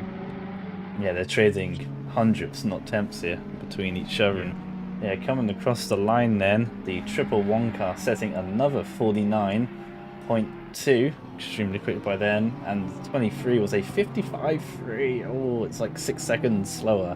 I'm not quite sure how. Maybe they had a brief moment somewhere to be 6 seconds a lap slower, and the 55 is a slow just in general, so maybe a slight mistake for them. That'd be interesting. Now the gap's 6 seconds, and surely they're going to catch and pass with 20 minutes to go. I wonder if that 23 is carrying damage. They've decided to try and push through. Clearly it's not been worth it.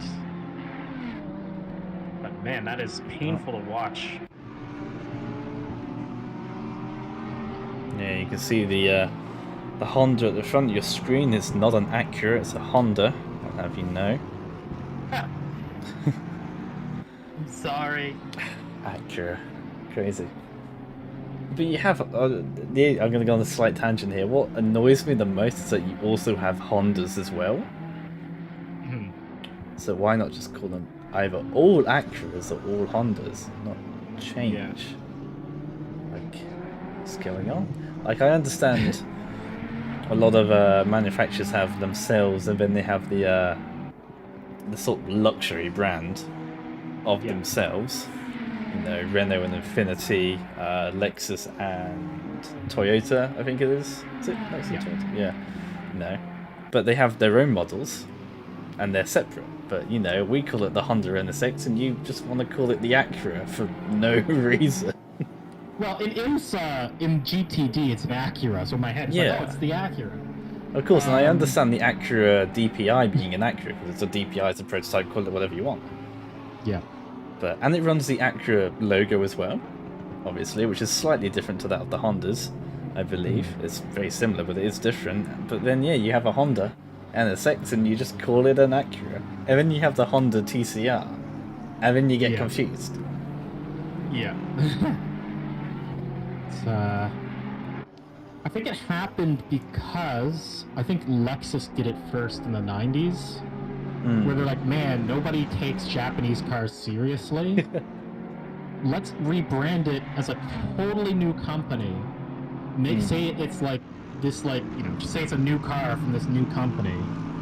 Sell it for $10,000 more. Say it's a luxury car, and people bought it. Exactly. Yeah. So weird. Americans are, and we're seeing it now with the Korean cars here. They're branding the high-end Hyundais as Genesis. Yes, of course you have Genesis. Yeah, and people are buying them as luxury cars, and they're competing with they can sell them as much as for the same cost as a BMW or an Audi. And it's weird because your high-end market is very different to the Europeans' high-end market. You have different models entirely to us. Like we have like the i30N, good touring car, that one, good rally car as well. It's a nice little hatchback. Yours is called something completely different. And instead of it being 2-door, it's 4-door and a bit more sedan looking.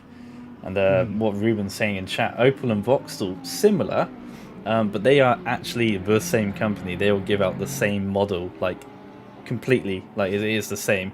Just for whatever reason, Europeans call it Opel, and whatever reason, the UK people call it Vauxhall. Don't know why, but they are the same company. Whereas Toyota, Lexus, they are the same company as such, but they output two very different things. Whereas I could have a Vauxhall Astra, and you could find the Opel variant, and it is the same car, just with a different badge, which is whatever. But yeah. Good old Marketing. Oh yeah. Yeah. Marketing is. Opel sounds too German. We need an English name for this. Yes, Vauxhall. Like, where did they get that from? It's such a strange.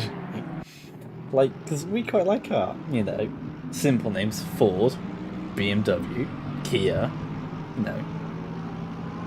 Even though those are all not British, we just, they're all just nice and simple. You might have a Jaguar, or whatever you guys call it, not the Jaguar. Yeah. But yeah. It's a Jag. So the 111's actually passed the. I know. 23. Completely missed that. No. That's how fast it happened. It was extremely quick. He's actually on the back. No, he's not. So it's Kunin now, but Kunin is a country mile away. Very much so. And the 113 once again closing up on the 666 car for the 8th time this race or something. They're within a second of each other. Gonna have to make it now. Stick. You only got 17 minutes left. Not a lot of time. Time to make some daring moves. It's crunch time indeed. Especially when, if you have your spotter on, he'll tell you that there's 10 minutes remaining. As soon as you hear that, it's like another artery's opened up, or like another vein or something, and you sort of go into this weird mode where it's no longer an endurance, it's now a sprint. You have 10 minutes to go, and if you are as close as, if you're on your own, it's not so much of an issue. But if there is someone in your eyesight and they've been there for the last half an hour, and sure, maybe he's just playing it a bit more cautious because there's still 40 minutes to go, there's still half an hour to go, still 20 minutes to go. You hear 10 minutes and a switch is flicked and you're like, oh, hang on a moment, there's only 10 minutes. You got to get that move done now. Yeah. So this is something I'm wondering. I'm curious he about. wonders. I have no answers. So the race sync says it is dry. I'm wondering if there's something going on. Maybe this is why we've seen the track temps go up. Is I wonder if something's going on, like a glitch where it's visually representing a wet track, but the actual thing they're driving on is a dry track on a cloudless day. Maybe. Well, that would explain why the temps keep going up. Yeah, again, another degrees somehow. We'll have a couple of interviews. I'm not seeing any spray from these cars either. I don't know if it's wet enough for spray, but that's certainly one thing. Yeah. It's weird. We'll have some interviews and we'll ask like how wet actually was it, if it even was wet at all for these cars, because that is, it's a very weird phenomenon. But rain makes the track hotter. Very interesting indeed. Yeah. So that's like that would solve the mystery at least. What it's worth. For sure. As Hutchin puts in a good enough few sectors there to build that gap up again. Yeah, just ebbing and flowing backwards and forwards between these two. It's kind of like a yo-yo, just contracts and just goes up and down. Yep. Next car up the road is the 516.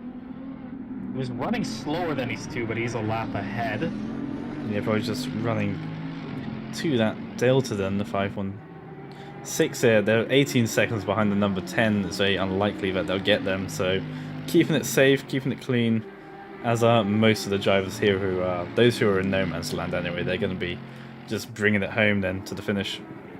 Actually, no, the 516 is not a lap ahead. He's on the same lap. Only 12 laps. Yeah, 12 seconds, I mean. Yeah, not close enough to catch him, but it looks like they're not going to run into traffic, is more so what I was trying to get at. Yeah, a lot of people in the final sector, as opposed to the first sector. Everyone's just on the north side of the circuit for whatever reason. Oh, cool kids hang out. Yeah. Yeah, seemingly our closest battle at the moment, the 666 and the 113 car. These two here battling over that P10 position. Yeah, they've been glued to themselves or to each other for the last 2 hours. I'm sure they're pretty sick of each other at the moment, and that 666 being the one that's been at the front for the majority of this little two-way between the two here. Oh, I just keep smacking my microphone. Good stuff. Yeah. Sort of in that point of the race now with these two where one mistake, you're not going to recover from it. Yeah, you won't have that time to claw back that. You won't have time to regain the time. There we go, that'll do. Yeah. There you go. Yeah. Okay. Yeah, Ruben saying that the ECU has been activated to map number 1. It's fuel burn time. Time to go hunt hunt the devil. Some devil. Like there's multiple devils, not just one. Interesting. But yeah, they're on a mission then over at DSRT to finish on a high. So if they're running map number 1, you know it's not wet, right? Because map number 1 is you full dry. You map. die. Yeah, you die. Unless you're running all the TC you can get. Surely you just spin it. And yeah, maybe this is a question to those in chat who are racing out there. Is it actually wet at all, or is it just sort of graphically wet? Because it obviously to us it looks not soaking, but you know, you look at this and you call it a wet race. You know, you wouldn't call this a dry race for sure on the outside. So maybe for you guys, is it just a dry track and just only looks wet, maybe? Yeah. So, It's slippery, but not full wet. So there you go. I guess it is a little bit wet. that's what you call damp, I guess. So, Yeah. Yeah. yeah, interesting. So as we sit, it's 10 seconds to low. It's about 6 laps to go. Maybe 7 laps. Man, they're going to be right on the back of it, but they're not going to catch him unless Lowe makes a big mistake. Lowe was almost 2 seconds a lap slower last lap. Wow. So this could get interesting. Possibly. The Lambo's starting to slowly pull a gap on that Mercedes, though. When did they last pit? I'm curious. So the Lambo does have 4 laps fresher tires. 4 laps fresher, okay. And you could be in A that little drop-off phase then for the Mercedes. Yeah, coming across the line, 9.9 seconds was the gap between Lowe and Hutchins. As they come across the line, then the 666 car will increase, decrease. The gap decreased to 9.0. Comparing those fastest laps, then it was a 54.3 compared to a 52.5. We'll see if that was a one-off for Lowe. Maybe he had a brief moment somewhere, lost a second or two. But if he consistently does, a lap time that's 2 or so seconds slower, it's possible that the 666 may not pass, but you'll get within striking distance, maybe within 2 or 3 seconds. Yeah. And then you just gotta hope that 516, not the 516, yeah, 516 messed up a corner or something. 301 is off. And back on, maybe? And the yellow pops up and is gone. Yeah, 301 out of turn 9. Not tricky, but easily done. Turn number 9. Yeah, you go up there and then you see the motorbike sort of shoot, and you forget that you're not doing the motorbike bit. Or the club version, and you try to go for that, and then you get very confused. Yeah. Very good place to sit though. IRL, there's a huge bank there on the right hand side, just a lovely grass bank, very steep. I fell down it once, wasn't ideal. But a very nice place to be. It'd be very cool to go to a European track at some point. They're quite different from what we've got on this side of the pond. Yes, so. Been fortunate to go to Laguna Seca, Gilles Villeneuve, Watkins Glen. I think Watkins Glen is the only thing maybe on the scale of a place like this that I've been to. But yeah, Laguna I hear is very cramped as such, and so it's just they've been able to put it so that it's all within a confined space, and obviously Gilles Villeneuve being the street circuit. I mean, it's going to be pretty small anyway. Yeah. Yeah, Laguna Seca's like a bowl inside of a mountain. Yeah, they say that about the Hungaroring, is that you can see most of the track from the grandstands at turn 1, because it just bowls. Yeah, you can see everything but the top of the corkscrew from most of Laguna Seca. It's quite interesting. Yeah, we don't really have that in the UK. I guess Donington would probably be your best bet for seeing most of the track from one place on the outside of turn 1. But we're pretty kind of boring actually. A lot of our tracks are just flat, you know. Apart from Alton Park. Alton Park has got a bit of elevation. Silverstone flat. Snetterton flat. You know. Brands Hatch is hillish apart from turn 1 and 2. 1, 2 and 3. You got a hill. Everything else comes flat. I guess a lot of them are airfields. That would be why. Snetterton, Silverstone, both airfields. Donington is literally next to an airfield. Yep, with lovely jets that fly over and cause aero wash on some cars, and then they spear off, and it's hilarious. Apparently, I've heard that excuse from a few people. Whether or not it's true or not is another question, but you know. It's only 5 seconds now. To low. Surprised. Shine is bringing the gap back down. Indeed, low crosses the line. It's a 53.6. It's quicker than the 54 he did previously. 666 comes across the line and has a 53 to beat. Does a 52. Actually, it was a 56 dead from low. I read that wrong. That's cataclysmically bad from the 516 car. I sent a 53 dead. 56, sorry, dead. So yeah, the 666 being 3.5 seconds quicker that time around. So serious issues for the 516. I don't know if that's down to pace or a bit of fuel saving they're having to do. But they're reeling him in here. If Hutchins gets him, slows him up a little bit. The 113 then it's dropped away a little bit now within 3 seconds as opposed to 1 second. That Mercedes in the background, you know, that could play an issue as well. We could have a three-way fight then for P9 final stages of this race.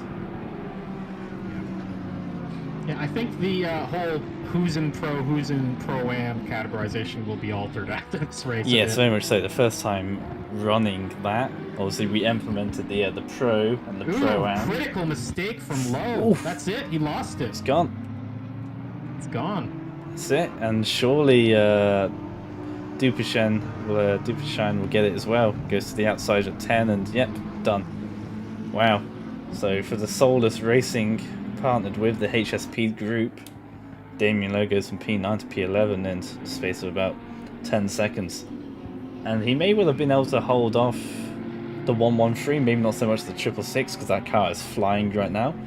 But just shot himself in the foot there. Didn't even give himself a chance. And gets a big slide through turn 13 anyway. Yeah, never got the chance to prove his defending ability. Fortunately choked it and set himself off the road.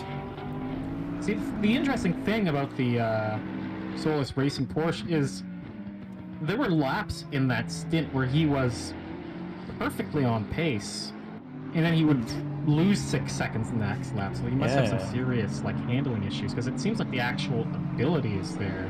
There's just no consistency. Consistency is not. The number 10 car then finally reeling in Seymour, the 23, was 2.5 seconds quicker almost that time around, was number 10, so expect these two to come pretty much together and there may be a pass then at the final stage of the race here, just under, we're coming up to 5 minutes to go, probably 3 or 4 laps then for these drivers here. Critical moments now.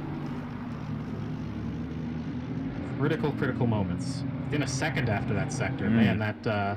yeah, very quick. Flying that number 10 McLaren. Yeah, in the flex box, I haven't seen that. Is that livery still run anywhere?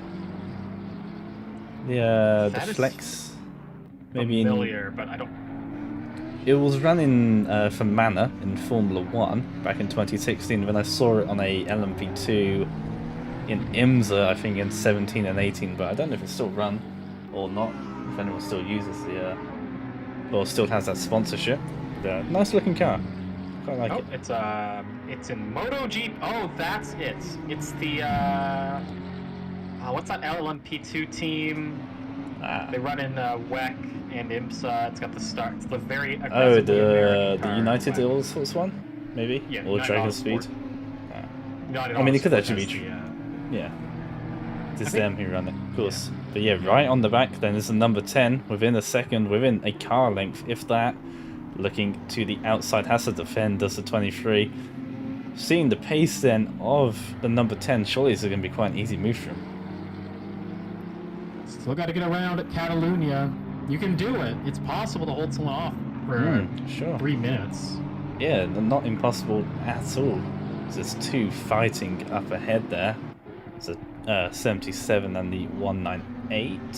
That's actually not for position. I think the 198 just letting that 77 car go through. And looking at the pace of the 77, they just did a 52.8, so they're with pace of these guys, so that shouldn't be too much of an issue for lap traffic. Hopefully in the last moments here, these two can battle it out fairly. Good defending from the Honda. If you can get the exit, can you get the power down? Very deftly cuts across the middle of the track to stop the number 10 from getting the cutback.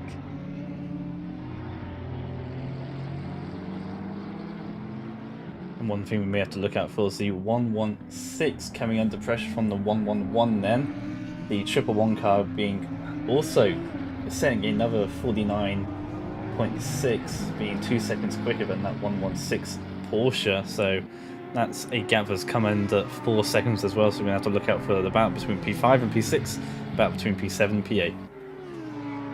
A lot of people coming alive in these last few moments now.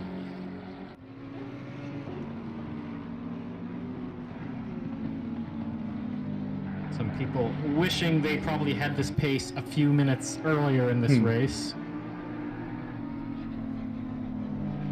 Wow. Yeah, You without a can doubt. just see how much more tentative on the power that Honda has to be than that Aston, the McLaren, sorry. Being defensive into every corner.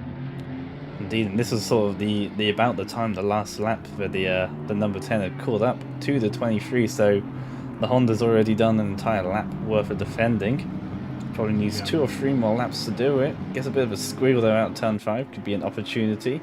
Not quite, not really an overtaking opportunity here for anyone here. And there's the 198 Aston, not the I said Aston as well, the 198 Audi. Who could play a factor in this battle here. And to the outside goes the McLaren. Not going to work this time. We saw that earlier in the day. But maybe carries the overspeed. Oh, it's going to get crowded out there, but forcing the nose down the inside. It's the number 10. Sending it. Has to back out. Oof. Let's back up with 23 is worse on the brakes. Oh! He cuts across his contact. Cuts across. The leader is on the final lap. We hear that call out. And yeah, the 23 cutting off and allows the 10 to go through. Good respect there. Yeah. Enough. And yeah, there's that move done. And I'm sure that would have come into effect anyway. At some point, you know, the number 10 surely would have found its way through. Leader is on the final lap. The number 12 going through turn 3 at the moment. We're going to skip up the field a little bit though to go find the 111 car, as they will cross the line before the number 12 car, so they are on the penultimate lap. They're yet to cross the final lap, so it'll be one more round the track for the 111 car. They are now within 1.5 seconds of the 116 car, so they've got a chance. They've got one more lap to do it after this. Man, this will be the most shocking top 5 if they can pull this off. A lot of things have gone their way since Papim got in the car. He's been an absolute monster behind that wheel.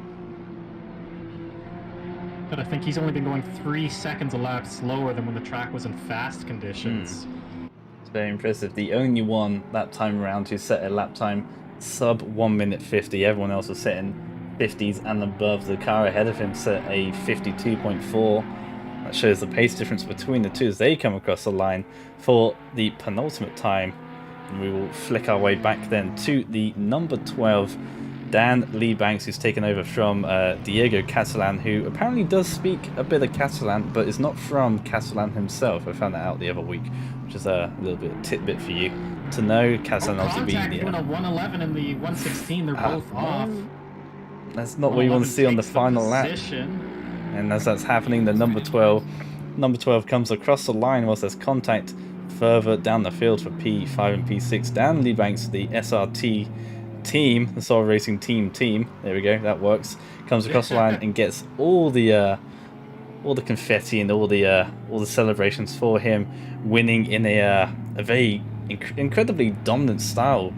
There, the number 12 took that win and made it theirs, and we're going to flick back then to if there's anything happening there for the 111 and the 116. Maybe this is not over here. The 111 has just driven off. It's got a second now.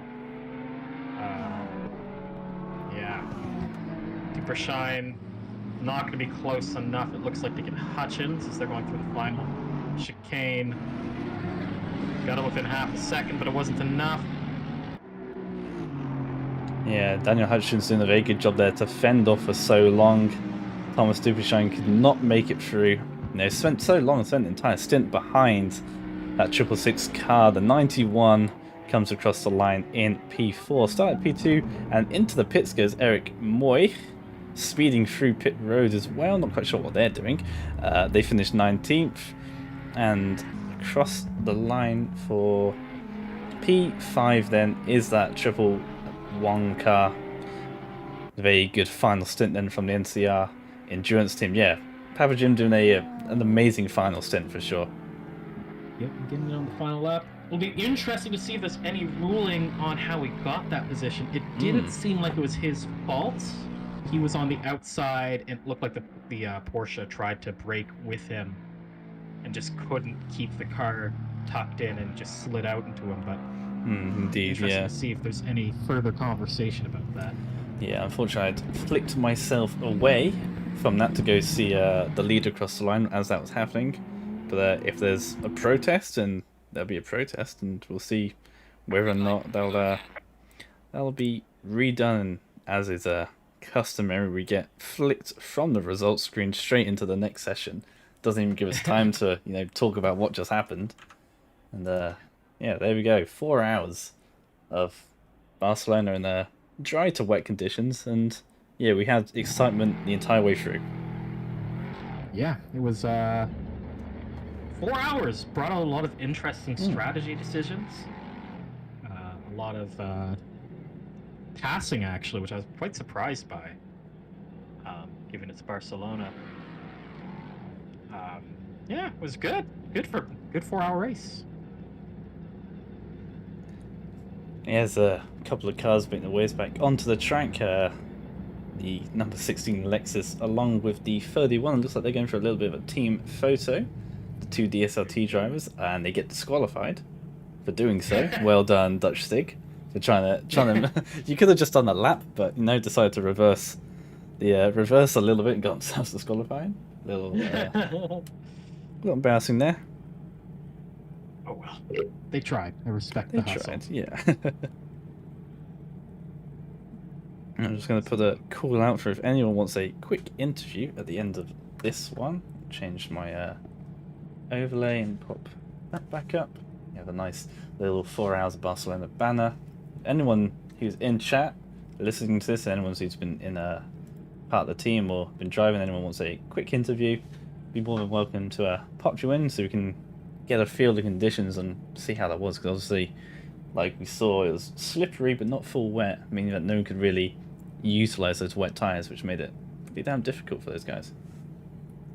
Yeah, it really worked out for the people who were doing the two-stop strategy. If there had ever been a crossover to wet, that would have thrown them out completely. I bet they were wishing it was as sunny as it is in that banner, though. Indeed, yeah.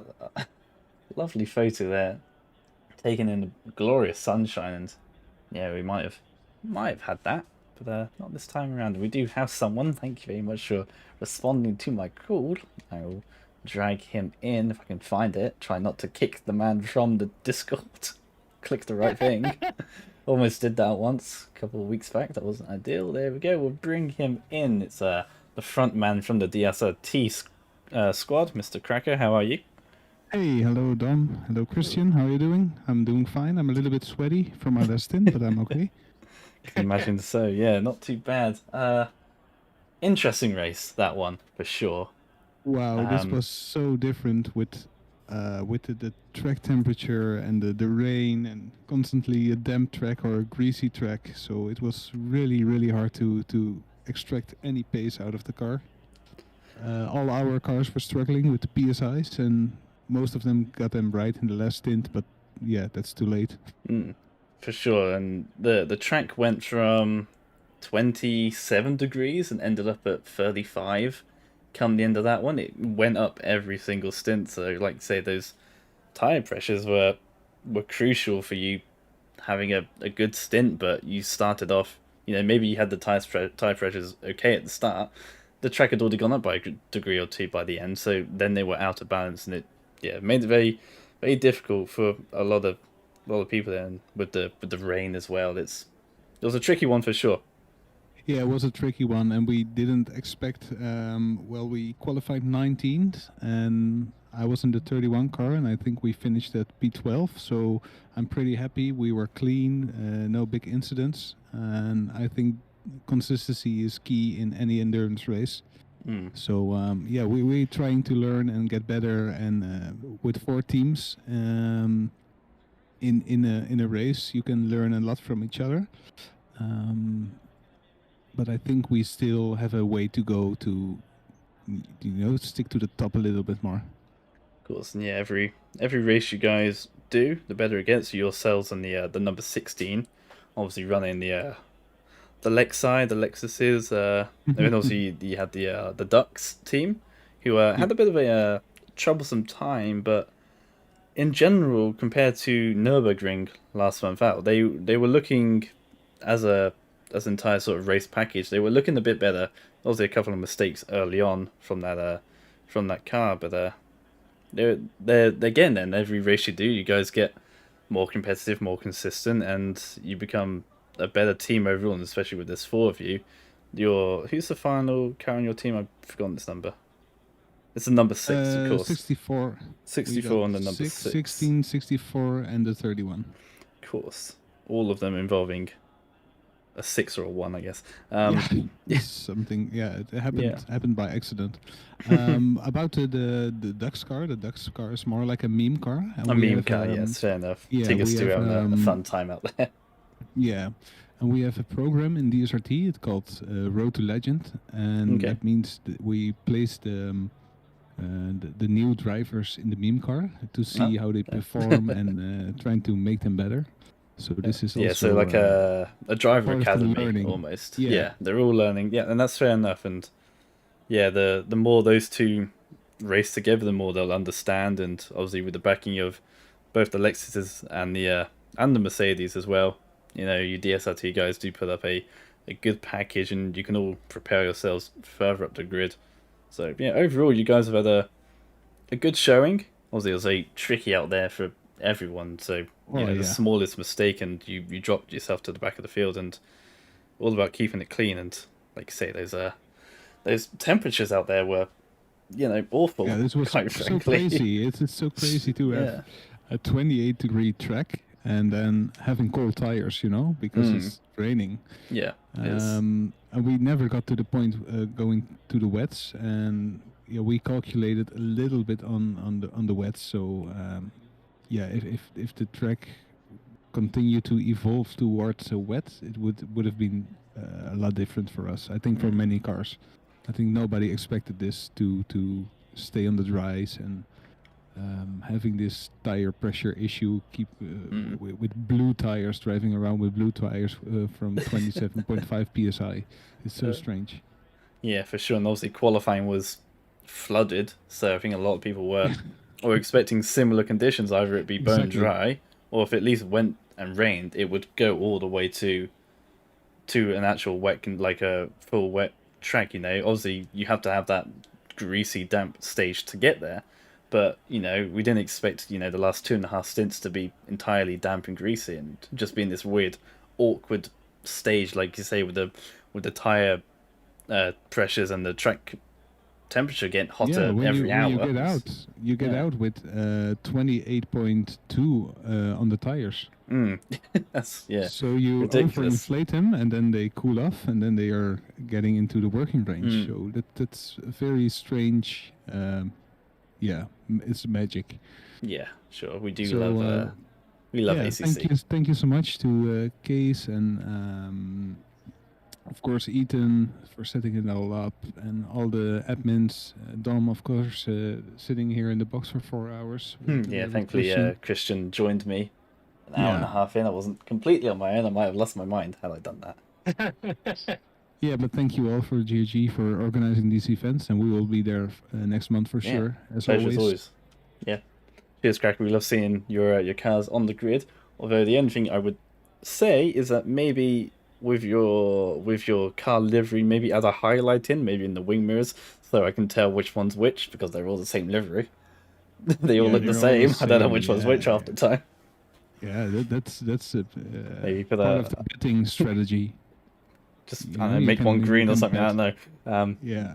But yeah, it's always good to see your cars populate the grid, and it's a good story though, because we can see each time we can relate how you guys did in the previous round or the previous rounds, and you can see that you are progressing each and every time, and it's good to see. Maybe you were once the underdogs, and each time you get a little bit closer to everyone else and to the top step, and Exactly. Sure. Exactly. We're getting better, and we're getting there, and it all depends on the track state, and I can see GRG is now experimenting with a little bit of Yeah, so having some different fun. weathers and night races. So it's hard for the newer drivers to catch up with this. Exactly, and you say newer drivers, we just threw them in at the deep end, having Yeah. wet conditions and then these stupid track temperatures. It's you want to give them something nice to drive, and we've done the complete opposite. So you say Yeah, that's about very good. track. This is a learning. This is learning experience. Very good. Well, the next one surely should be easier, right? You know, if it's a lovely dry race, then it should be a piece of cake for these drivers. In theory. Yeah, let's do Paul Ricard again at night in the rain. Yeah, that was fun, right? Something like this. No, anyway, thank you guys. Enjoy the rest pleasure of as the always. day or the night. I don't know where you're located. Very much night time now for me. Okay, well, enjoy it, and we'll hope to see you next month. Yeah, cheers. Thank you for coming out, guys. Thank you. Bye bye. Yeah, and they solidly turn out. They brought 4 cars to Nürburgring. I think they brought 3 that time out at Paul Ricard, and they get better every time. And obviously, like in saying, the Ducks being that meme-based car, throwing in the new people, that's one hell of a ride to throw the new people in that track. Yeah. It's not fun at all. Never easy. Yeah. Especially, there's so much to learn about the Porsche. It's not an easy Yeah, car. even the Porsche is not exactly an easy easy car to drive to start with. We'll put them in maybe the Aston or the McLaren. Yeah, not the Porsche for sure. Yeah.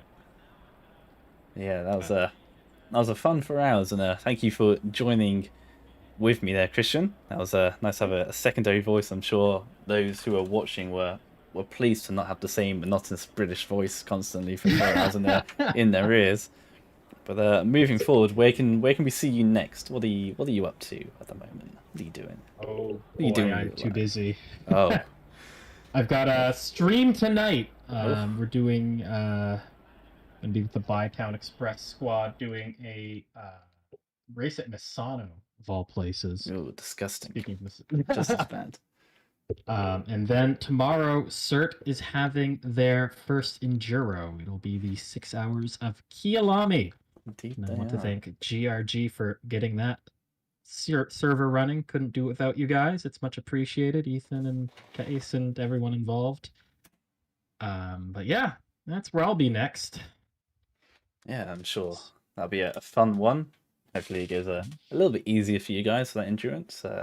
Fortunately, Yeah. us GRG guys we're scattered at the moment. Unfortunately, we can't really turn up for Kailami, but yeah, we'll be there for the next sprint race, wherever that even is. I can't remember.